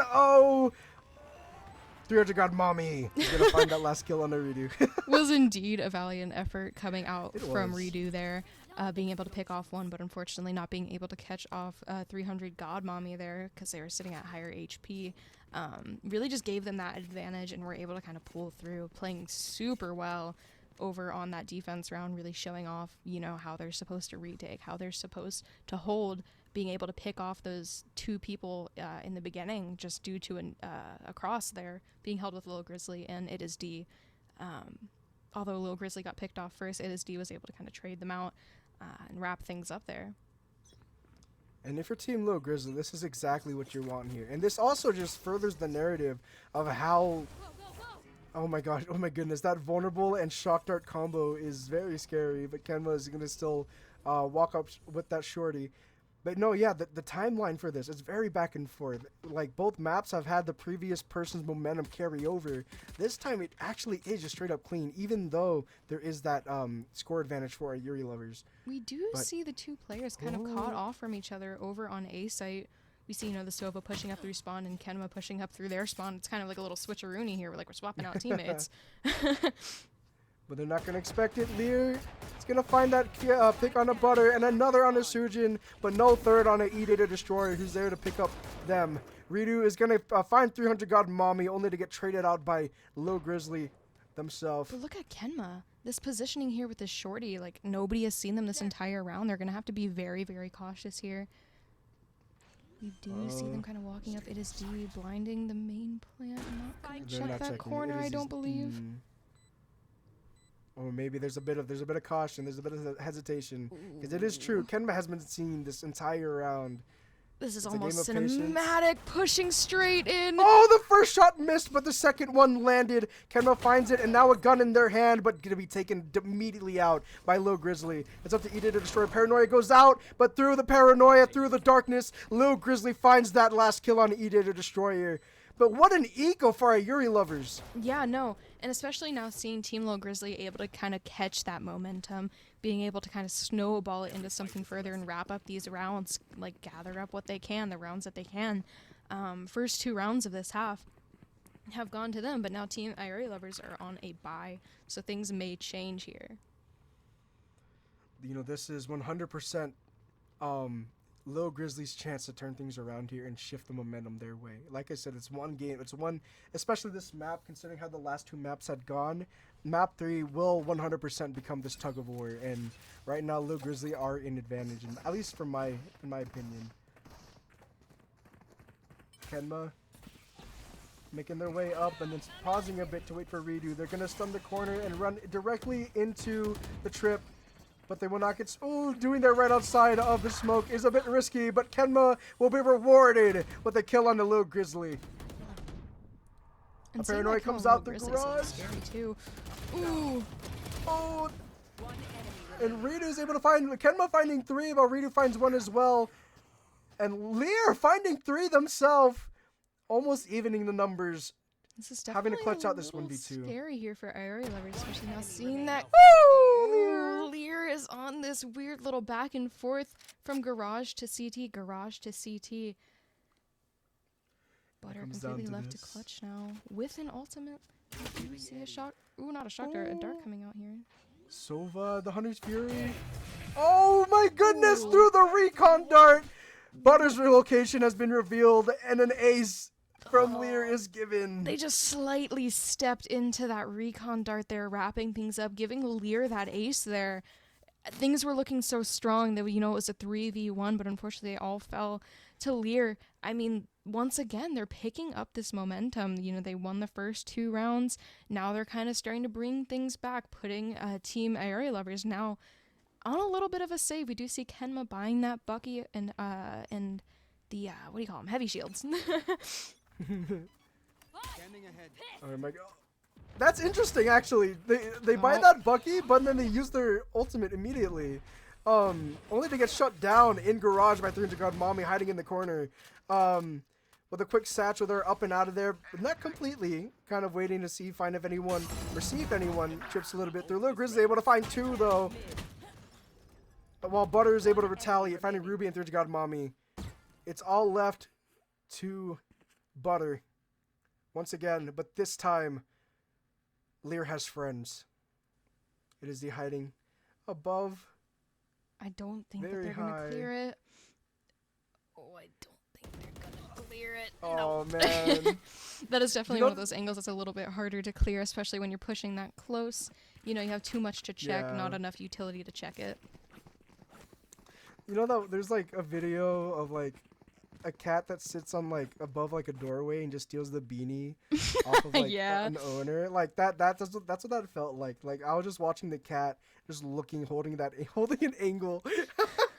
Yeah, And no, as I soon as definitely know someone what you swings, mean. yeah, it's like that head right off. But 4 Oh. rounds in a row for Team Little Grizzly here, and you know things have been evened up. Things are very close. Yeah, things are definitely starting to look up here for Team Low Grizzly, whereas ARE lovers are kind of struggling on this attack, not really knowing what exactly to do here. It's been, you know, Kenma not as much aggression as before. This time waiting for 300 God Mommy to perhaps push them instead. And look where I think I forgot who, but the KJ, the enemy or the attacking KJ at least. Yep, Kenma's gonna find an off guard pick on a 300 God Mommy, but that's gonna give Lil Grizzly time to ult. Kenma and this duelist 1v1 once again. This time swinging in the way of Lil Grizzly. Domain has been expanded. Not That putting this kill at a contract. 4v4. We do see some utility coming out from Butter. You know, they know that that Cypher's here now. Not knowing exactly where This looks Rudu like is until right now. playground. Ruby sitting in heaven with a tripwire trigger. They're going to spam a bit more through the smoke, but the Hunter's Fury looking to track people as well. The vulnerability is going to take out both Ridu and Butter as Lear finishes it off with the Hunter's Fury. Now a 2v4 in the hands of, no, of Sujin, of just Sujin. No, never mind, Eater the Destroyer, but it all falls down. And Team Little Grizzly pull ahead very slightly. Yeah, no, they've been able to grab the reins of this game and be like, all right, we're going to have to wrap things up. You know, this ISO coming out here to pick up Kemma after killing 300 God Mommy. Looking a little bit rough at first, but then being able to kind of flick to that head, get that headshot, and get out. And then completely retake it there with the Cypher utility. I mean, these rounds are starting to get kind of close, kind of scary, and now we're on a 5 win streak here for Team Low Grizzly. It's definitely a defense-sided map for them. Yeah, it's like I said, it's that momentum, everything else. It's Little Grizzly pushing all the way down short, and 300 got Mommy like pushed pretty not too far up, but giving enough space where Little Grizzly it's gonna get shut down by Rito anyway. But the Showstopper not finding anything coming out from 300 God Mommy. Numbers advantage still there, but a slight health deficiency coming in for 300 God Mommy. They're gonna come around and clear this corner. Butter's gonna find that kill.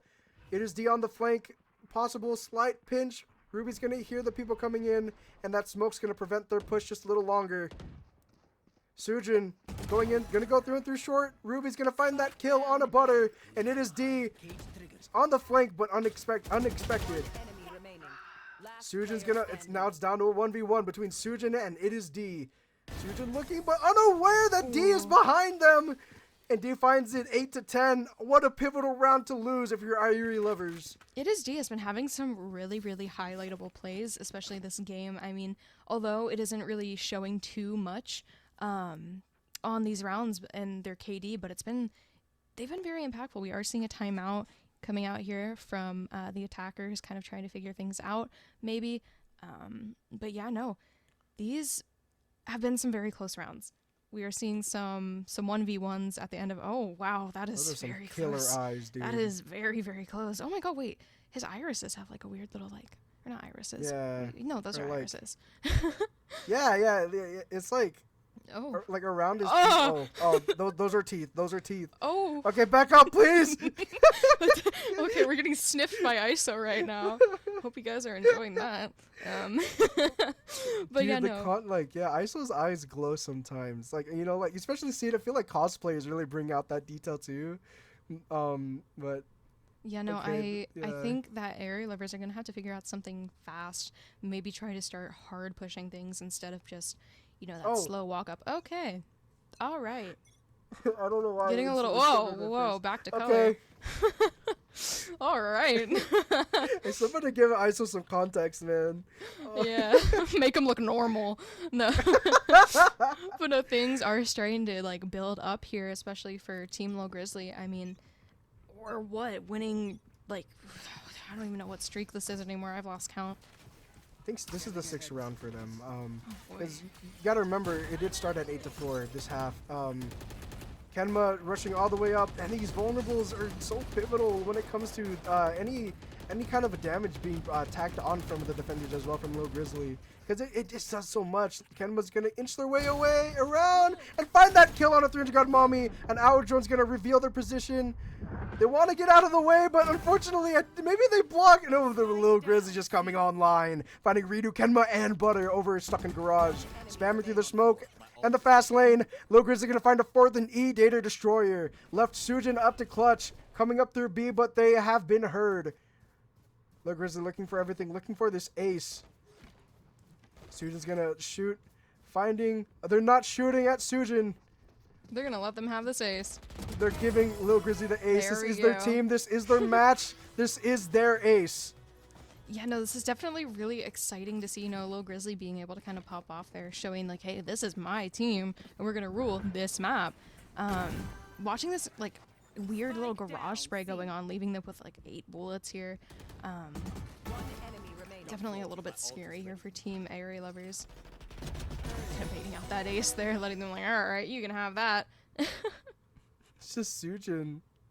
I think it's so funny. It's like, Sujin really wasn't shooting back either. Yeah, Sujin was like, all right, yep, just take it. Oh my goodness. 8-11 now. We're sitting at round 19, or round 20 actually. Yeah, Yuri lovers, they need to find some sort of way to find a gap within Team Lou Grizzly's defenses here. A free A site is given over to them. No bomb has been planted yet, and no real context has been planted either. Alarm bot will detect will aware them of their presence, and the kill contract will come out online. Lear's gonna find that first kill on E-Data Destroyer, and a never mind from Lil Grizzly on that kill contract. We have a double 3-person flank right now. Yep, Rita's gonna find one though on Lil Grizzly. And are they expecting more? Lear from Heaven's gonna look to find more as well. It is D, a flank on the flank. Nobody knows what is happening. Kenma is gonna find one on a Ruby, but 300 God Mom is gonna find 2 more on a Kenma and Sujin. It's left to a very low, but very dead Butter. Putting this at match point now, 8-12. This momentum that Team Lil Grizzly has been like penned up is insane. I mean, they have not lost a single round. It's not in this half. It's unbreakable. And just 8 rounds ago, this was a totally different story. But like I said, it was very back and forth, and I guess Team Grizzly, Lil Grizzly, they want to make it a finals just a little bit more. Yeah, no, they are putting on a show indeed. We do have It Is D kind of holding this higher angle, but we are pushing C site here.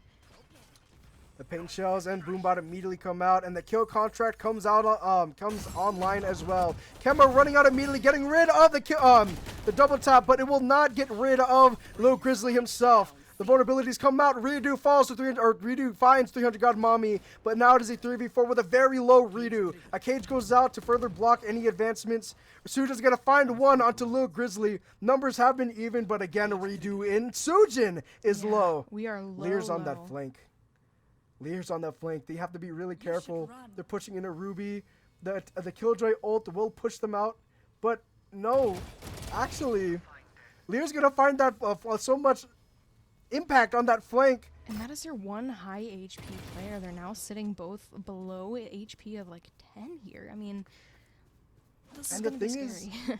With that Killjoy ult, they weren't even able to flush out anyone. They got nothing out of that Killjoy ultimate. And as they push together, Lear watches, waiting for them to cross. They're gonna need Redo a looking to miracle expect here. it. You see it? Lear is able to find one in Redo, and with the shock dart possibly to end it, and ended with the shorty. It is gone. Team Lil Grizzly advance to the finals. Yeah, what a game. As we said before, I mean, that match was terrifying. You know, you saw this really strong, really strong plays coming out from Team Area Lovers in the start of the game, but then second half came along, and then Team Little Grizzly was just able to kind of pick it up, like put this into their or into their lap and be like, "Yep, this is our map. You know, we didn't come to play around. This is, you know, what's going to be happening." So, before we head out, we are going to be doing a little bit of an ad read here. So thank you to our sponsor, Online Battleground, for hosting a special Valorant I think it's $100 VP giveaway. So you can go check that out on Core Gaming's Twitter page. You just have to follow the instructions on there to enter the giveaway. And winners will be announced on the date that it says. And also we wanted to thank Core Gaming really quick. Hosmer, you can go ahead and give your thanks. Thank you so much to Core Gaming for helping us and helping Frausto run this event. This totally would not be, this nice looking or really possible without Core Gaming. So be sure to check them out on Twitter, and there you check out their pin post as well to find out more details on that giveaway. And yeah, we'll see you after this break, and we'll get to some post-match interview. Yep. See you guys. Enemy remaining. Last player standing.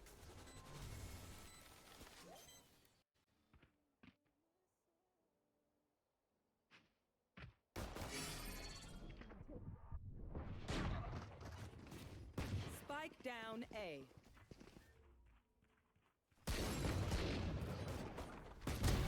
Kill. Go, go, go.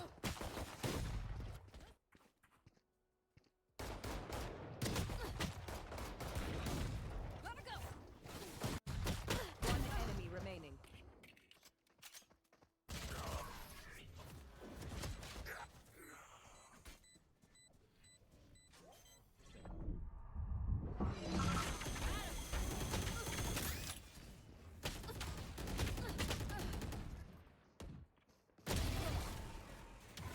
Spike down mid. Watch out. Spike down A. One enemy remaining.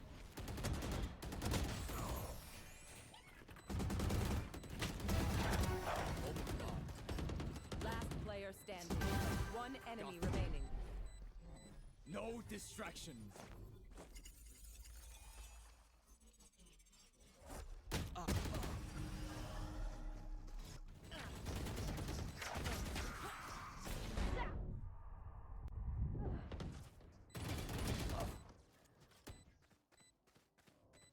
One enemy remaining.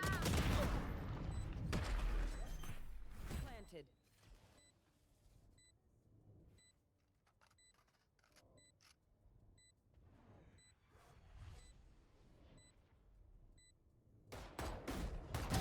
Go away. Gotta go. Heads up. One enemy remaining. Now 4.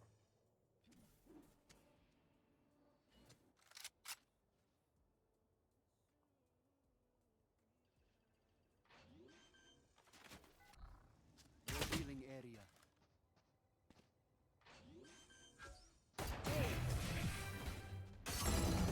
Enough. My ult is ready. Spike down mid. One enemy remaining. No distractions.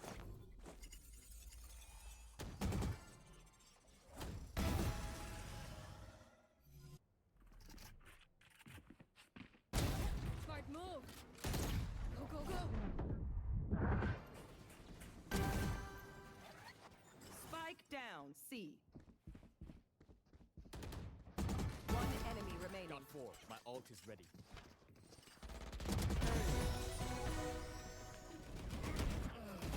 Got him. One enemy remaining.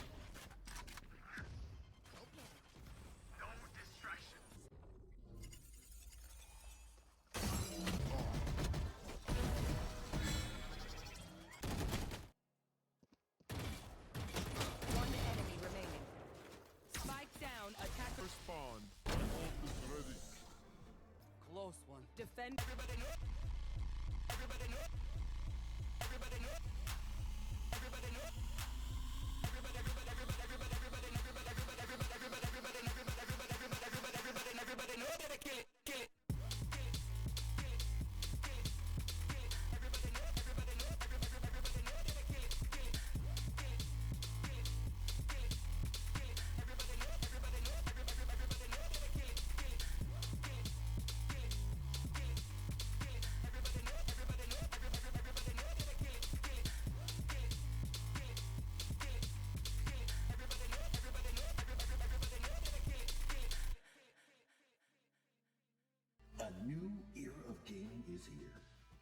challenge other competitors or friends in your favorite games.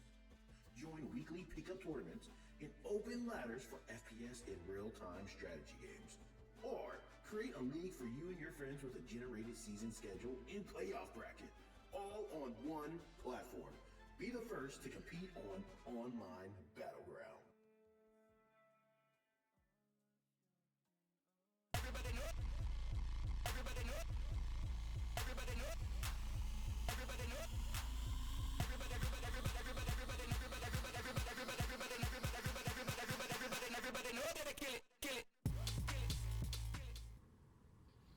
Welcome back, everyone, to Frausto's Creator Cup Split 4. That was one crazy match. And today, right now, Nix and I are joined by none other than Lil Grizzly himself. How you feeling right now? Feeling good. Just vibing. Yeah, no, that was an insane match there. You know, you had a couple of pop-off moments, especially during the map 3. You know, you had that little ace come out there. Was definitely a good play coming out from you. Do you have anything that you want to personally highlight? Any plays that you want to point out? Honestly, I think my teammates just, for them being the rankings they are, I feel like everyone just did stuff like way beyond like what they are used to, and they did it like without any issues. I feel like everyone just had like perfect plays on us. We were just working as a team. I don't know exactly what I did. I did some dumb stuff, but it just worked. I mean, so, yeah, like, it works. Yeah, and especially seeing that like snowball in the last half of the last map definitely was something that was kind of unbreakable there. Did you guys have any like planned out strats for that, or did you guys just kind of wing it? Oh no, we were planning that shit. We were taking our time. We were just, I was singing and stuff. I was getting the mood right. But we had some like doubtful moments. I usually never get mad, but sometimes, I got a little tilted playing Duelist. It's kind of hard, like, to, do things without your team being there. And, like, I don't expect them to be perfect with their util right now. So it was a little stressful, but we had a lot of stuff planned, and we just let it wing out. Like, sometimes we just said, fuck it, just do whatever. I don't know if I'm allowed to cuss, my bad. Yeah, you're good. I'm not that family friendly here. Sorry. Our next question is what do comms look like for you guys? Because you said you're very surprised when it came to the performance of your players and everything. So how does are they calm and collected? Are they a bit more chaotic? Okay, I mean, look, they're honestly very calm. You have Lear, he's like the most smooth speaking, like he's just vibing. You have me kind of just like getting like hyper and yelling and doing some crazy shit, and our teammates are kind of just doing their own. Jessica's just vibing. I think we have a little bit of panicking with our comms here and there. Yeah. They start hearing too many comms. They start like looking around and stuff, and it's just kind of funny to watch. But I think like whenever it's time to get like dialed in, everyone's ready in the comms and everyone's like keeping it smooth, just listening to one person. Yeah, and how are you feeling after map 1? Just like, were any, I don't know, like what were your initial thoughts on map 1? Yeah. I was pissed as shit. I hated it. I hated map 1 because I was playing Duelist. It was fun, and then it came to like attack side, and we were like striding, and I was like, okay, like Lear was telling everyone to follow me, do this, like get aggressive. I would get aggressive. I'm fighting like fucking. Oh, I'm sorry. I don't know if I'm cussing again, but I'm fighting like 20 people, and I turn around and my teammates are sitting there, like one person just like on her like phone throwing nades and stuff, and I'm just like, bro. And I was like, I told them right after the game, I'm like, dude, I'm not playing Duelist. So the second game comes, I'm not playing. Yeah, it definitely was looking a little bit interesting. You did play Killjoy's second map, correct? Yeah, and I hate Killjoy on that map, but I mean, it's the worst Killjoy map. It looked okay. I mean, your Killjoy was pretty clean in my opinion. Are there any specific teammates that you'd like to shout out right now? Like anybody that you thought was really highlightable, or do you kind of just want to thank everyone? Lear's always like, Lear's Lear. Like I feel like everyone has to give him the credit he deserves 24/7. And I think all my teammates, though, everyone put in the work. Like when time was needed, everyone got to like doing what they did. Everyone put in like the rounds to like get us further and stuff. And I think everyone just played out perfectly when needed. Yeah, no, that was definitely a very big comeback at the end there. Ozzer, do you have any other questions or thoughts? How does it feel making it to grand finals? I mean, how do you feel looking at least like your opponents? Are you familiar with them at all? Are you gonna like VOD review tonight? Yeah, Temet especially. Yeah. How do you feel? I'm not really worried about it. Temet is more just like he has pretty typical things he does. He relies on his stuns and dashing and doing like kick flips and shit, but other than that, I'm not too worried about it. So it'll be fun. Yeah. They're all the homies. Like I know everyone on that team mostly. So Yeah. That's good. we're here to have fun. Some of them are a Yeah. little over competitive. Some of us are. Yeah, but it's just a game. I'm here just chilling. I just work here, so like I don't really mind. That's literally how I look at it. I don't really care what happens. I'm just here to have fun. Yeah, well, thank you so much, Lil Grizzly, for coming in for this interview. Super nice to have you. I hope that this win feels really good and you're able to, finish out strong during the grand finals tomorrow. It's definitely going to be really exciting. So thank you. I appreciate you guys for having me. I'll Best see you of luck guys tomorrow. Have a good one. You too. All right. So that was Yes. indeed an interview with these players. I mean, like, once again, that explosive comeback there. I mean, I don't know. It was indeed a game to watch, especially the last map kind of being able to come back like that. But, let's look at this bracket here and see who's going to be playing tomorrow. And we're going to have, Temet's team, which is One Cell, and Team Lil Grizzly. It's going to be close. Or, sorry, is it Leah's team? But no, and, we express this kind of like, I don't know, this calmness when going against these players from Team Lil Grizzly here. So it should be super interesting, super calm, collected. What are your thoughts? I mean, One Cell versus Loved Ones was so fast. Temet's explosive plays, I feel like that's where everyone's eyes are. And Team Lil Grizzly, although I feel like they did struggle a bit up against Ayuri Lovers, they did pull ahead. And according to the man himself, Lil Grizzly, they're not even afraid. At least he isn't. But he's not even afraid of Temet. It's all good vibes, and that's very true. But there are at least from him, there are no tensions coming in and going into this grand finale. Yeah, no, 100%. I think soon we're going to be heading out here, but Ozra, do you want to shout out the sponsors? Of course, I'd love to thank our sponsor, Online Battleground, which is a new tournament platform that allows you to challenge your friends and other competitors in weekly tournaments and ladders. And that's, this all wouldn't be possible without Core as well. Thank you so much to Core for helping us out, helping Frausto out. And head over to Core's Twitter page and checking out their pinned page for an amazing $100 Valorant point giveaway that's being hosted by both Core and Online Battleground. Check out the details and everything on that pin post, and thank you guys so much for that again.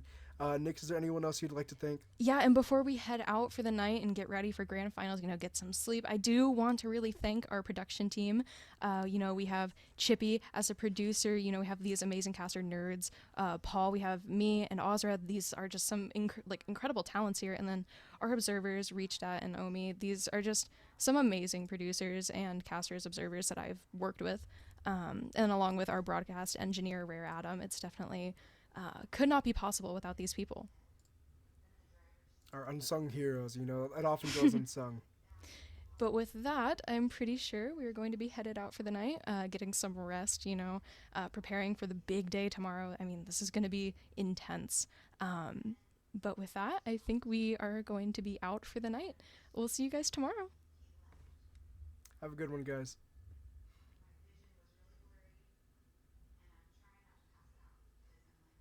Or not. Or not.